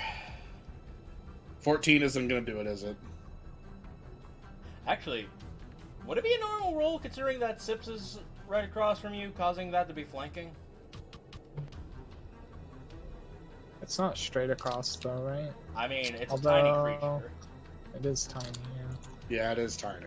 Fuck it, I'll say yeah, flanking, so that 24 will hit. Wee woo. Do the damage. 2 more lightning. 2!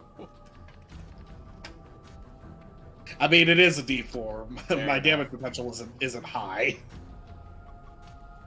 Alright, Akane, your go. I'm going to hit the smoke elemental with a water attack. Go for it.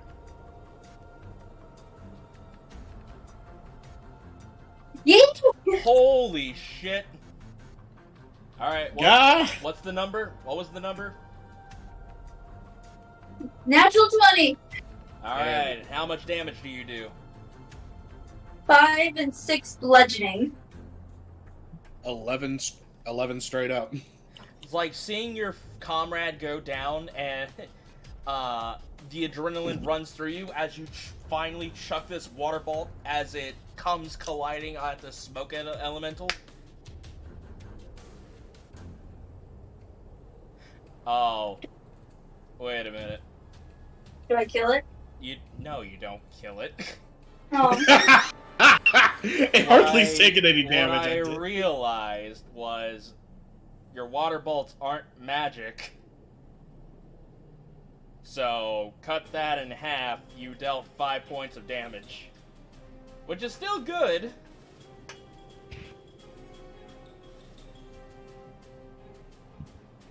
But unfortunate. Yes. Zilyana, your turn. I'm back up here so I can at least see the creature instead of worrying about the box away. And then I would like to. I feel like it would just be really bad to try this because I feel like it'd be good with dex saving throws, but I want to try to Hollowing Curse it. Hollowing Curse. Which, by the way, do we want to keep the old Hollowing Curse or the new Hollowing Curse? I did not see the new one. Let me go. The new one does 2d6 necrotic damage, but but instead of using your action to re-roll the 2d6, you only roll 1d6. Where the old one does 1d12, and you keep the 1d12 every action. Like Witch Bolt. Yes. I want like Witch Bolt. Just like Witch Bolt is fun. Alright, we'll keep the old one then. So go ahead and I'm gonna go ahead and roll the dexterity saving throw. That fails. Okay. The needles plunge in. Deal damage. Okay. Oh, I probably should have mentioned as well. I'm casting this at second level. That does 2d12. 2d12. Bam. Cool. Does it matter that it's what necrotic? I think. It looks like the necrotic damage is doing damage to it. Yay. Okay. How much damage was that? 22. Alright, you go ahead and you bring out your needles. They multiply basically your needles multiply depending on how many how much you upcasted. So you bring down the needles, dealing 22 points of necrotic damage. This smoke elemental is not looking too good. Yay! I did a thing. Its greenish, maniacal smile turns into a frown as seeing how it's getting ganged up on, and it's going to go ahead and make attack rolls over at Gaines and Intrusive thoughts. All right, My last second level spell slot. How it fails. level? Yay! I want it to. What can I have it do? I can make it. I don't want it to attack. Can I make it just attack the wall? Like a dumb creature. Oh. Because I can make it. I can make it take the attack, dash, dodge, or disengage action. But can I really control what it does? I mean, it's not planning on running away, so what you could do is make it take the disengage action. True. Which, I mean, wouldn't do a whole lot. I mean, no one's gonna get opportunity attacks, but at the same time, it can't attack. Yeah. True. Disengage. So yes, you go ahead and you whisper, you say sweet nothings into its ear. I just want to whisper to say, "Hey, don't you want to get out of here really fast without getting hit?" Hey, you and me, let's get out of here. There's a hotel nearby. God, I need a smoke. Of the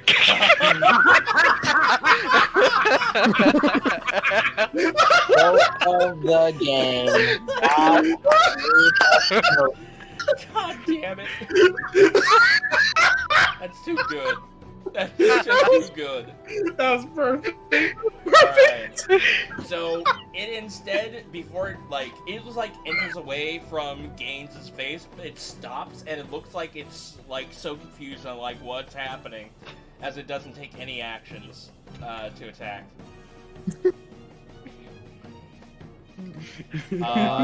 Slag Elemental's turn, the last one remaining. It's gonna go ahead and make a touch attack on Starzin. Starzin, you take 11 points of fire damage. Oh. Oh, shit. Oh, no! I forgot it only does that on the token. Okay, was it 30? I think you were at 34. Minus 11, that's 20... 23. Yeah. Sorry. So for those who are wondering, he accidentally typed in negative 11, and it made his fucking character go negative 11 HP. Yeah, which is weird because there were times on Roll20 where you can click on the token and manipulate the health by hitting the minus key, but I did it. I didn't do it on the token, so that was a fuck up on my part. Yeah, it's fine. Harvey comes back in with his crossbow. This time he's going to take a permanent position in the basement, as he's going to go ahead and take a shot with his crossbow.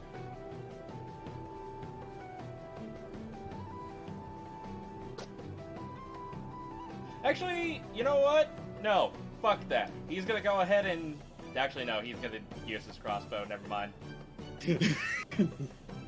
I realize he does much more damage with the fucking crossbow than his bombs. It's more... Unfortunately. 6 points of damage. Oh.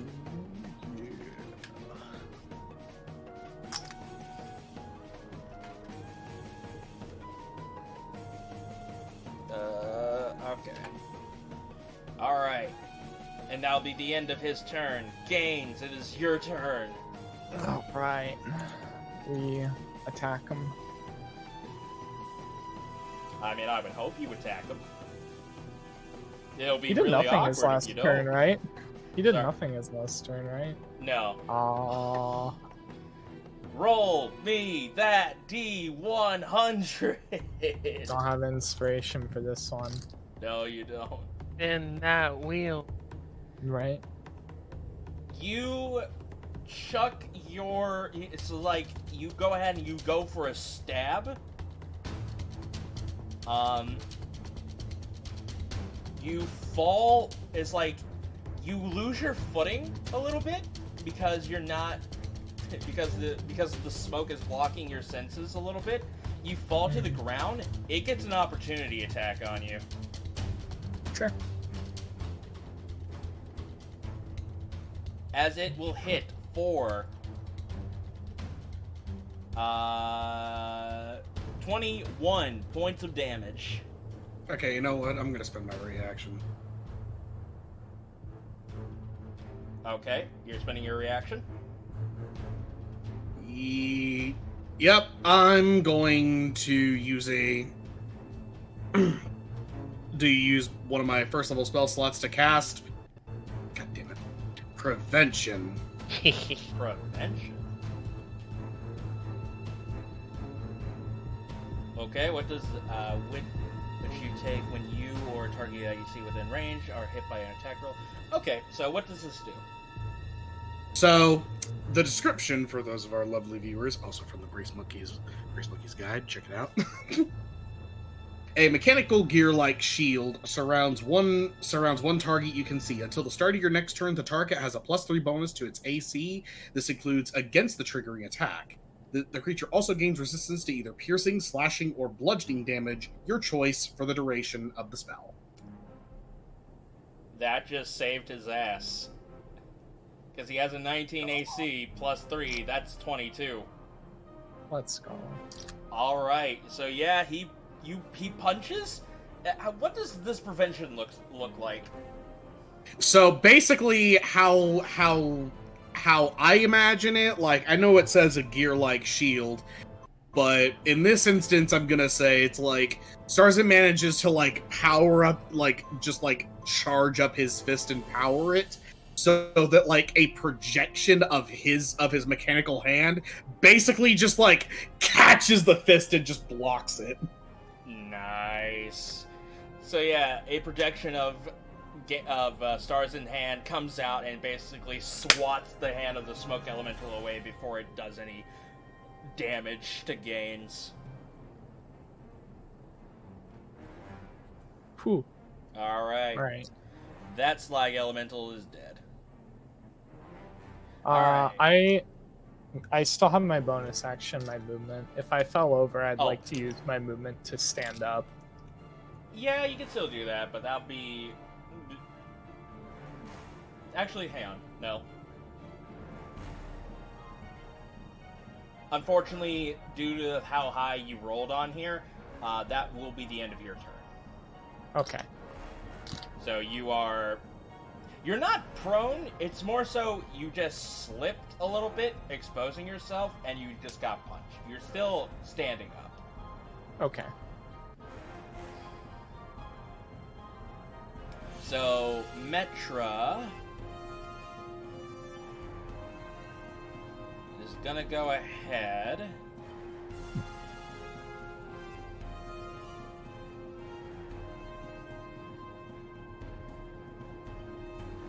Yeah, Metra's gonna go ahead and cast Chromatic Orb.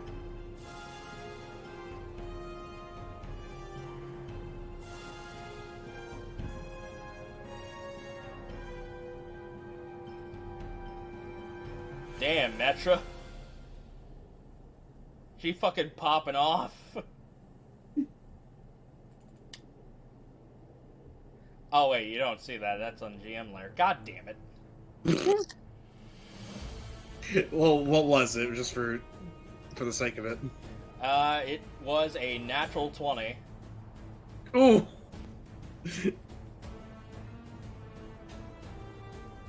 Hang on. For some odd reason, it's not upcasting itself. So, when you cast a spell on a second spell slot or higher, it does an extra 1d8 for each spell slot above 1. Okay, so I just need to roll another 1d8 real fast. 5. Okay, so that's a 21 plus 9 plus 5.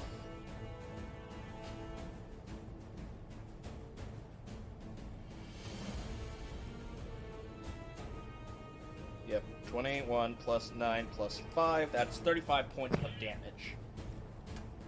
As she goes ahead and conjures up a chromatic orb of cold from the middle of her staff, and basically swings it. It pops out and it goes into the smoke elemental, causing it to crystallize and turn into a snowy ash, and it all falls to the ground. It kills the elemental.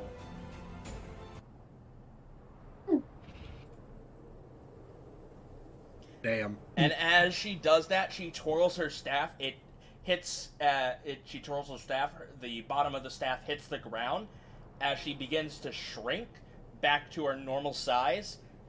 And Metra basically falls to the ground, just wild-eyed, just like, what happened?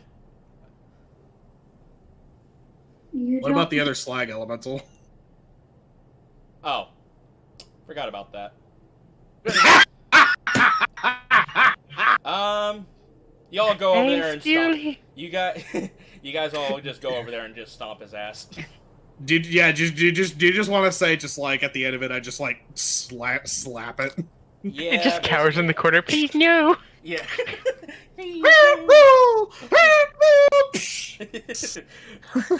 Yeah.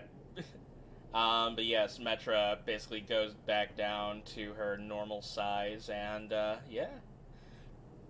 Now to heal everyone up. Oh, that was something. Everyone get 1 HP.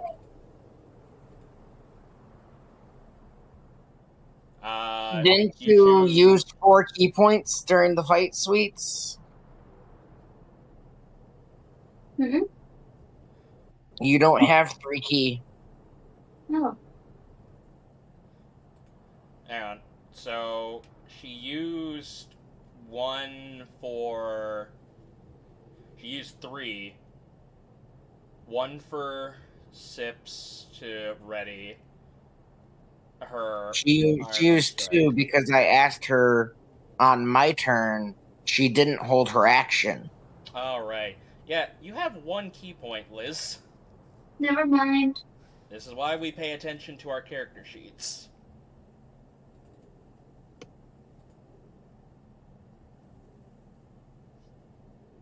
Anyways. Sorry, not meaning to be a downer about it, but Just pay attention, all right? Well, after all this, I'm going to inspect the remains of each of these little elementals and start harvesting what I can. All right, go ahead and roll me an Arcana check. Just one? Hang on. 1, 2, 3. I need to look at my book real fast. Well, while you're looking at your book, I'm going to ask if someone has another cloak. Funny enough, your cloak is somewhat fine. It's a lot better than what the fire elemental did, because that was a big creature and these are tiny-ass motherfuckers. All it just needs is a simple patch-up. You think they just like singe the bottom of them a little bit? I just need mending cast. Gotcha. As I get up and I brush myself off, I'm gonna ask Starzin to cast mending on my clothes later. I'm gonna go outside and let the guy know that we have taken care of the creatures underneath. All right. And let them know that as they were the other smaller elemental things, I'm gonna let them know of the smoke elemental that appeared. Okay. So before we continue on with that, yeah.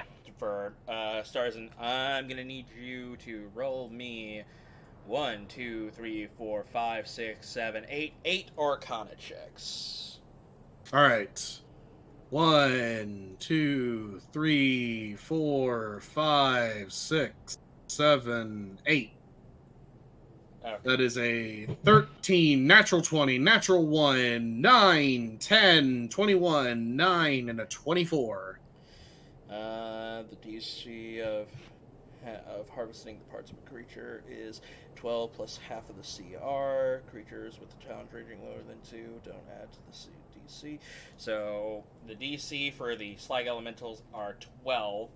So 1. So I guess you should probably tell me which one of these go to where. I'm gonna say the nat 20 definitely goes to the smoke elemental. All right. Want the most out of that fucker. All right. So with that, you actually get. Yeah. Okay. I'll get to that when we get to that. The rest are pretty much all gonna go to like mix of the slags. Which, if it's got to be a 12, then only 3 would pass. Okay, start with the smoke elemental. Which one of these is going to... okay, 13. Where does that go? Slag. Okay. That is a pass. So you get 1 out of it. Natural 20 is going to the smoke, right? Yep. Okay. Natural 1. Doesn't matter. It does. Tell me where. Slag. Okay, thank you. This gets nothing. Big red dot. 9. Slag. Okay.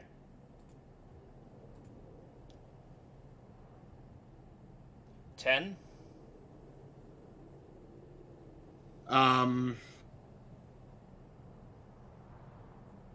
Slag again. 21. Slag. Okay. So you get 1 from the slag. 9. It goes to the smoke elemental because that doesn't have an option. That's all that's left. Alright. And 24, yeah. Smoke as well. Yes. So, with that, due to the slag elementals being tiny creature, you get 1/4 of the unit that you would get. So, altogether with the slag elementals that you are managed to harvest from, you get half of a unit of slag elemental essence. So 0.5 slag essence. Yes. As for the smoke elemental, you get, because you rolled a natural 20, you get 3 smoke elemental essence. Okay. And that's all she wrote. Woo. Now, heading over to Zilyana, you go ahead and you walk up the stairs and you see the water genasi blacksmith just like, is it done? I heard a lot of commotion. Is everybody all right? Yeah. Akane, you are not upstairs. Zilyana just goes like, everything's taken care of. We had a little bit of difficulty, but everyone is okay and alive. We had because he didn't say there was a smoke elemental, right? No, he didn't. He just knows there was like smaller other things.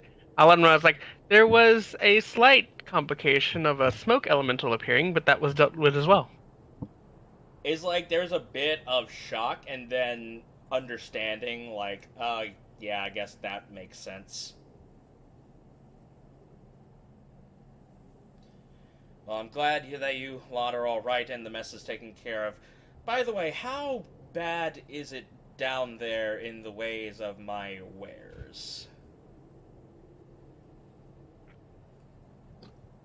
Should I glance down, take a look, and tell him how bad it is? There's a good chunk of the corner where there's just stuff Yeah. scattered everywhere. I'll let them know a good portion of the back room over there is broken apart. Some of it's kind of charred and burned. There's a moment where we just pan over to a single spotlight on him as he's on all fours, just damn it. My wares. We did try to keep it to a minimum. The slag didn't. It's fine. Don't worry, I will be compensated for this. I was supposed to get magically treated coals for the furnace, but apparently I got regular coals. I'm gonna get a full refund on this, plus whatever got destroyed down there. Oh, good thing you had insurance. I would be a blacksmith if I didn't, in just case if incidents like this do occur. Well, I thank you lot for coming in and helping me out as soon as you did. If I tried to get any of the ocean guards, it would have taken a lot longer, and I would be out of a business. You are Yeah, no kidding. But with that, you do have my gratitude, and I do owe you reward. Would you like money, or would you like me to enchant one of your weapons or armor?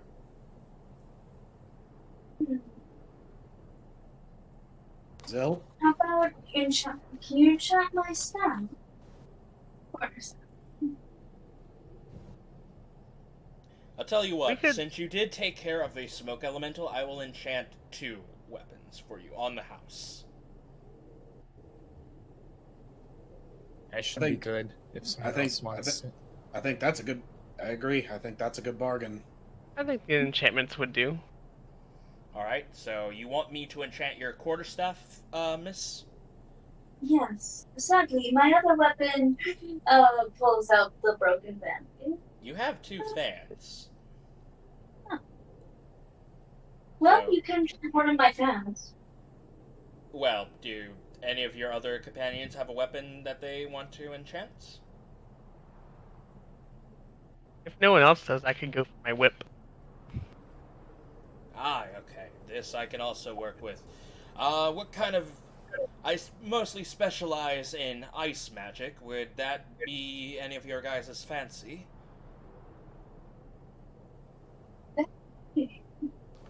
That sounds pretty cool. Excellent. After an hour goes by, he does present you with your whip and your quarterstaff. Basically, your whip... Well, I'm going to have to think on this, mostly because this was going to be an out-of-game session for me to come up with what the enchantments are. So I'll get back to you on that in a couple of days or so. Okay. But mysteriously enchanted. Woo. It has some ice magic onto it, so we'll just have to see. But as you guys get your reward and you start heading your way over, which, by the way, 1, 2, 3, 4, 5, 6, 7, 8, 9, you would just arrive at the crack of dawn, or before the sun sets, or right as the sun is setting. Wow. At dusk time, woo. Yes, so there's a moment where Harley is just has both the carriages out and ready, so what was the holdup? We just An unexpected complication. Blacksmith's basement filled with slag elementals and 1 smoke elemental. Took a little bit of time, but we did it. The smoke elemental was the real surprise because, whew, he came out of nowhere. Yeah, He did, but we made quick work of him. Yeah, but not as much as a surprise as this one over here. Points over at Metra, as she basically is looking at the ground a bit sheepish. Yeah, I didn't even think such magic was possible. I mean, that was really quite something to see, Metra. Yeah. It I'm very interested. It was a bit of an accident on my part. An accident? It's like there's a moment where she takes in a deep breath and exhales and is like, this, as you probably would have guessed, this isn't me. The version that you saw back there, the more grown-up version, that was the true me. I mean, I'll admit for an elf you didn't look the right size, but it was kind of hard to really see you as someone that young given your knowledge and status. Well, I guess that's why I never really questioned it. I mean, that and, well, I don't really see size as a big thing to judge people on. Well, Sure. the thing is during my studies as from at one of the colleges up north, I was studying time magic, and mostly because it wasn't really something that was it was a rare thing to study because of how difficult it was to comprehend it. And after a bit of time, I got used to it. I understand its properties and stuff like that. Then I started I started basically pulling a bit of risks and studying more of it because I got a little overconfident, and, well, one magical slip up later, I am now back into my younger body.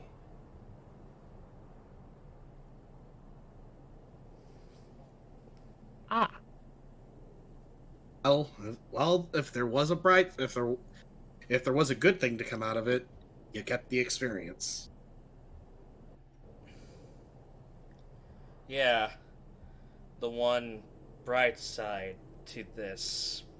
As she looks saddened at that. I'll ask, like, have you ever tried to find a way to undo what you did?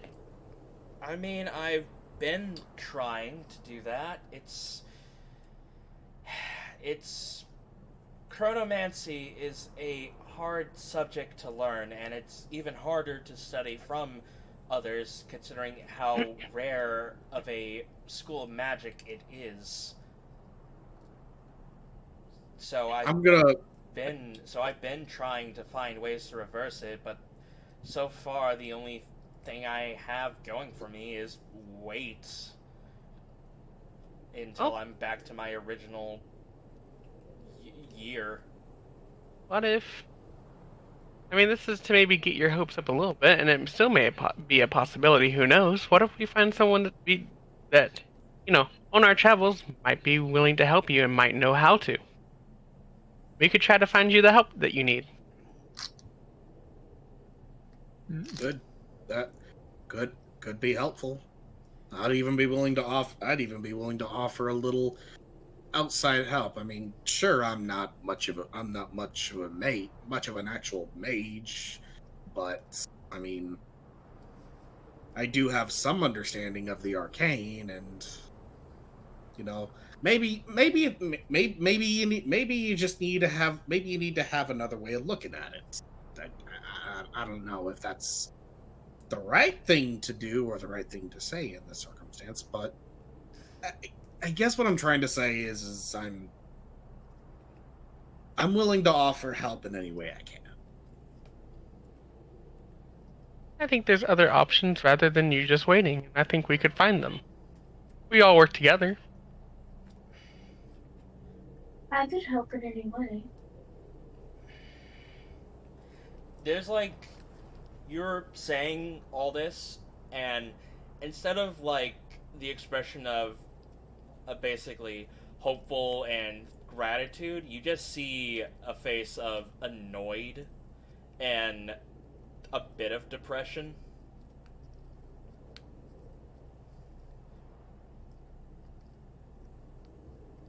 Let's just go to Whitestone. It's getting late. We need to head there before nightfall hits. Alright. All right.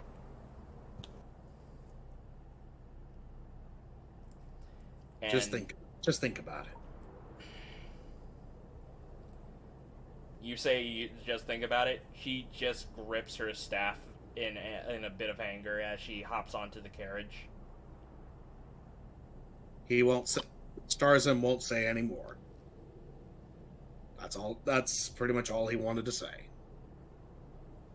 And as you guys hop onto your wagons and you make your way to Whitestone, which, upon entrance, you just see a massive stone wall that looks to be close to made out of marble, but on closer inspection, it's definitely white stone. It's white stone. Yes, but it's very well constructed and maintained. It's a pretty high wall. Like, I don't know what's a good example of this. Like, think of like one of the walls from Attack on Titan, but like half the size of that wall. And then made out of like really white stone. Yes, basically. It's like Okay. this stone is closer to marble, if anything else, the way it looks. All right, where's the mayor? I gotta tell him how original his name is. Shit. What, you thought Silver Vein was original, considering this island harvests silver from mining veins? All right, gotta go back there after we're done here and let them know too. You think that wasn't original? You thought that was original? At the time, I didn't think about it. God damn it. But yes, Wait. as you guys travel to the gates of Whitestone, Metra talks to one of the Gale archers, which are basically, they're Air Genasi suited in armor with bows at the ready and standing by at the gates.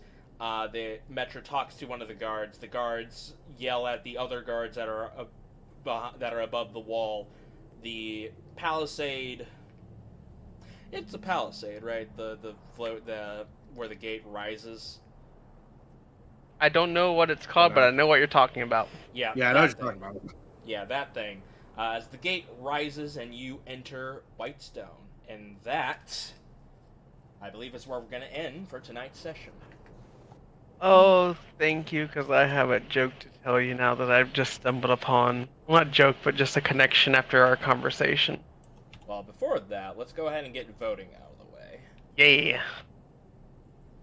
So. What the fuck? I'm also questioning. Gains, because I have. No, we're on a. What? We're on a screen. Oh. We're on a screen with a lot of tokens, and I see an old friend. Well, ignore that. Ignore that. Okay. Just ignore it. Don't make it. Don't worry, I'll forget. Thank you. I see nothing. I've seen nothing. So, anyways, starting off, Gains. Who do you vote for? I'm gonna vote for. I mean, I kind of really want to vote for Starzin after that save. Because I saved his ass. That save was pretty sick. The intervention was really cool. Yeah, basically just better Shield of Faith. Yeah.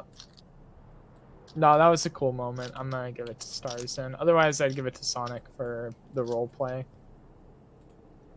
Alright, so 1 point to Starzin. Sips / Clyde. Yeah? Who do you vote for? For the game? Yes. For the role? For the... Play the game. For the fucking point. Man, I don't know.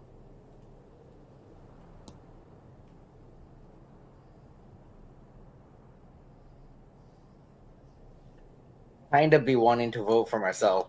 Say it. You have been voting for yourself for the past couple of sessions, man. Gotta abuse the system. Why would you Gotta vote abuse for the yourself system. if it's You allowed? use the system, and I'll take the system away. Man, that's how I always said it should be, is you should never be able to vote for yourself. Well, I thought... Well, okay, this is going to be after game discussion.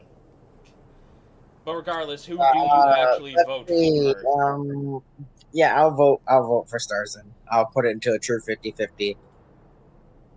It's in all your guys' hands. Go. Well, Random what's the bullshit, reason? Why do you vote for Starzin? Because Starzin healed me. Do I need more of a reason? I say because I'm the savior today. That's why. Okay, that's a better fucking reason than just 50-50. Well, also because 50-50. No, Starzin played Anyways, well next. during the combat. Yes, so. Starzin, Yeah. who do you vote for? You know what? I was actually really planning on just giving it to Sips because there was the good roleplay moments. I mean, I gotta give it for that. Sure, I did a lot of good savior stuff, but I gotta give it to the roleplay. I gotta give it to the roleplay. Although, yeah, no, I'm gonna give it to the roleplay. All right. Zilyana, who do you vote for? If I was gonna be honest, it was gonna be for Starzin for the save and for actually the way he played, which was actually really good. How did I play really good? It was really good, and I liked the idea of going behind the boxes you did to get Sips up. Also, that little brain melting thing when it came to Iris flirting with him. That was pretty good. Brain melt. Yeah, where I just kind of clambered up. Yeah. All right, and Akane, who do you vote for? I vote for Sips for the art elements. Sorry, can you repeat that again? I vote for Sips, For... the RP. Okay. Alright, with that, today's winner is Starzin with 3 votes. Now for Lady Luck to do her thing. Ooh, yeah. And today's winner is Akane.